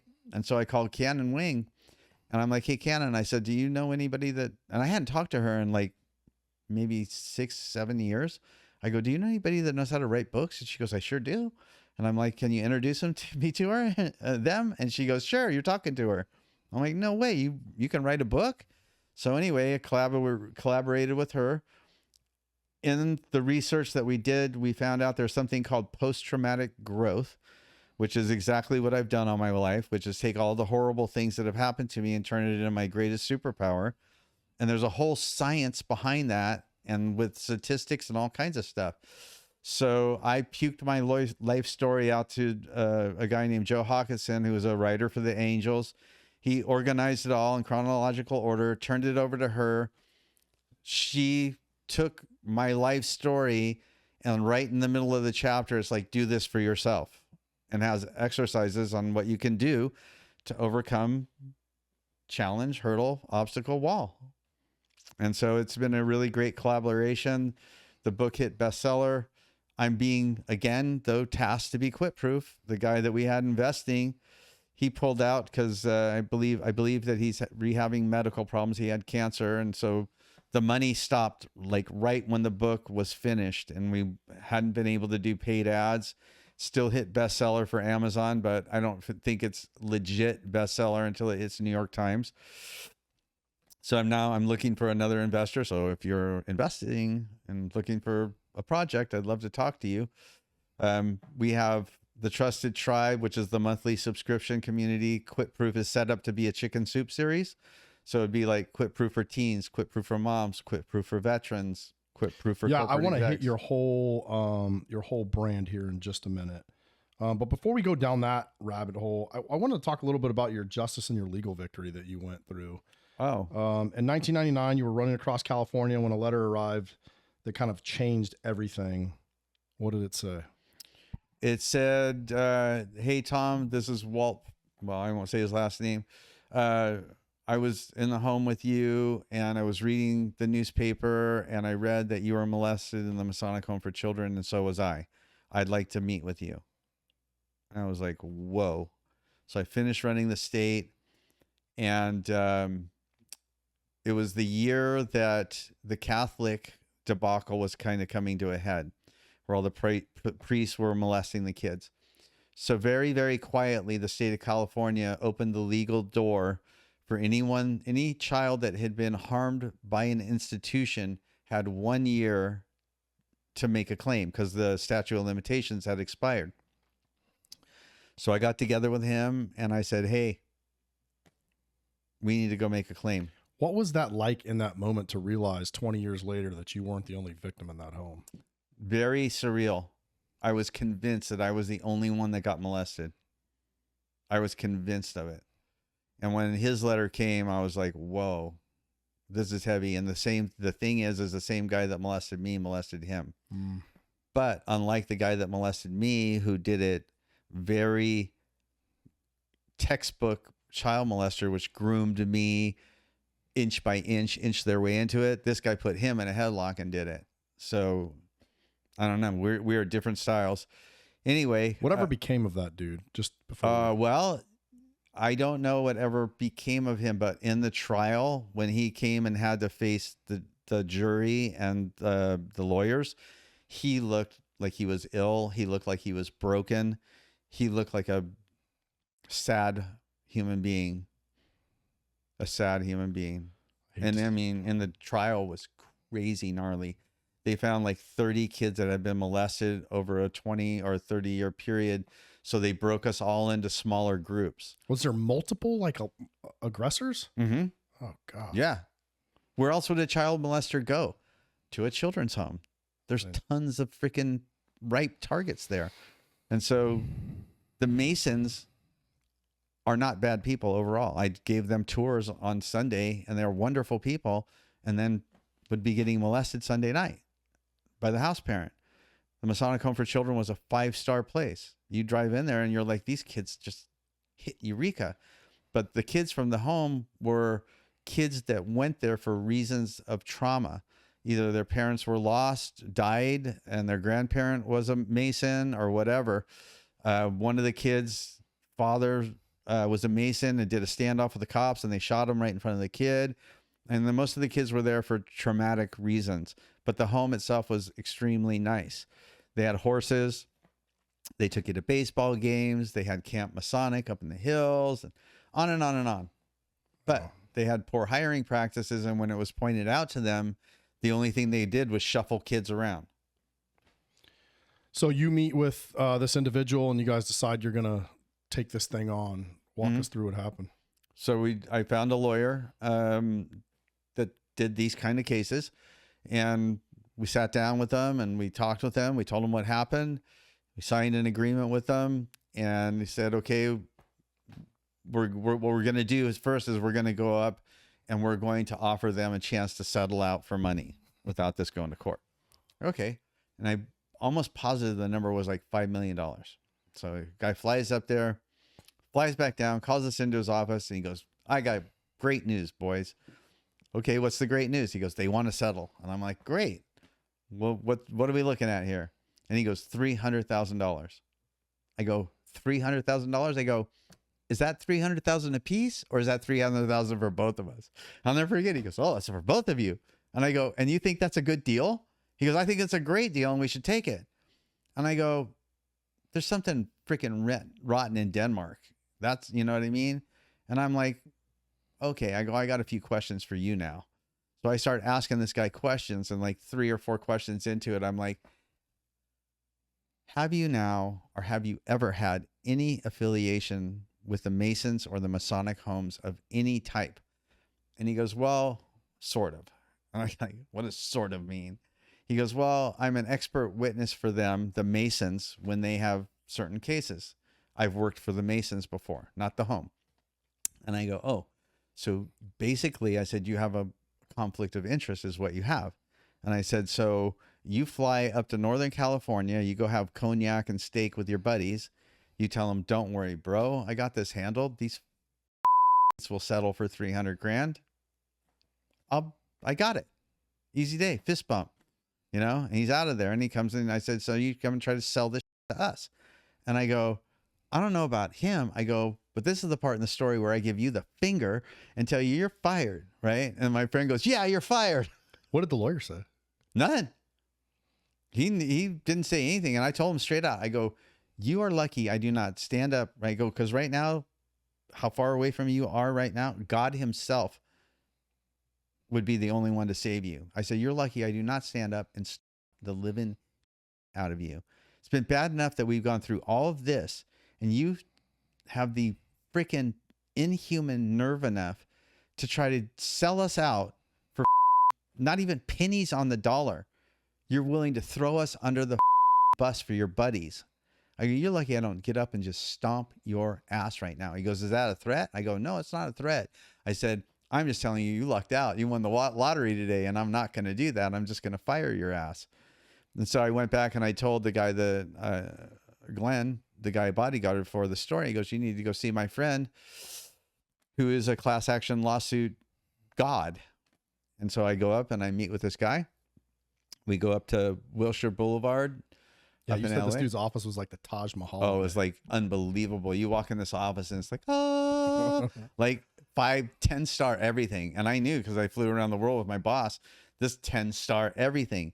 And so we meet this guy in his 10-star office, tell him the story.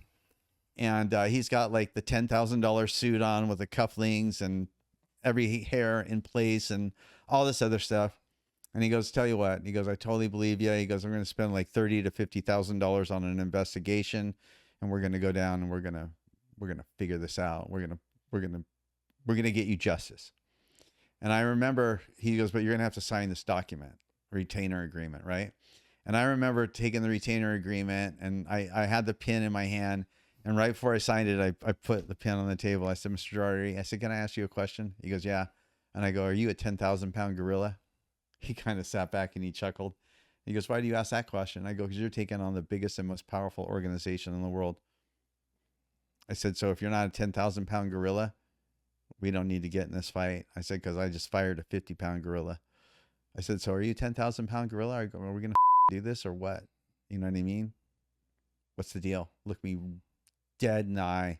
He goes, I'm a 10,000 pound gorilla. He goes, and I'm going to get you justice. This was Aaron Brockovich's attorney. Oh, wow. Yeah. Like he was the guy. How did that whole investigation / case turn out? Great. We got a very big award. We ended up walking away with significant money each, not like millions of dollars, but plenty of money each. Did it actually go to court? Oh yeah.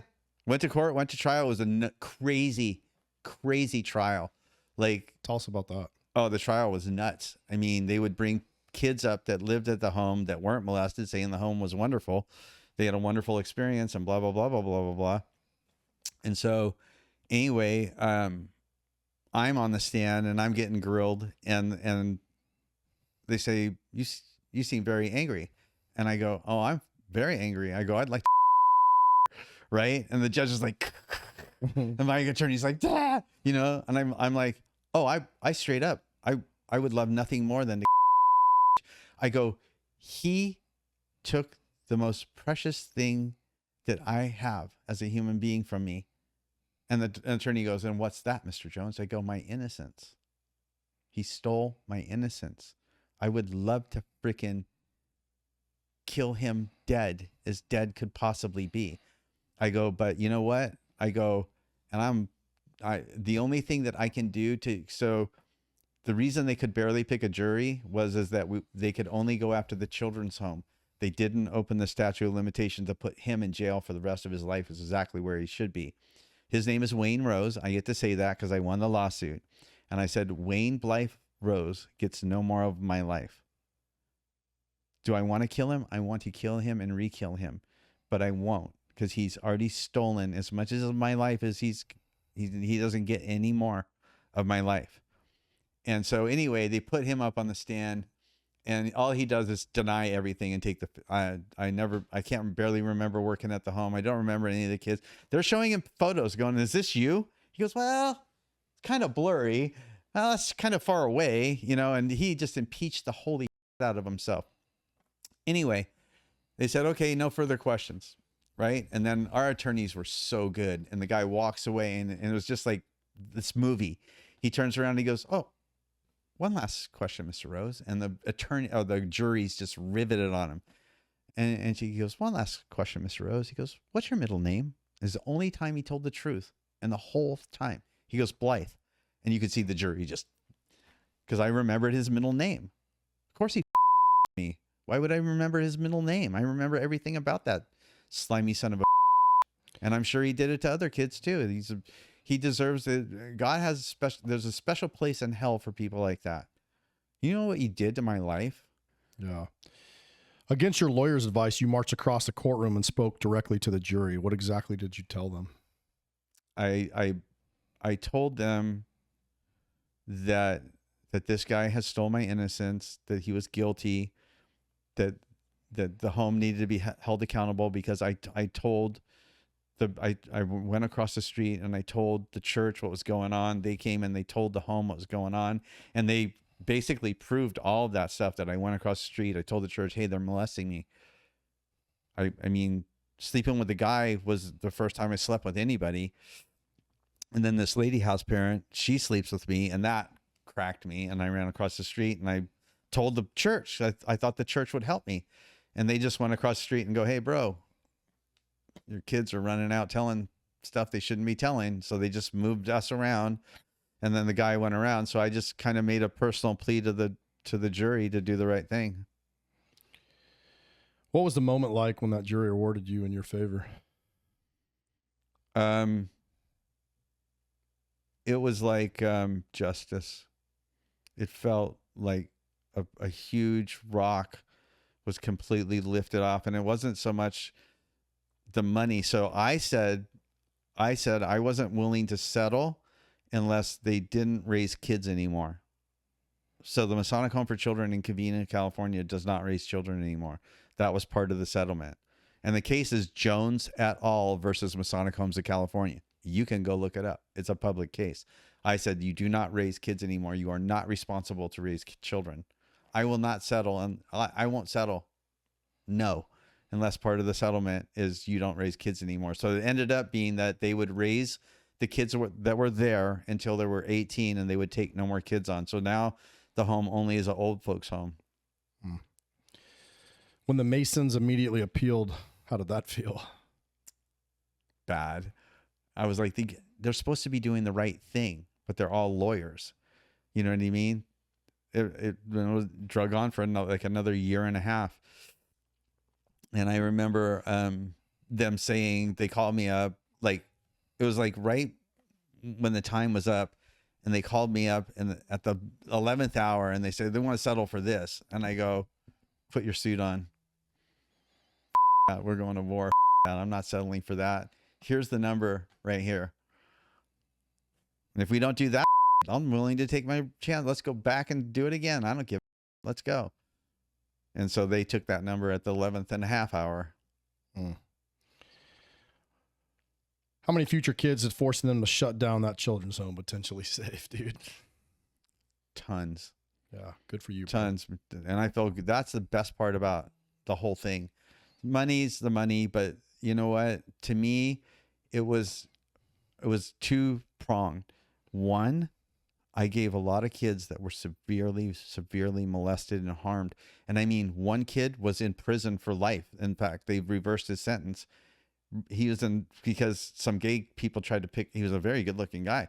Some gay people, he shot them and killed them, all of them. He went to jail to prison. And after the trial, they got him out somehow. Because I got a lot of people justice. And I was the one that landed on my feet the most solid. In fact, they tried in the settlement phase, they tried to say that because I landed on my feet solidly, that I didn't deserve that kind of money. And I go, look, I didn't land on my feet solidly by no help from you. And I go, by your own argument, if I was raised properly, I would have made 10 million times and done 10 billion times of what I did. Right? You guys me over. And you want to sit there and say, because I actually landed solidly on my feet, I shouldn't deserve as much money? Screw you. It was by no favor of what you guys did, you know?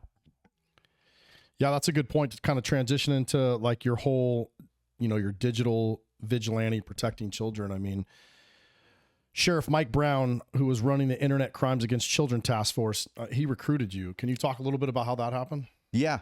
So I was going on USO tour to Kuwait and Iraq on Mixed Martial Arts Superstar Tour. And that's where we were going to Iraq, to all the forward operating bases, meeting the troops, signing autographs. I went with Kevin Randleman, who is a UFC Hall of Famer, Hermes Franca, another UFC champion, Tony Sheena, who is an actor, and myself. And we were going over there to give awards out at a combatives tournament that they were having. And we were going to all the forward operating bases and signing autographs. I was the only former military person on that particular tour. Anyway, we're going from Los Angeles. We land at an airport in New York.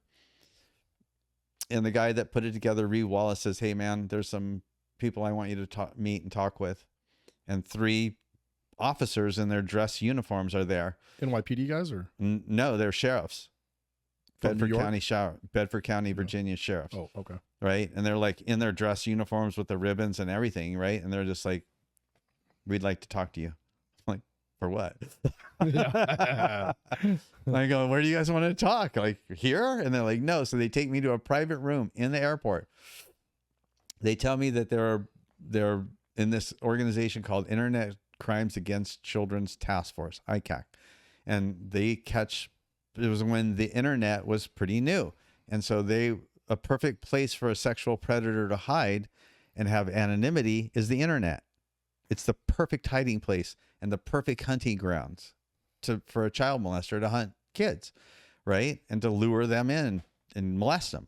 And so anyway, they talked to me, they told me what they did, and they said, hey, we know your story and we want to know if you would consult with us and help us with profiling and what sexual predators are like and blah, blah, blah, blah, blah, and blah, blah.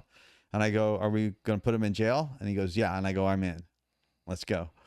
And so I went to Iraq and I came back and then I followed up with them.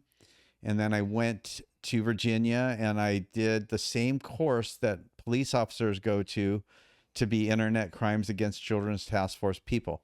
So we go to this place and this guy puts up, and it was on a wall, like a regular wall, no screen, like a wall. And there's all these URL addresses. And I mean, there's over a couple thousand of them. And he goes, these are all the chat rooms where sexual predators are known to hang out. And I go, what? He goes, pick one. I go, that one. So anyway, he goes online, and what he does is he poses as his daughter. And these sexual predators are good. They vet whoever's on the other side. They vet them. They have trick questions and blah, blah, blah, blah, blah. And the guy goes, I just pretend I'm my daughter, and that way I'm in, right? And so sure enough, then the guy, they're going back and forth, and it's getting pretty sick. And so the guy, the predator, says, hey, do you have a dog? And the cop goes, oh, this is going to get really sick. And I'm like, why in the hell is he asking to have a dog? Right. And so anyway, the guy says, yes, we have a dog. What kind of dog? He says, what kind of dog? He says, oh, go to the drawer and get some socks and put socks on the dog's paws and like sodomize the dog from the, horrible, you know what I'm saying? And anyway, then they drop the bomb like, hey, we're the sheriff's department, blah, blah, blah, blah, blah. And then the guy says, I didn't do anything wrong. I was just having conversation with somebody, and they're like, no, you broke this law, this law, this law, this law. And they're the same ones that started the TV show of having a predator drive in. So their office was in a shopping mall. And so they would get people to drive like 500 miles or more to think they're getting a little kid. And I've been there a couple times when as soon as they drive into the shopping mall property, they're toast. So they have them drive up and they're sick. Half of them don't have their clothes on and all the rest of this kit, thinking they're getting a little kid, and then they let them have it. And it's a sick community because what they do is they trade images. That's what they do with each other. They trade images of little kids that are being compromised. So I became a consultant for that. They surprised me. I told them I always wanted to be a police officer, and they swore me in as a reserve officer, and that was really cool. And I did a lot to help them upgrade what they were doing anyway. There was a case where you guys arrested like an Air Force IT officer. When you guys got him, he shouted, "You'll never find any image on my computer," as they cuffed him. What did the Sheriff Brown say back? He goes, oh, we'll find something. Sheriff Brown's the most southern big dude you've ever seen in your life. And Sheriff Brown's crazy strong. He got called in the middle of the night to a traffic accident, and it was a fatality. And he walked up, and it was his son that got killed.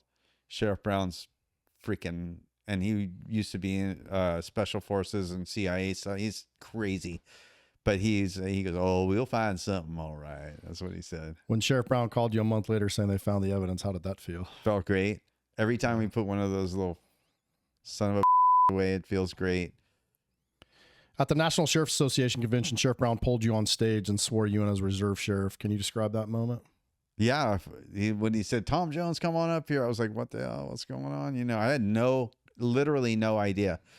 And, he told the crowd, Tom's told me several times he wanted to be a police officer and blah, blah, blah, blah, blah. He goes, Tom, raise your right hand. They brought out a Bible and swore me in right there. Good for you, man. Yeah. Gave me a certificate and a badge and everything was cool. Sheriff Brown called you a child predator's worst nightmare. Why did he call you that? Because I'll do anything to catch them. I help them immeasurably. I was driven by only one thing. I didn't want 10 cents. I didn't want 1 cent. I wanted sexual predators to be off the street. And I am a sexual predator's worst nightmare. That's awesome. How many predators did you help catch over your time doing this work, you think? Don't know. I hope 1,000, 10,000. I hope hundreds and hundreds. They're bad people, Asher. Yeah, no, I can only imagine, dude. It's like kind of hard to ask these questions, if I'm honest. What would you say to Wayne Rose if you could see him today?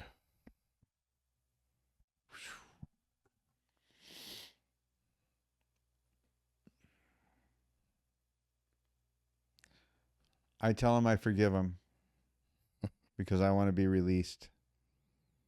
I don't want to be a prisoner of anger and hate and resentment.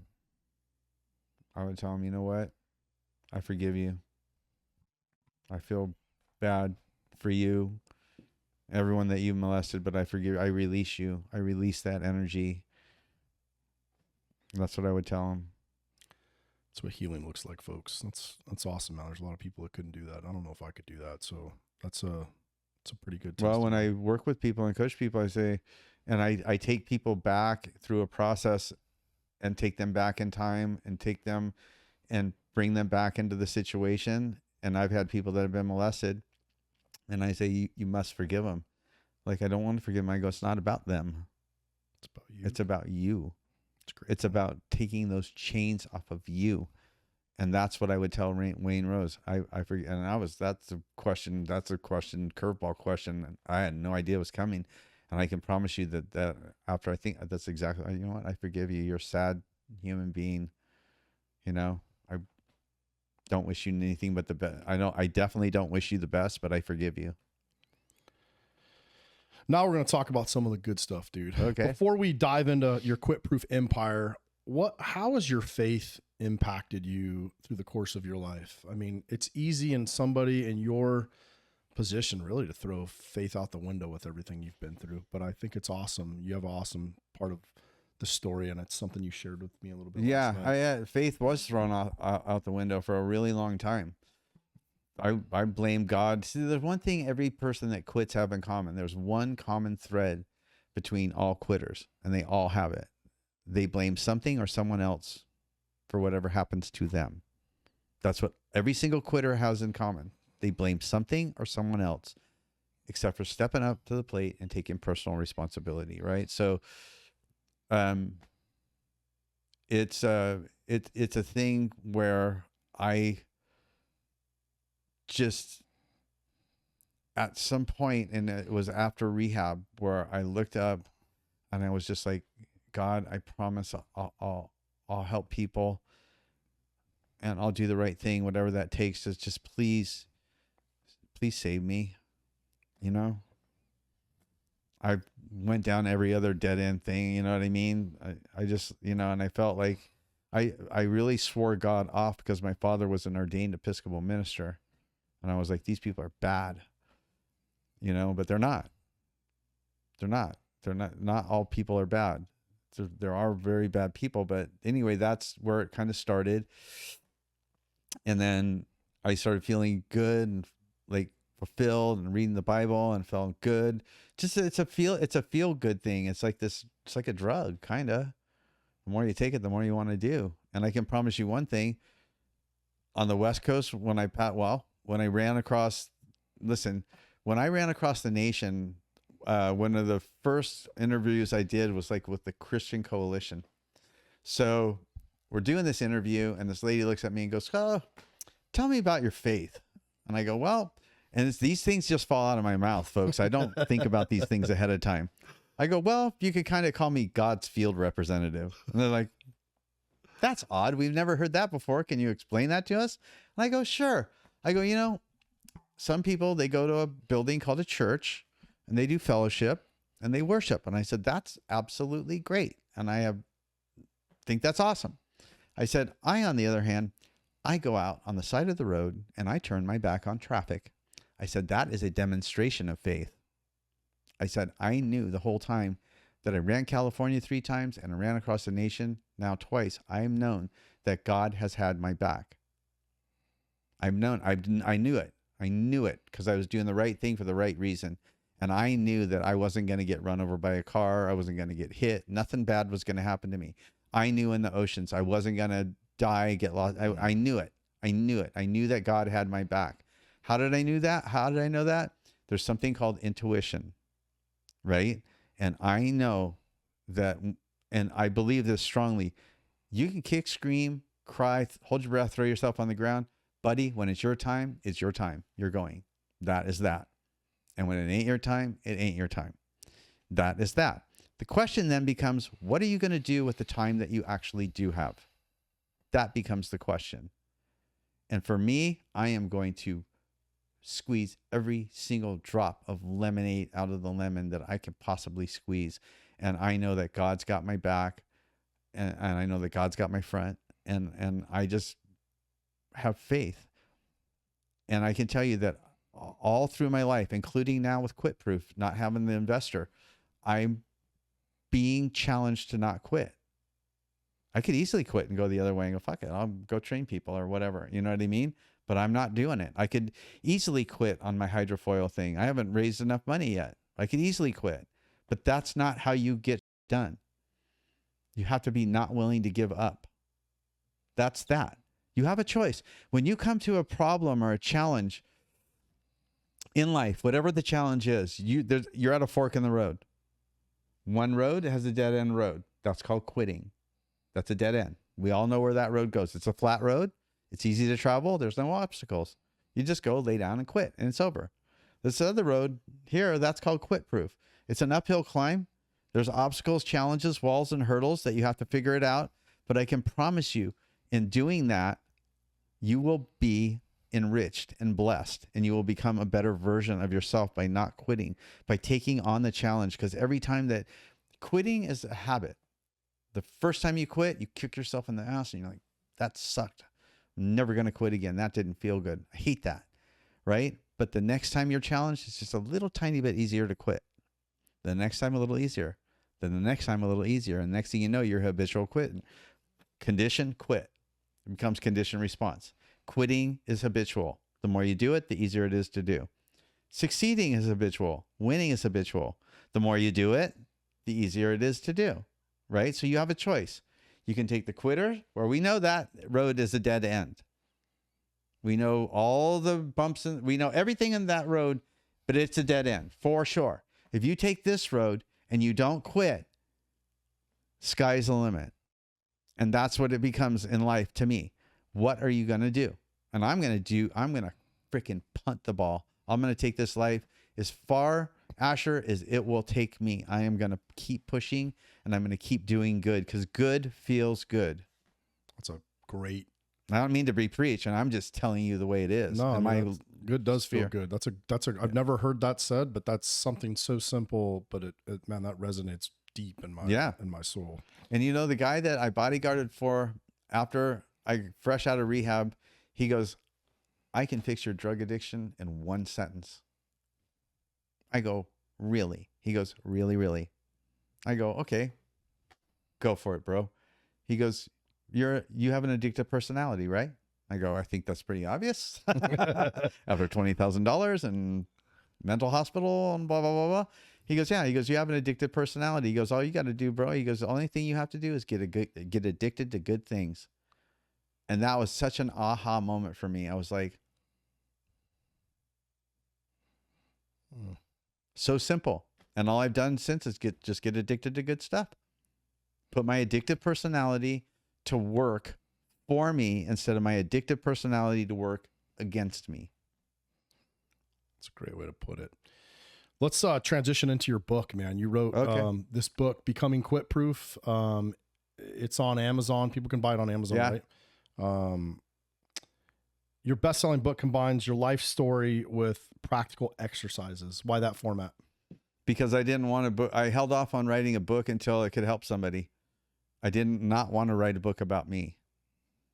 That's awesome. I wanted to use my story as a riveting, inspirational tool to draw them in so that I could help them.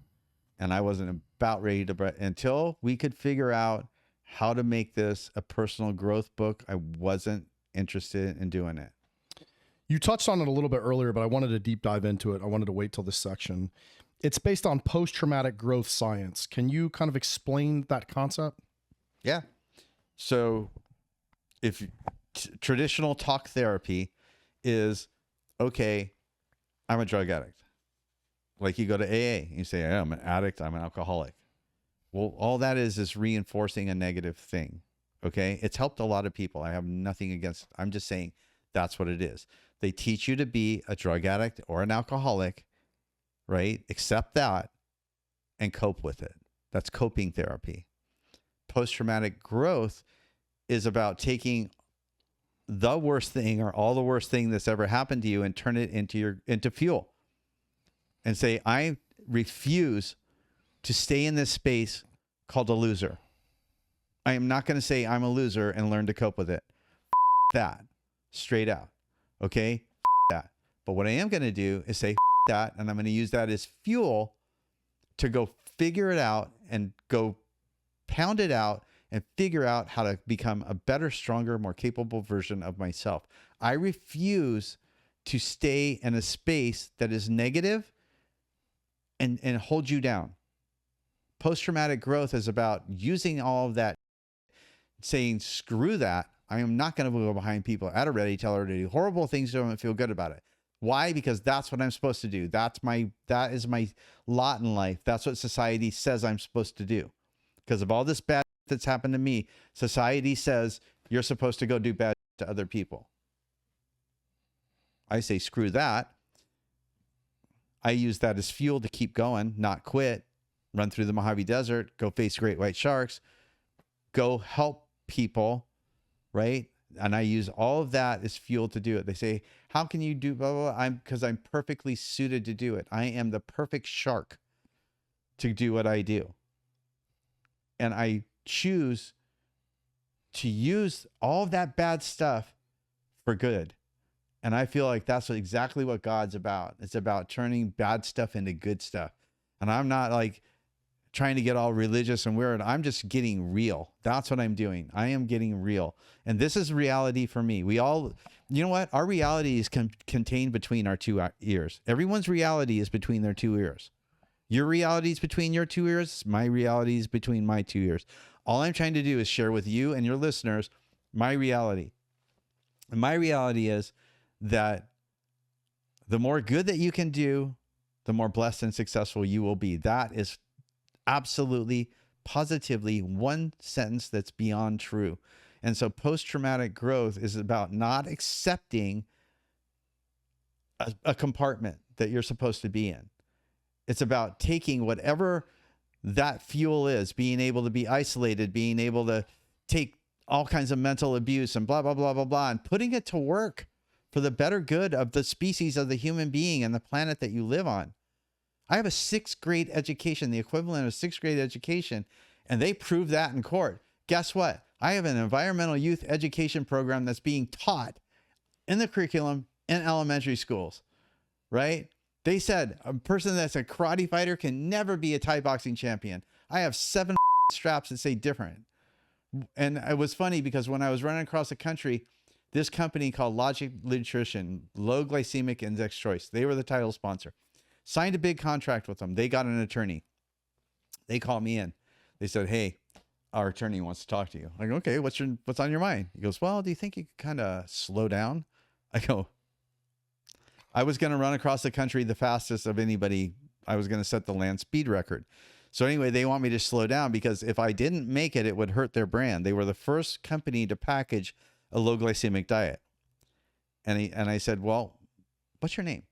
He goes, and if I live to be 1 trillion years old, I'll never forget this conversation. He goes, my name's Blair Braverman. And I go, okay, Blair. And I'm looking at this guy. I said, can I ask you a few questions? He goes, sure. And I go, Blair, how far could you run? He goes, oh, maybe 25 feet. And I looked at him. I go, well, I go, I actually believe that, Blair. And I go, so can I ask you another question? He goes, sure. And I go, just because you can't run 25 feet, nobody could run across the country, right? At this pace, right? Nobody could do it. Why? Because Blair Braverman can't do it, huh? And he's kind of stumbling over his words and stuff. And I looked at him. I said, hey, Blair, look at me in the eye. And he looked at me in the eye. I go, do me a favor. And he goes, sure. And I go, don't drag me into your private little hell, buddy. I go, just because you can't do it doesn't mean somebody else can't do it. Anyway, so then they hire a medical firm to examine me and to figure out whether I could actually do this or not. So I go through like a month of more medical tests than you could possibly ever imagine, right? The thing of going uphill and the thing, all kinds of blood tests, and they took my DNA, all kinds of shit, right? So we go to this freaking meeting, right? And there's all kinds of people at this meeting, at this long conference thing. I have my attorney sitting next to me, and the guy that's the title sponsor, the owner for Logic Nutrition, medical staff and stuff. So anyway, the head doctor guy's up there, right? And they go, well, could Tom Jones actually be able to do this? Because we watered it down to a marathon a day. And so anyway, the guy gets up there, the medical guy with his little embroidered name on his white jacket. He gets up there and he's perfect, no hair out of place. He goes, well, after basically $20,000 and all of this studying and all of these tests, he said, Tom Jones could actually be the bumblebee. I looked at my attorney and go, the did he just say? My attorney's like laughing. He goes, I'll tell you later. So anyway, the guy that owned the company goes, well, what does that mean? He goes, well, bumblebees aeronautically, and they're not supposed to be able to fly, but they actually do. So he could actually make it. Who knows? He could, maybe he won't, maybe he will. So we have that meeting, and I kind of get in a separate meeting with him, the guy that owned the company, the lawyer, and me. And I go, here's the deal. Do you want to go out and help a bunch of little kids, right? Because I'm going to stop at these children's homes. And do you want to do this, or do you want to pay a ton of money in damages? Because we're already all the way down the road. And if we don't do this, I've already put other things off. And, you know, I'm legally kind of flexing at him and going, well, what do you guys want to do? So anyway, the guy made the call and said, we'll do it. And I said, okay, let's get it on. Let's go. Good for you.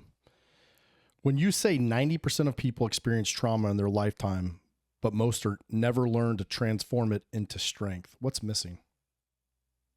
The framework. And that's what I've tried to provide in my book. And when I do motivational speaking in our course that you can download and do yourself, or hire a coach to do it, it's the framework. I boil it down to 5 simple but not easy things. You got to have your North Star.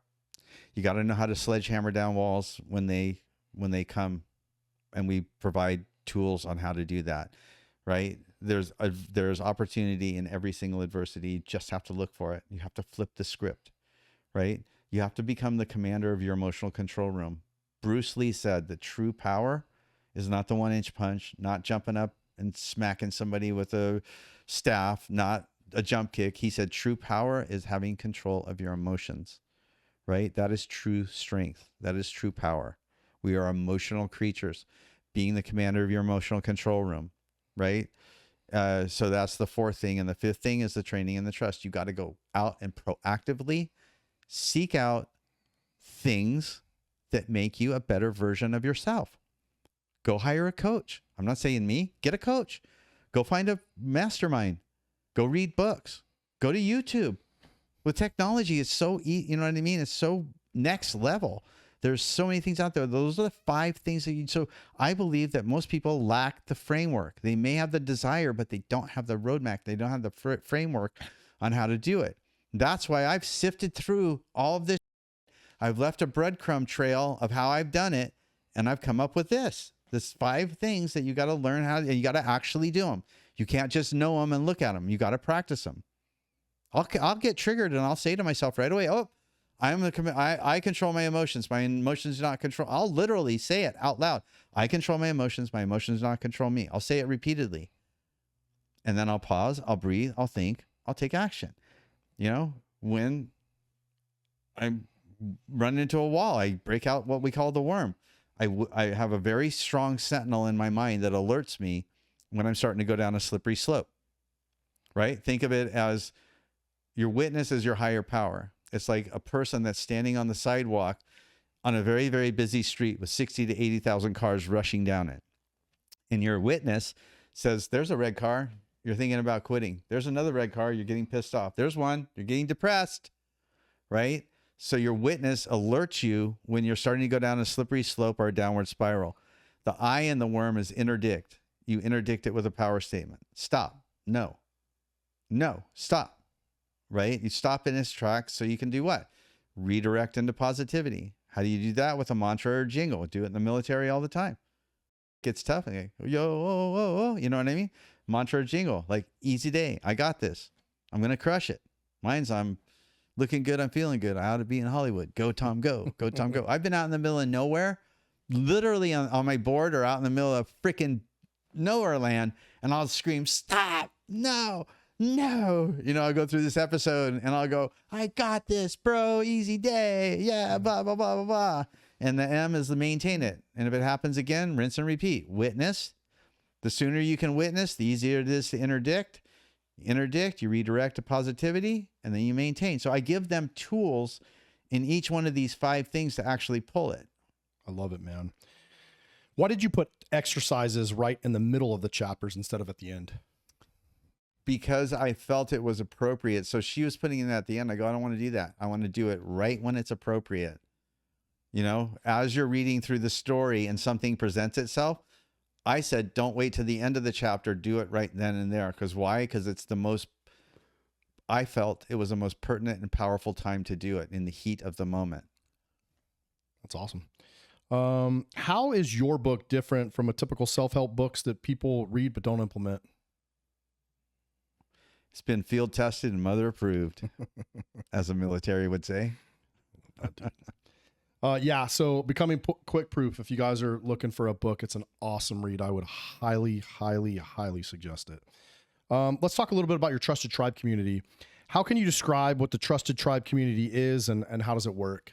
So the Trusted Tribe is a monthly subscription, and veterans we take veterans in on scholarship so they don't have to pay. So if you're a veteran and you need help, you don't have to pay 1 penny. Somebody else is paying for you though.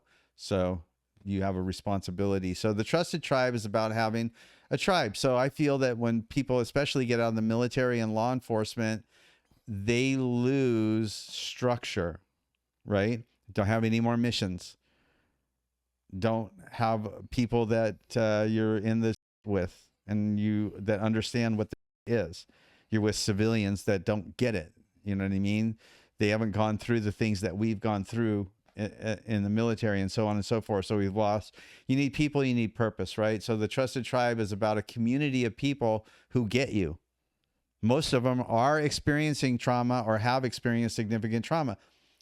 When that statistic came out that 90% of the people experience significant trauma in their lifetime, my comment right away was, I want to meet the 10% that haven't. Where the hell are they? I think that's everybody is part of the game of life. Trauma and challenge is part of the game of life. If you thought of it as a game of Monopoly, those are the rules of the game. But somewhere along the way, we've accepted a story of that's not the way it's supposed to be. So the Trusted Tribe is a group of people who understand trauma and who have empathy for it and got your back. And over time, you'll end up with your own little Trusted Tribe within the Trusted Tribe. I felt that traditional therapy was very attacked it at one side, storm the front gate. And my Trusted Tribe is taking it from all different angles. The front gate, flanks, and from the rear, right? Perfect military operation. So we have me once a month, and we'll go through either break into breakout groups and do kind of some therapy stuff, or I'll do, hey, grit. And I'll do a whole thing on grit, and I'll have people entertain and resilience or whatever, right? So this me once a month. We have a breathing lady that comes on once a month and does different types of breath work for different types of situations. So breathing. And then we have a lady that does yoga. She is a person that certifies other yoga instructors. So she's like top of the chain. So they'll do somatic movement, and she's a great at meditation, namaste stuff, right? And then we have a lady that is a therapist at the VA that works actively with veterans that have post-traumatic stress disorder, TBI. So I felt that this integrated approach was a way that we come at it from a whole bunch of different angles. And we've helped veterans that were on the brink of suicide. We've helped veterans that just didn't want to talk to anybody. and they have a community, you know, and it's interesting to watch how when military people, especially in law enforcement people and military, get back together in a group, they all speak the same language. They've all had similar experiences, right? So you're back in that environment that got taken away from you when you got out of it. So that's what the Trusted Tribe is. That's awesome, dude. What an awesome thing. So if someone's listening, is they're a veteran or trauma survivor, what should they do right now to join? Where can they go? Quitproof.com. Okay. We'll make sure that we leave the links. Click on the Trusted Tribe. Send me a message. I'll get, my whole thing is to help people. I don't give it. I'll get you help. You want help? You have to want it though. That's one thing. You have to want to live. You have to want to feel that there is something. You know what I mean? Talk to me. Johnny Wilson and I talked about that on the podcast, man. You know, the hostage has to want to be rescued. Big time. Let me tell you something. I have totally danced with the devil in the pale moonlight. I've freaking been there. We compare stories. Most people will cry before I will. You know what I mean? So if I can do it, bro and sister, you can do it. You can. You have to want to, though. That is the only thing that you need. You have to have the desire and the hope, right? Hope springs eternal. You have to have the desire, and you have to understand that, you know, I hope that there is hope for me. You know, with that, other than that, I can't help you if you don't got that. Yeah. Corporate speaking and scaling, you do that as well. So what if Fortune 500 companies learn from hiring a trauma survivor to speak? They learn how to be unstoppable and become quit proof. That's what they learn.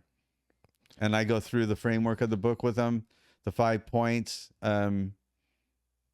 You know, don't we all want to teach our kids, our spouses, our teams, and everyone around us to be completely unstoppable?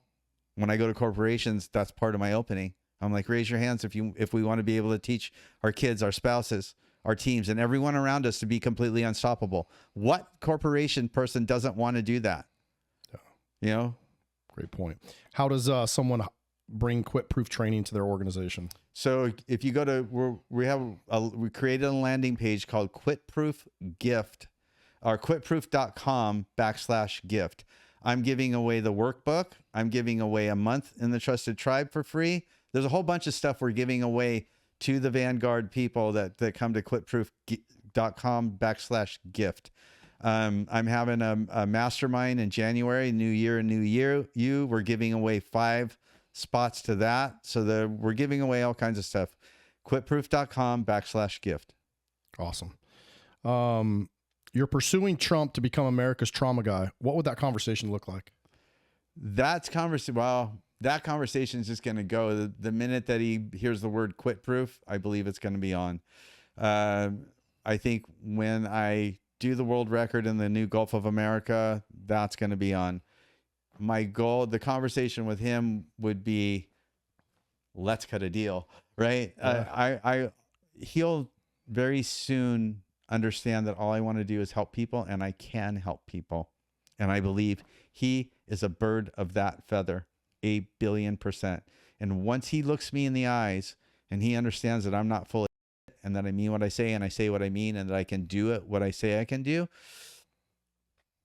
he's the kind of guy. And all he wants to do is, I truly believe this is not political. This is about making America great again. And I believe that I could be helpful in that process. So that would be what the conversation looked like. Why are you targeting folks like Lincoln Riley and college football coaches specifically? Well, Lincoln Riley's family has been, anybody that's been traumatized at that level, I can help you. In any sports team, I can completely help you. Talk to somebody who's actually, listen, when I get up and I do speaking, I say, look, I'm not here because I talk a good game. I'm here because I play a good game. That's why I'm here. I don't have any hair at all, much less silver and perfect. I have a 3-piece suit on. I play a good game. That is why I'm here. And that is what I can bring to the party for corporations and for people in general. Yeah, I think you've proved that. In your 5-year plan, how big can Quit Proof become as a global brand? I know you've talked about, you started going down, I mean, Quit Proof design, you know, there's a lot of different applications. Yeah, there's so many different verticals. You know, obviously there's a clothing and gear. There's that vertical. There's in-person events. There's self-directed learning, which is books like Quit Proof for Moms, Quit Proof for Teens, Quit Proof for Veterans, Quit Proof for Corporate Executives. It's set up to be a chicken soup series type of a deal. There's coaching. There's the Trusted Tribe. There's a bunch of different verticals in it. The exit strategy of the company is to sell it. I want to build it up and I want to sell it. That's awesome, dude. And then to like the right person. Sorry, right. To the, I mean, to the right group. The last thing you want to do is actually build something that's helping people and give it to the wrong hands. Right. Exactly. Kind of transition into, you know, the final parts of the interview. I just want to talk about some of your like philosophy and some of your legacy stuff. When Chuck Norris, told you the more people you help, the more blessed and successful you'll be, how has that played out in your business? It plays out in every single facet of my business. That is what my business is about. And like I told you, when my team starts talking about other stuff, I'm like, slam the brakes on. We are in the business of helping people. That's what we do. Can you explain kind of that philosophy and like how that transcends into your business? Yeah, we don't. Selling books is a tool to help people. The Trusted Tribe is a tool to help people. In-person events is a tool to help people. Motivational speaking, it's a tool to help people. So that's how it translates. Every tool in the Quit Proof toolbox helps other people. It is in the DNA of Quit Proof and in the DNA of me to do that. It's the right thing to do. Looking back at regrets and what ifs, which I'm not a huge fan of, but you just have such a unique story. I always like to ask these kind of bigger idea questions. Looking back, what opportunities did your trauma cost you that you can quantify? I didn't accept officer school out of boot camp. I was offered it because I graduated #1 out of everybody. I feel like that was a missed opportunity. I wasn't ready to be a father the first time I was a father. I wish I was. I wish that I would have, I regret that I didn't really proactively seek personal growth earlier. And I'm 62 now, and I feel the hourglass being upside down the wrong way. I feel a sense of pressure and time on me. And I wish that I regret that I didn't get all of this in place earlier. I realize that this is God's plan. It's not my plan, but these are my human regrets. Yeah. I regret I didn't find God earlier. And mostly is I regret that I didn't figure all this stuff out earlier, so I would have more time to implement it. So that's probably my biggest regret. So if you're listening out there and you know, you are in your 30s or 40s, look, man, start now. Oh, 1,000,000%.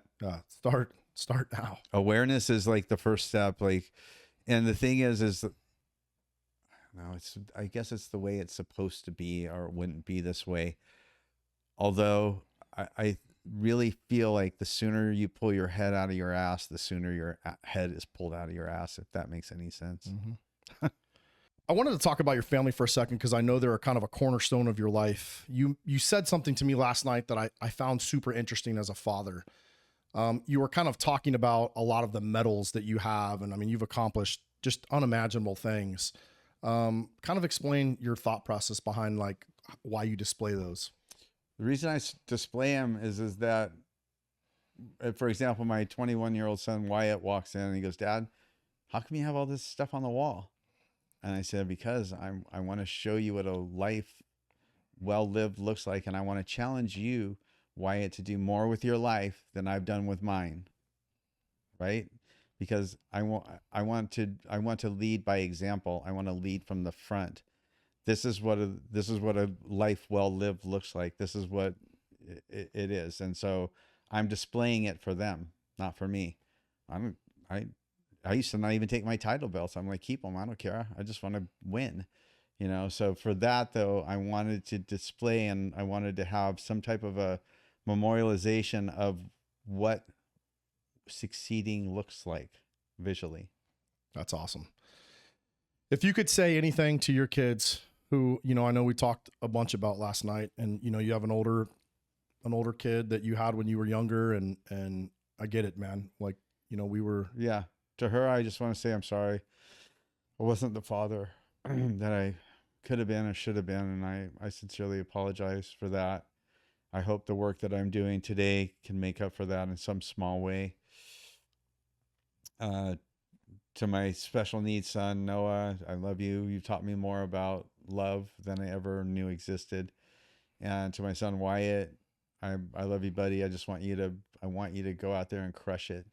And just remember what I told you the last time that we went surfing. I said, Wyatt, if anything happens to me, just understand this, that drugs and alcohol are no good. You don't do those, Wyatt. If I could leave you with anything, that's what I told him last time we went surfing. I go, Wyatt, if anything happens to me, I want you to know that this is what I want for you. Don't do drugs. Don't do alcohol. Wyatt, you got a long life ahead of you. I know we talked last night, and I told you I was going to give you a shout out. So shout out to you, Wyatt Jones. Okay. Thank you. Yep. What's next for Tom Jones that even your close friends don't know about? Well, there's a hydrofoil that I'm doing from Brownsville, Texas to Key West. Just more of the same. I'm determined to bring this wonderful thing, Quit Proof, to more people. And it's so interesting to me that my route in life embodies the word quit proof. I could have quit it so many different, and nobody would blame me. Nobody would blame me if I did bad things to other people and ended up in prison. Nobody would blame me for it, except for probably the people I hurt. Nobody would blame me if I didn't do anything else athletically and say, oh, bro, you did enough and blah, blah, blah, blah, blah. You know what I mean? So for me, it's just about getting this out there to more people and getting it, and just the core mission statement. And I tell you one thing I'm really good at, and that's keeping my eye on the ball. The more people we can figure out how to help, the more blessed and successful we will be. Whatever that means. If it helps somebody, I'm in. Dude, I love it. Someone listening right now is in their padded cell moment, broke, ready to quit. What do you say to them? Get in touch with me. I've been there. I've done that. I understand it. And life is good. You have to make it good, but you have to know how to do it. And I can show you the way. Take my hand. I swear to God, take my hand. I'll take you there. And I won't quit. I won't quit on you. I can take you there. I know the path. I know the way. And I'll hang with you. When I coach people, I say, look, it's this long of a program, blah, blah, blah, blah, blah. But here's the deal. I'm with you until we do this. I'm mission oriented. I don't care if it takes 6 years. I don't care if it takes 600 years. I don't care. I'm in with this. And I tell them, I'm in with you. For as long as you do this, and as long as you participate, and as long as you want to do it, I'm in for as long as it takes. Because they're like, how long is the program? I go, until it's done. Usually it takes, like, fastest I've seen it done is right around 4 months. Normally it takes 6 months. I've been with somebody. I have this lady that the father molested the 3-year-old daughter. She's been with me for over 2 years. I don't care. Grab my hand. That's what I'm telling you. Contact me. I know how to do this. I can bring you out of the darkness into the light. All you have to do is want to do it and work with me. Like, you got to participate. I can't drag you into the light. I can walk with you into the light. I can do that, but I can't drag you. You have to be a willing participant. You've proven that most damaged people can become the most powerful. What's possible for someone who's willing to do the work? Anything. That which does not kill us makes us stronger. The trick, the magic of it, as the Irish would say, is that you got to not let it kill you. You got to figure it out. And I have figured it out. I have survived so much that would kill fleets of people. It's insane, but I know how to do it. You got to make up your mind to do it, and you got to be willing to do whatever it takes to do it. And you have to have a framework. That's why the book is so good. That's why I figured it out. I have a framework. It's simple, but not easy. There's 5 things that you got to learn how to do and master if you want to be unstoppable and become quit proof. Okay. I boil it down into the 5 things. I've taken a big thing and boiled it down into 5 things that anybody could do. You got to do it. And I'm here. I don't give a shit. Reach out. We'll figure it out. You don't have money? We'll figure it out. I never let money stand in the way of help. I'll find somebody to sponsor you. I don't give a shit. I'll figure it out. I love that, man.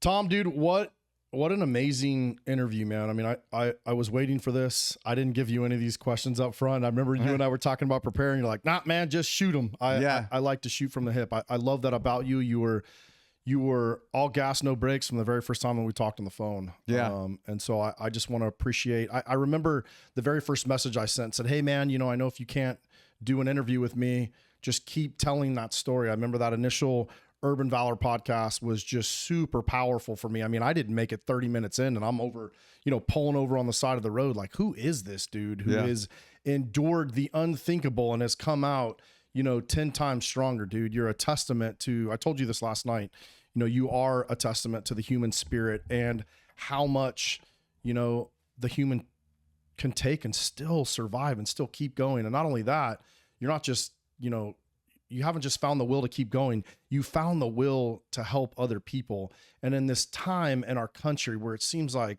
we are so divided and so us versus them and this versus that, to hear a person's story like you, where you're just like, like your cry out that you just made, like, hey, I'm here. I will help you. It's super refreshing, man. So personally, man, I just want to thank you. And I just cannot, tell you how much that I look forward to just, watching you succeed and watching this quit program continue to grow.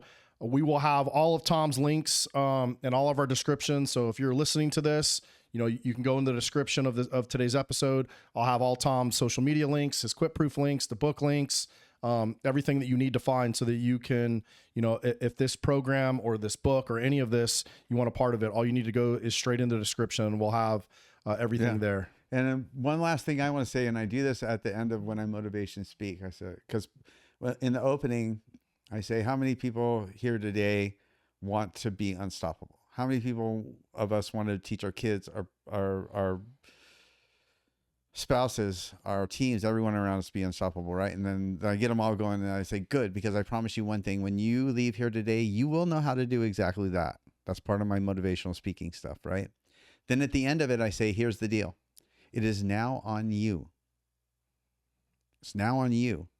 I told you when we opened this thing up that you would know how to do exactly that. You will know how to be unstoppable and become quit proof, right? And now it is on, and I'm telling you, it is on you now. The framework's here. There's a guy that's willing to do anything to help you. I have a whole team of people that's willing to do anything about it. It's on you now.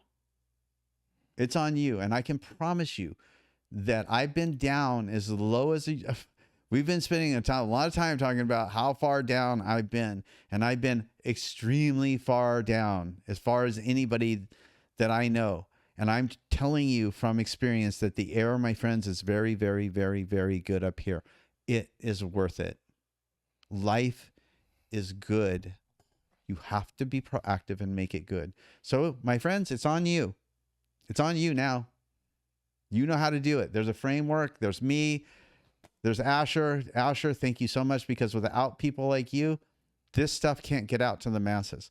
So you are a huge part of this equation. And I want to give you as much or more credit than me, because without you and your tenacity and your backbone and your willingness to not quit and your belief in human beings and the veterans and so on it's just puts me in awe. Right? It's a team thing, right? Amen. Without you, I can't get to them. Right? And you're very charismatic. You're very intelligent. The way that you go about this. I've been on a lot of podcasts. I've never been on a podcast like this ever. That's this in depth. that's a guy that's willing to, I mean, they're like, okay, well, we're up on our hour. Almost every single podcast, and not almost every single podcast I've done has been like, okay, well, we're kind of running out of time. And you're like, we're done when we're done. That's when we're done. That is way different in the podcast world.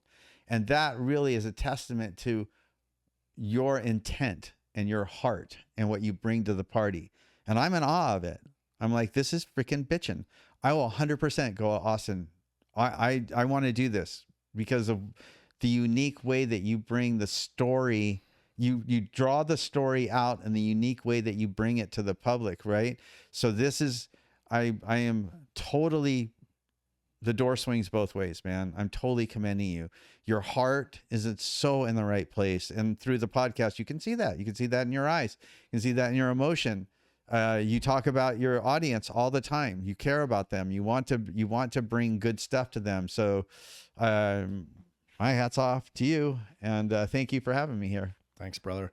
Well, for all you guys out there today, if this story has impacted you, dude, just share it with one person. That's how it's, you know, if 1,000 people share it with 1,000 more people, that's how we grow this thing. I mean, the goal is to help as many people as we can. There's a reason why, you know, you don't hear me talking about myself. This podcast was never about me. It'll never be about me. This is about you guys. And Tom's just another one of those great souls that was bold to come on this podcast and share it. So if this, you know, if you like this, subscribe to the channel. If you're listening to this on iTunes or Spotify, follow us. That's super helpful. And then just share it, man. So thanks to everybody out there who continues to support this show, the messages, the social media messages. It's what really helps us get the motivation. So anyway, everybody out there, stay safe.